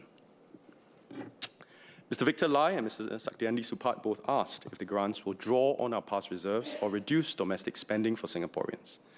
This set of contributions does not draw on our past reserves, nor will it affect or reduce any domestic expenditure for Singaporeans. Mr. Ng, Mr. Lai, and Mr. Loh asked about governance and accountability. The IMF has institutionalized a set of procedures for the use of financing facilities.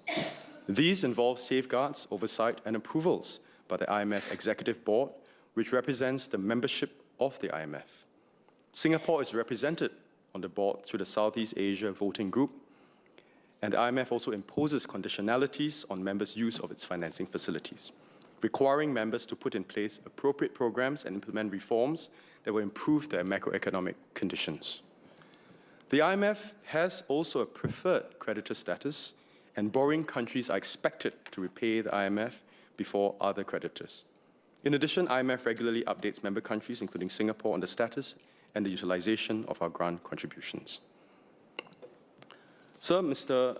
James Lim had also asked about the choice of Sudan under the PRGHIPC initiative over other highly indebted countries.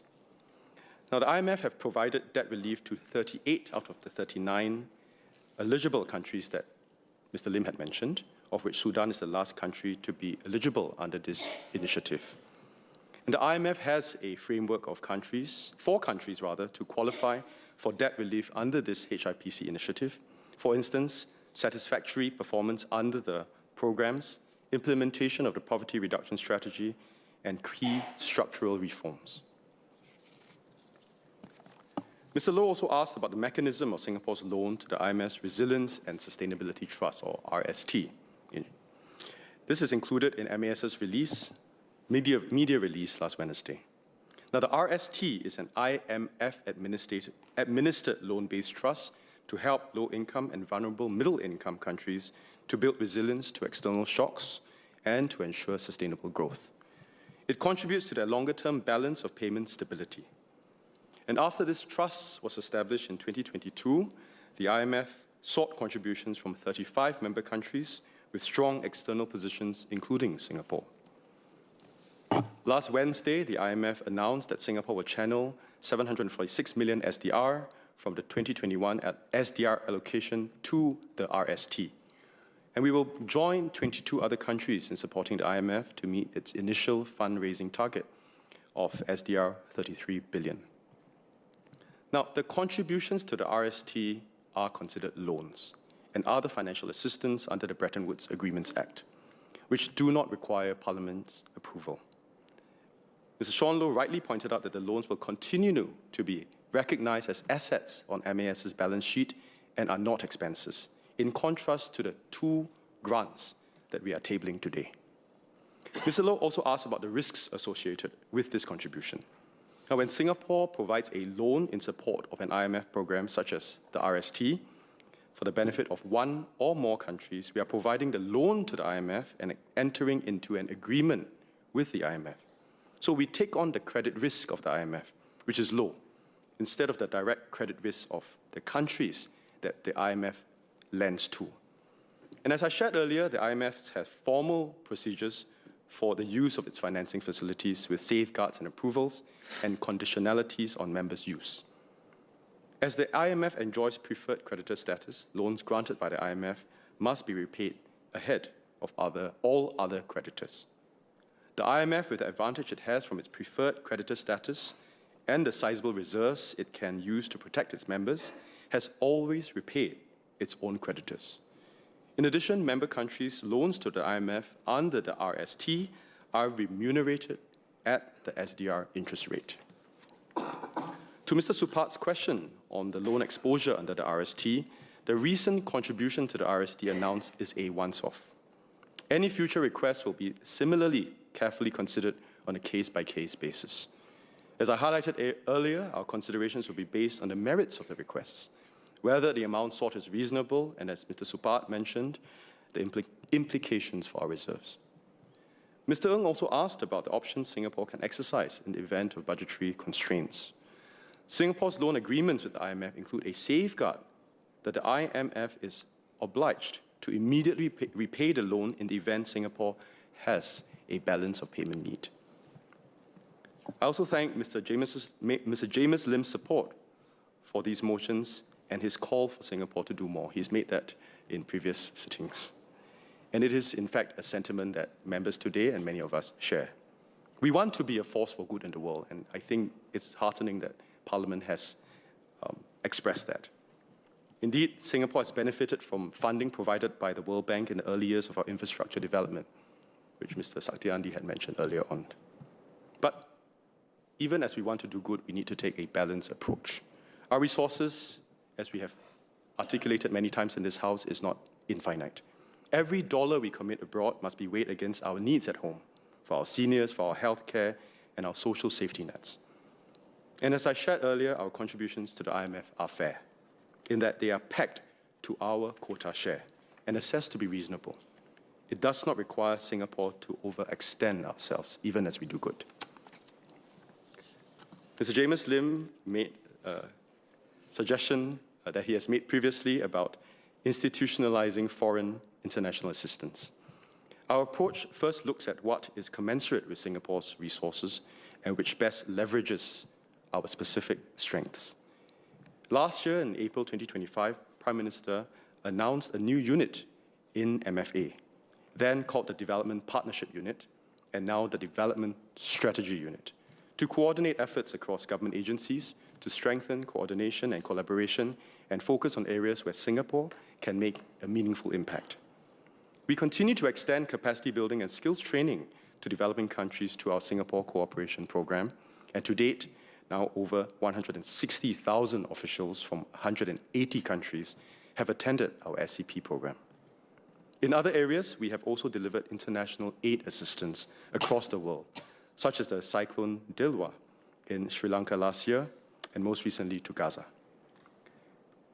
We are also a founding member of the Asian Development Bank and the World Bank, and we have used our unique position as a hub to be a force multiplier, hosting multilateral institutions such as the ADB, the World Bank, the International Energy Agency, and as Mr. Saktiandi pointed out earlier on, the IMF Singapore Regional Training Institute and the IMF Resident Representative Office.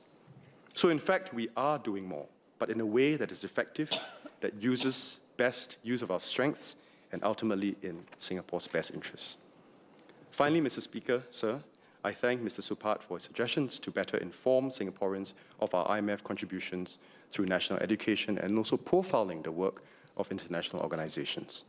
We had discussed this particular point in the last debate in this House in 2021. And as I have explained in my speech earlier, we will put out additional public communications, such as social media posts and others on this. In fact, it is indeed important that Singaporeans appreciate, like members of this House, the external environment we are in today and how that shapes Singapore's stature, posture in supporting and contributing to relevant multilateral initiatives. Mr. Speaker, sir, I believe I have addressed queries from the members, and I thank members, MP James Lim and members of the GPC from Finance and Trade for their support. Mr. Speaker, I beg to move. Are there further clarifications for MOS Tan? Looks like there's none. The question is that this Parliament, in accordance with Section 6A, subsection 2D of the Bretton Woods Agreement Act 1966, resolves that the maximum amount of grants that the Monetary Authority of Singapore may give under the bilateral agreement or its subsequent variations to be made by the Monetary Authority of Singapore on behalf of the Government of the Republic of Singapore with the International Monetary Fund to support the Poverty Reduction and Growth Trust is 21 million special drawing rights, which is approximately 28,600,000 United States dollars. Those who agree say aye. Those who disagree say no. I think the ayes have it. The ayes have it. Item 2, a motion on grant to IMF Trust for Special Poverty Reduction and Growth Operations for the Heavily Indebted Poor Countries. DPM and Minister for Trade and Industry.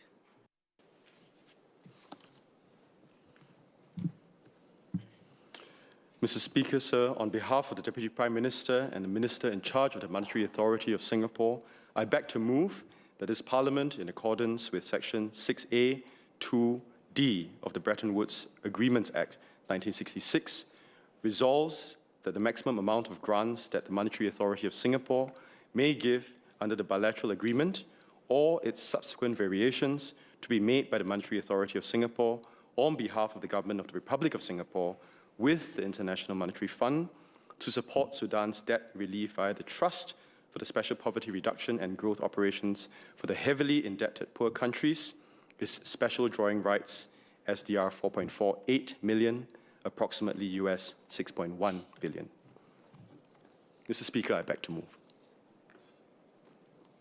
As a formality, any other members wish to speak again? No. The question is that this Parliament, in accordance with Section 6A, 2D of the Bretton Woods Agreements Act 1966, resolves that the maximum amount of grants that the Monetary Authority of Singapore may give under the bilateral agreement or its subsequent variations to be made by the Monetary Authority of Singapore on behalf of the Government of the Republic of Singapore with the International Monetary Fund to support Sudan's debt relief efforts via the Trust for Special Poverty Reduction and Growth Operations for the Heavily Indebted Poor Countries is 4,480,000 special drawing rights, which is approximately 6,100,000 United States dollars. Those who agree say aye. Those who disagree say no. I think the ayes have it. The ayes have it. Deputy Leader. Mr. Speaker, on behalf of Leader, I move that at its rising today, Parliament do now stand adjourned to 12 February 2026. The question is that at its rising today, Parliament do stand adjourned to 12 February 2026. Those who agree say aye. Those who disagree say no. I think the ayes have it. The ayes have it. Deputy Leader. Mr. Speaker, I move that Parliament do now adjourn.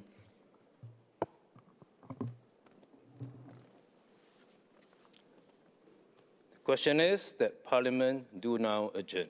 Ms. Denise Phua.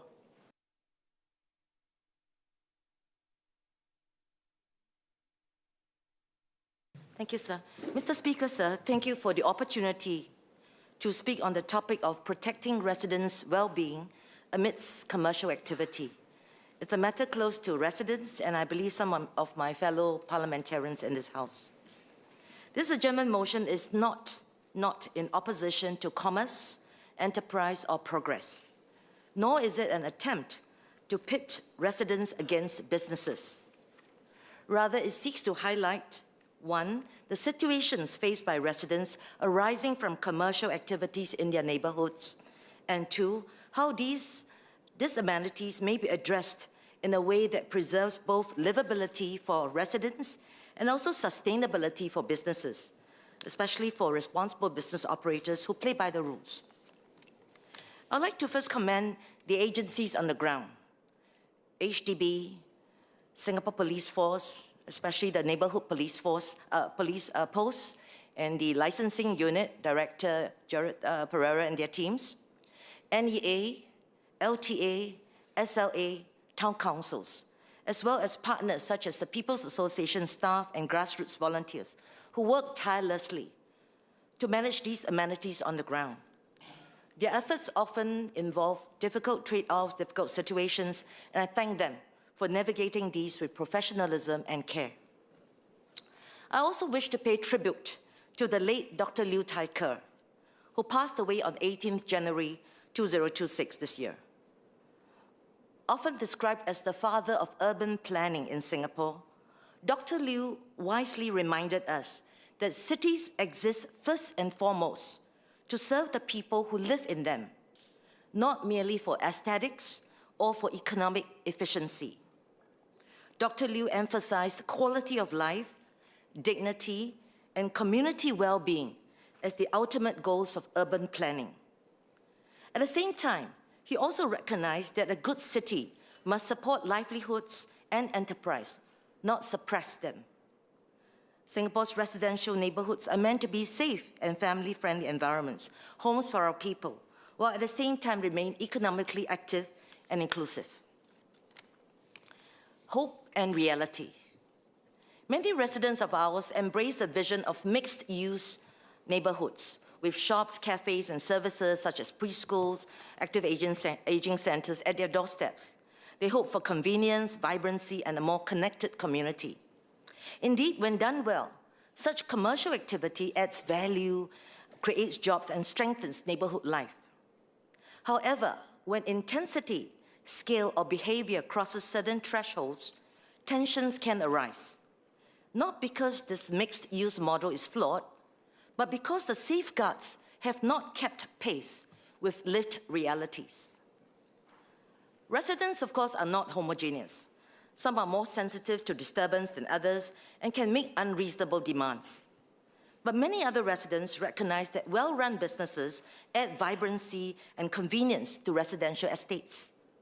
However, when these commercial activity intensifies without adequate planning or safeguards, even these residents experience persistent day-to-day challenges. Challenges such as noise and smell, continuous noise from exhaust fans, amplified music, late-night operations, as well as cooking odors from kitchen vents, can travel into common residential areas and upper-floor rooms, homes, affecting residents' rest and living comfort. Challenges such as safety. Residents have also raised concerns about how certain ground floor businesses operate in close proximity to homes. During house visits, my house visits, for example, in the Crawford estate, families and seniors often shared that visible solicitation activities outside some massage establishments made walking home very uncomfortable. Not just the wives, but also the husbands felt uncomfortable. While some of these premises have since vacated, my residents at Crawford remain anxious about what types of businesses may subsequently replace or occupy these spaces. Many members will also be familiar with the reported situation at Tanjong Pagar Complex under the Honourable Member Mr. Fu Zhexiang. This is a neighbourhood which is frequented by families for enrichment classes and daily necessities. It was reported that recent enforcement actions resulted in the closure of 10 massage and spa establishments offering illicit services, but only after an extended period of uncertainty and disruption for your residents and nearby businesses alike. Member Ms. Cassandra Lee also has appealed recently for assistance to counter vice activities in licensed massage establishments. Challenges such as congestion and conflict. Finally, increased commercial footfall can lead to congestion and conflicts in shared spaces. Queues, waste disposal issues, and competition for parking between residents and patrons can strain hygiene standards and create friction in otherwise peaceful neighborhoods when existing safeguards prove insufficient. Now, I want to stress that these challenges that I've mentioned would have been far worse without the dedication of frontline agencies and responsible businesses who make genuine efforts to comply and be good neighbors. Many of these business operators also provide essential services, are even part of our CDC voucher schemes. However, despite existing frameworks and good intentions on all sides, some of these amenities persist. From conversations with residents, businesses, and enforcement agencies, I see 4 underlying reasons why current safeguards fall short. Reason 1, legislative and regulatory gaps. Take massage establishments as one example. Under the Massage Establishments Exemption Order 2018, premises that provide massage services in full public view are exempted from licensing and any regulatory oversight. They are only required to notify the licensing officer of their name and address before commencing operations. Today, the number of such exempted establishments can run up to 2,000. Unlike fully licensed operators, they are not subject to the same operational conditions or compliance requirements. In practice, this regulatory light touch has allowed a proliferation of outlets that contribute to neighborhood disamenities without adequate safeguards for residents or meaningful accountability. Reason 2, siloed and fragmented enforcement. Enforcement responsibilities currently are often divided across agencies, licensing authorities for food, entertainment or massage, building management and estate maintenance, environmental health for noise or odor, and urban planning bodies. The result is that no single agency has sight of the full neighborhood impact. Issues are addressed sometimes in isolation rather than holistically. This fragmentation not only leads to gaps in enforcement outcomes, but also risks inefficient use of public resources as agencies respond piecemeal to symptoms rather than root causes. Crucially, the cumulative neighborhood impact is often insufficiently assessed. Reason 3, insufficient zoning granularity. While zoning controls exist, they tend to operate at a broad area-based level. They may not adequately account for hyper-local conditions, such as the over-concentration of certain commercial activities within a single block or single precinct. It is unclear whether licensing or landlord agencies consistently factor in business clustering effects when such approvals are granted. What may be acceptable in isolation can, when concentrated, significantly erode residential amenity and community well-being. Reason 4, consequences that do not deter poor behavior. Finally, for some lucrative errant operators, fines or summons are simply treated as a cost of doing business. When penalties do not meaningfully affect business viability or impose operational consequences, there's little incentive for genuine behavioral or structural change. Without credible deterrence, enforcement risks become reactive and repetitive, penalizing the same offenders and without delivering lasting relief to our residents. I want to speak next about a balanced framework of prevention, governance, and enforcement. Sir, unless more strategic and intentional measures are put in place, enforcement will continue to be reactive. It's a cat and mouse exercise that frustrates residents, burdens agencies, and creates uncertainty for businesses. I therefore urge the government to consider a more integrated framework of prevention, governance, enforcement, one intended to be practical and predictable, not punitive. It gives clarity to businesses upfront, supports early resolution between residents and business operators on the ground, and reserves enforcement for persistent non-compliance. Let me now outline a proposed suite of measures under prevention, governance, and enforcement. Measure 1. Well, first, prevention, getting things right early. Proposal 1, clearer use classes. For better zoning granularity, planning categories can be refined to better distinguish between low-impact neighborhood businesses and higher-impact users, such as late-night F&B, massage establishments, bars, and karaoke outlets. Factors such as operating hours, alcohol service, music amplification, likelihood of late-night congregation, and proximity to homes or schools should be taken into account. This gives businesses clear signals upfront and allows planning decisions to better reflect lived reality at the block or precinct level, rather than broad zoning assumptions. My proposal 2, early structured consultation. For higher impact users in residential areas, a simple structured consultation at the pre-approval stage can help surface risks much earlier. Many of us MPs have had to assist innocent business operators who unknowingly either signed tenancy agreements assuming licenses were transferable or automatic, or they have committed substantial investments before being informed that their proposed use was already under heightened scrutiny or under policy review. So a clearly scoped consultation process, similar in nature, in principle, to ICA's long-term visit pass consultation framework or checklist, helps to clarify regulatory expectations upfront, reduce costly missteps for businesses, minimize future disputes with residents, and lower the likelihood of enforcement appeals or litigation downstream. Early engagement is pro-business and pro-resident. It improves investment certainty and protects livelihoods for businesses while also reducing distress for our residents and enforcement burdens for agencies. Proposal 3, closing legislative or regulatory gaps. Existing legislation should be reviewed to ensure that all commercial activities that affect residential amenity are subject to some basic enforceable standards.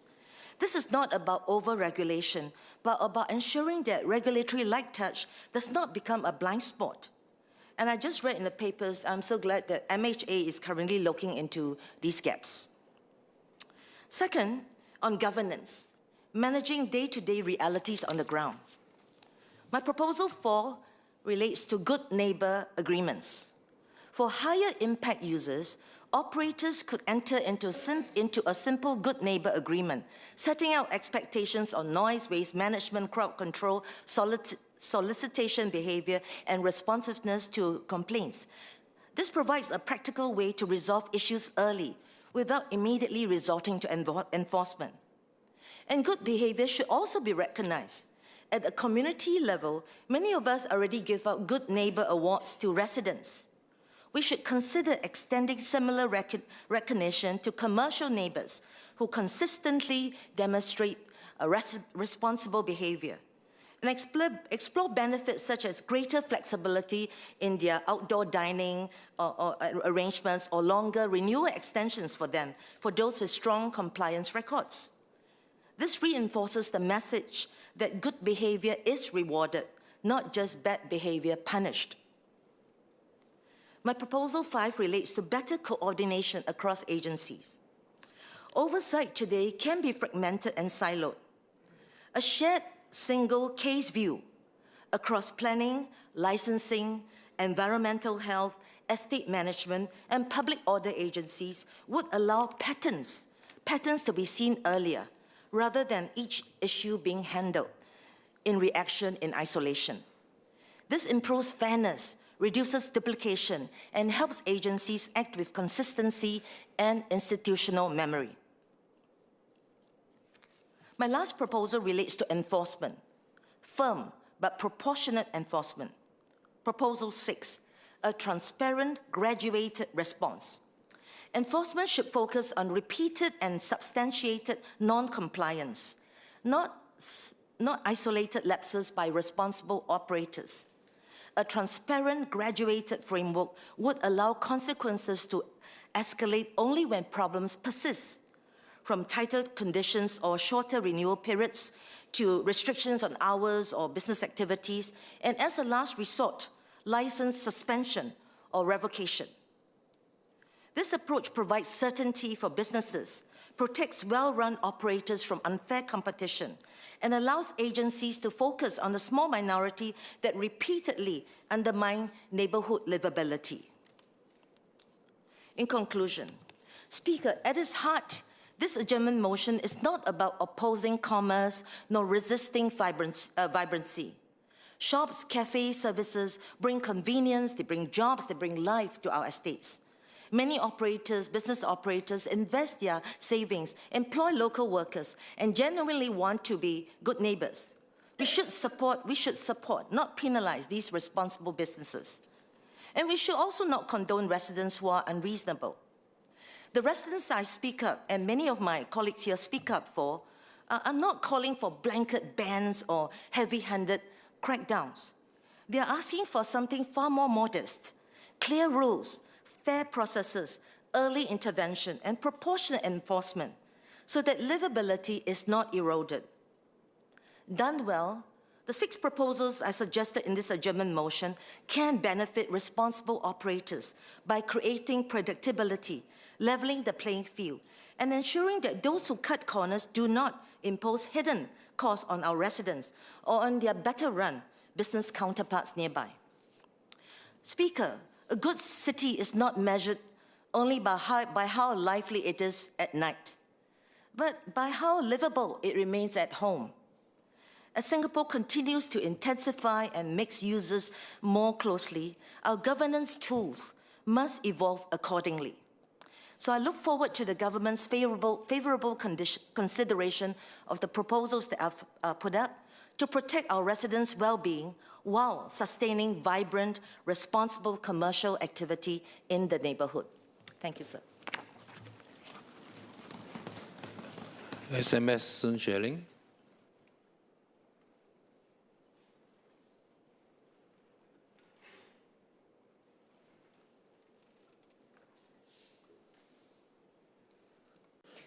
Mr. Speaker, I thank the member, Ms. Denise Phua, for her adjournment motion on managing commercial activities in our residential neighborhoods. Many residents value having shops, eateries, and entertainment options close to home, as they bring convenience and vibrancy to daily life. A coffee shop downstairs can mean a quick bite anytime. Supermarkets provide easy access to daily necessities. Nearby entertainment options offer spaces for friends and families to gather and socialize.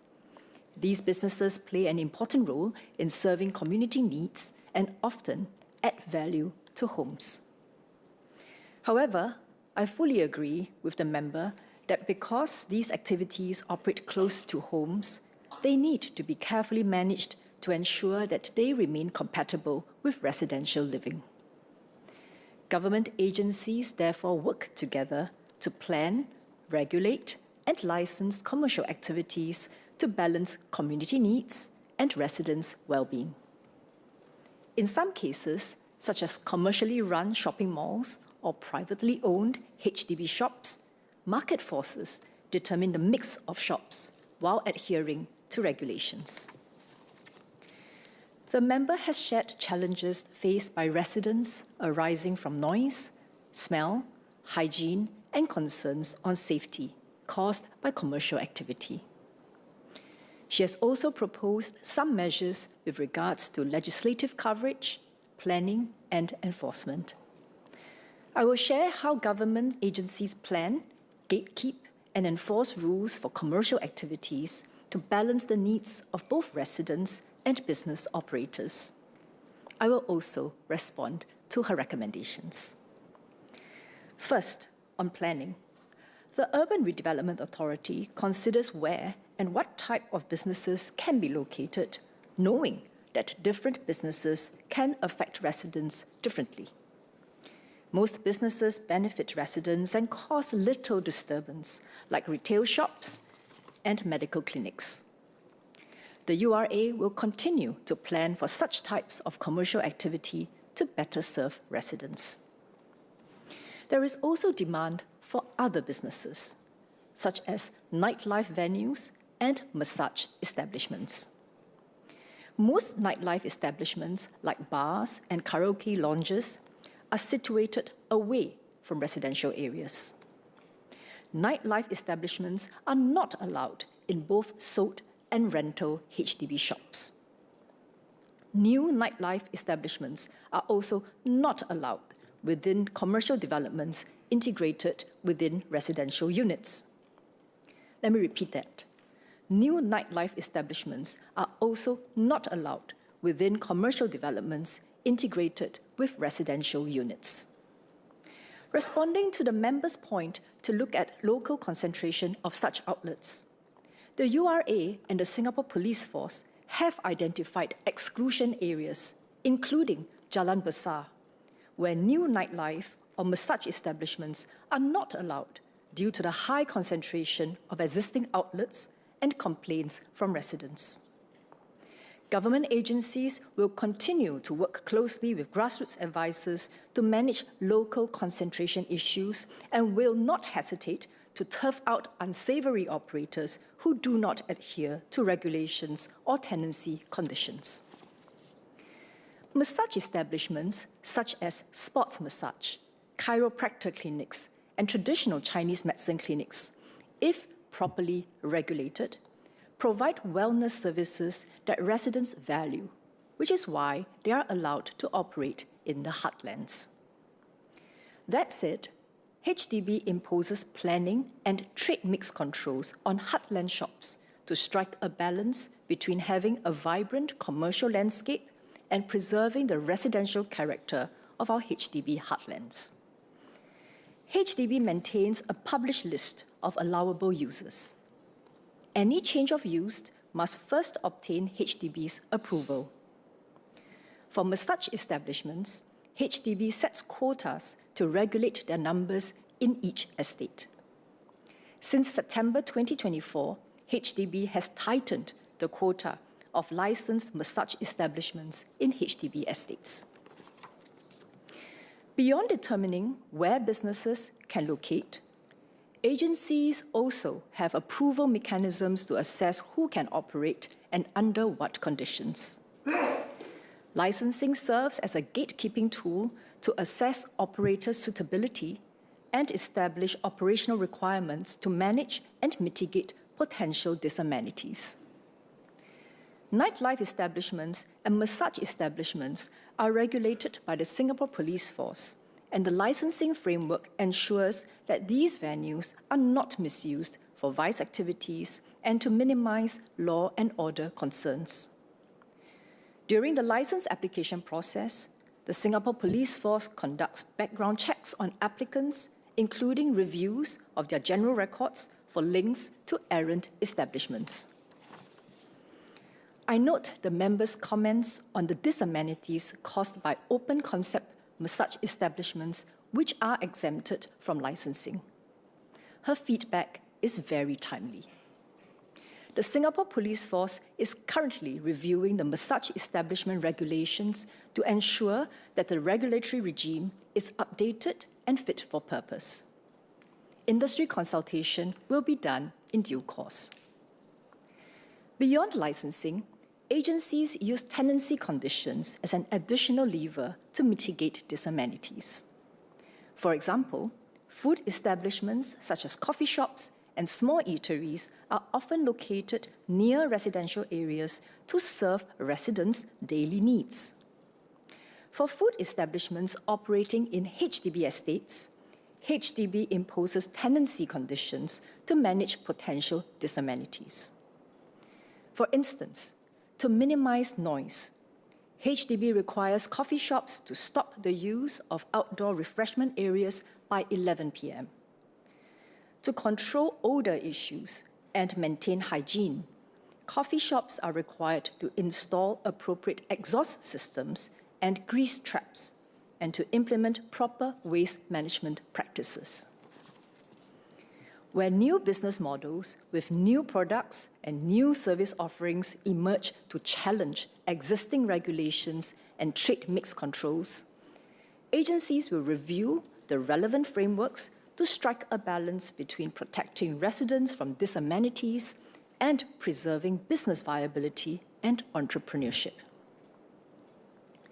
Moving on to enforcement, there is no one-size-fits-all approach, as it involves real-world operations with multiple stakeholders and varying circumstances. Agencies actively monitor businesses and take calibrated, but firm action when issues arise.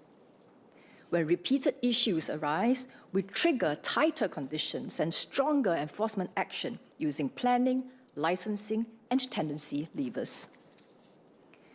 I thank the member for her suggestion on a more coordinated enforcement framework and a single case view.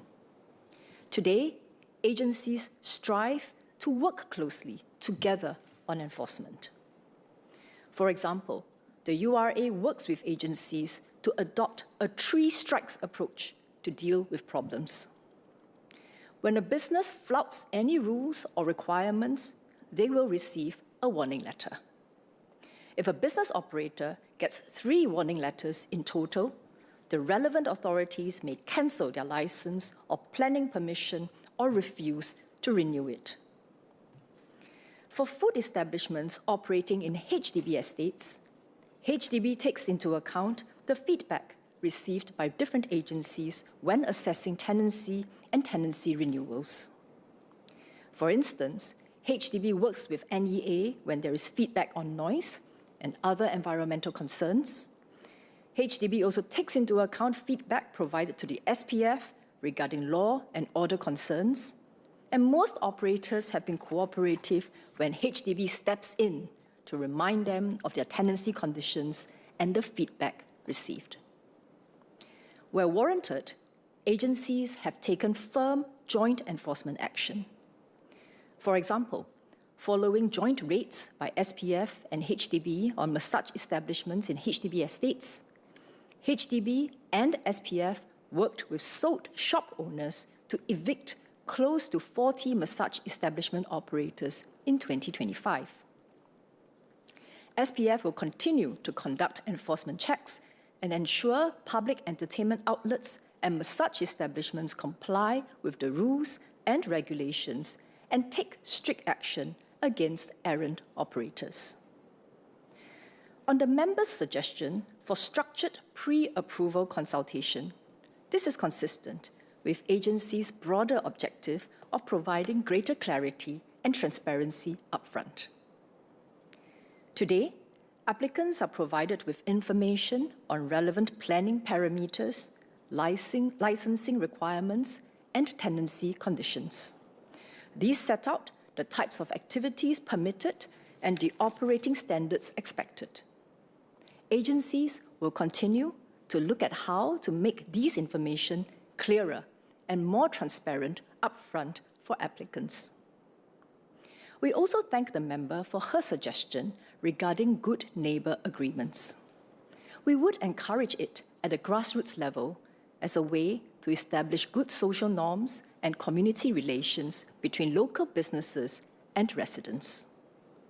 Government agencies would rely on legally binding tenancy agreements and/or licenses, but will take into account the feedback from the community when considering the amount of outdoor leasing space and rental renewals. To conclude, the government is committed to maintaining livable neighbourhoods through proper planning, careful gatekeeping, and firm enforcement when needed. We want to achieve the best balance for both residents and business operators, and we welcome the members' suggestions to do this even better. Thank you.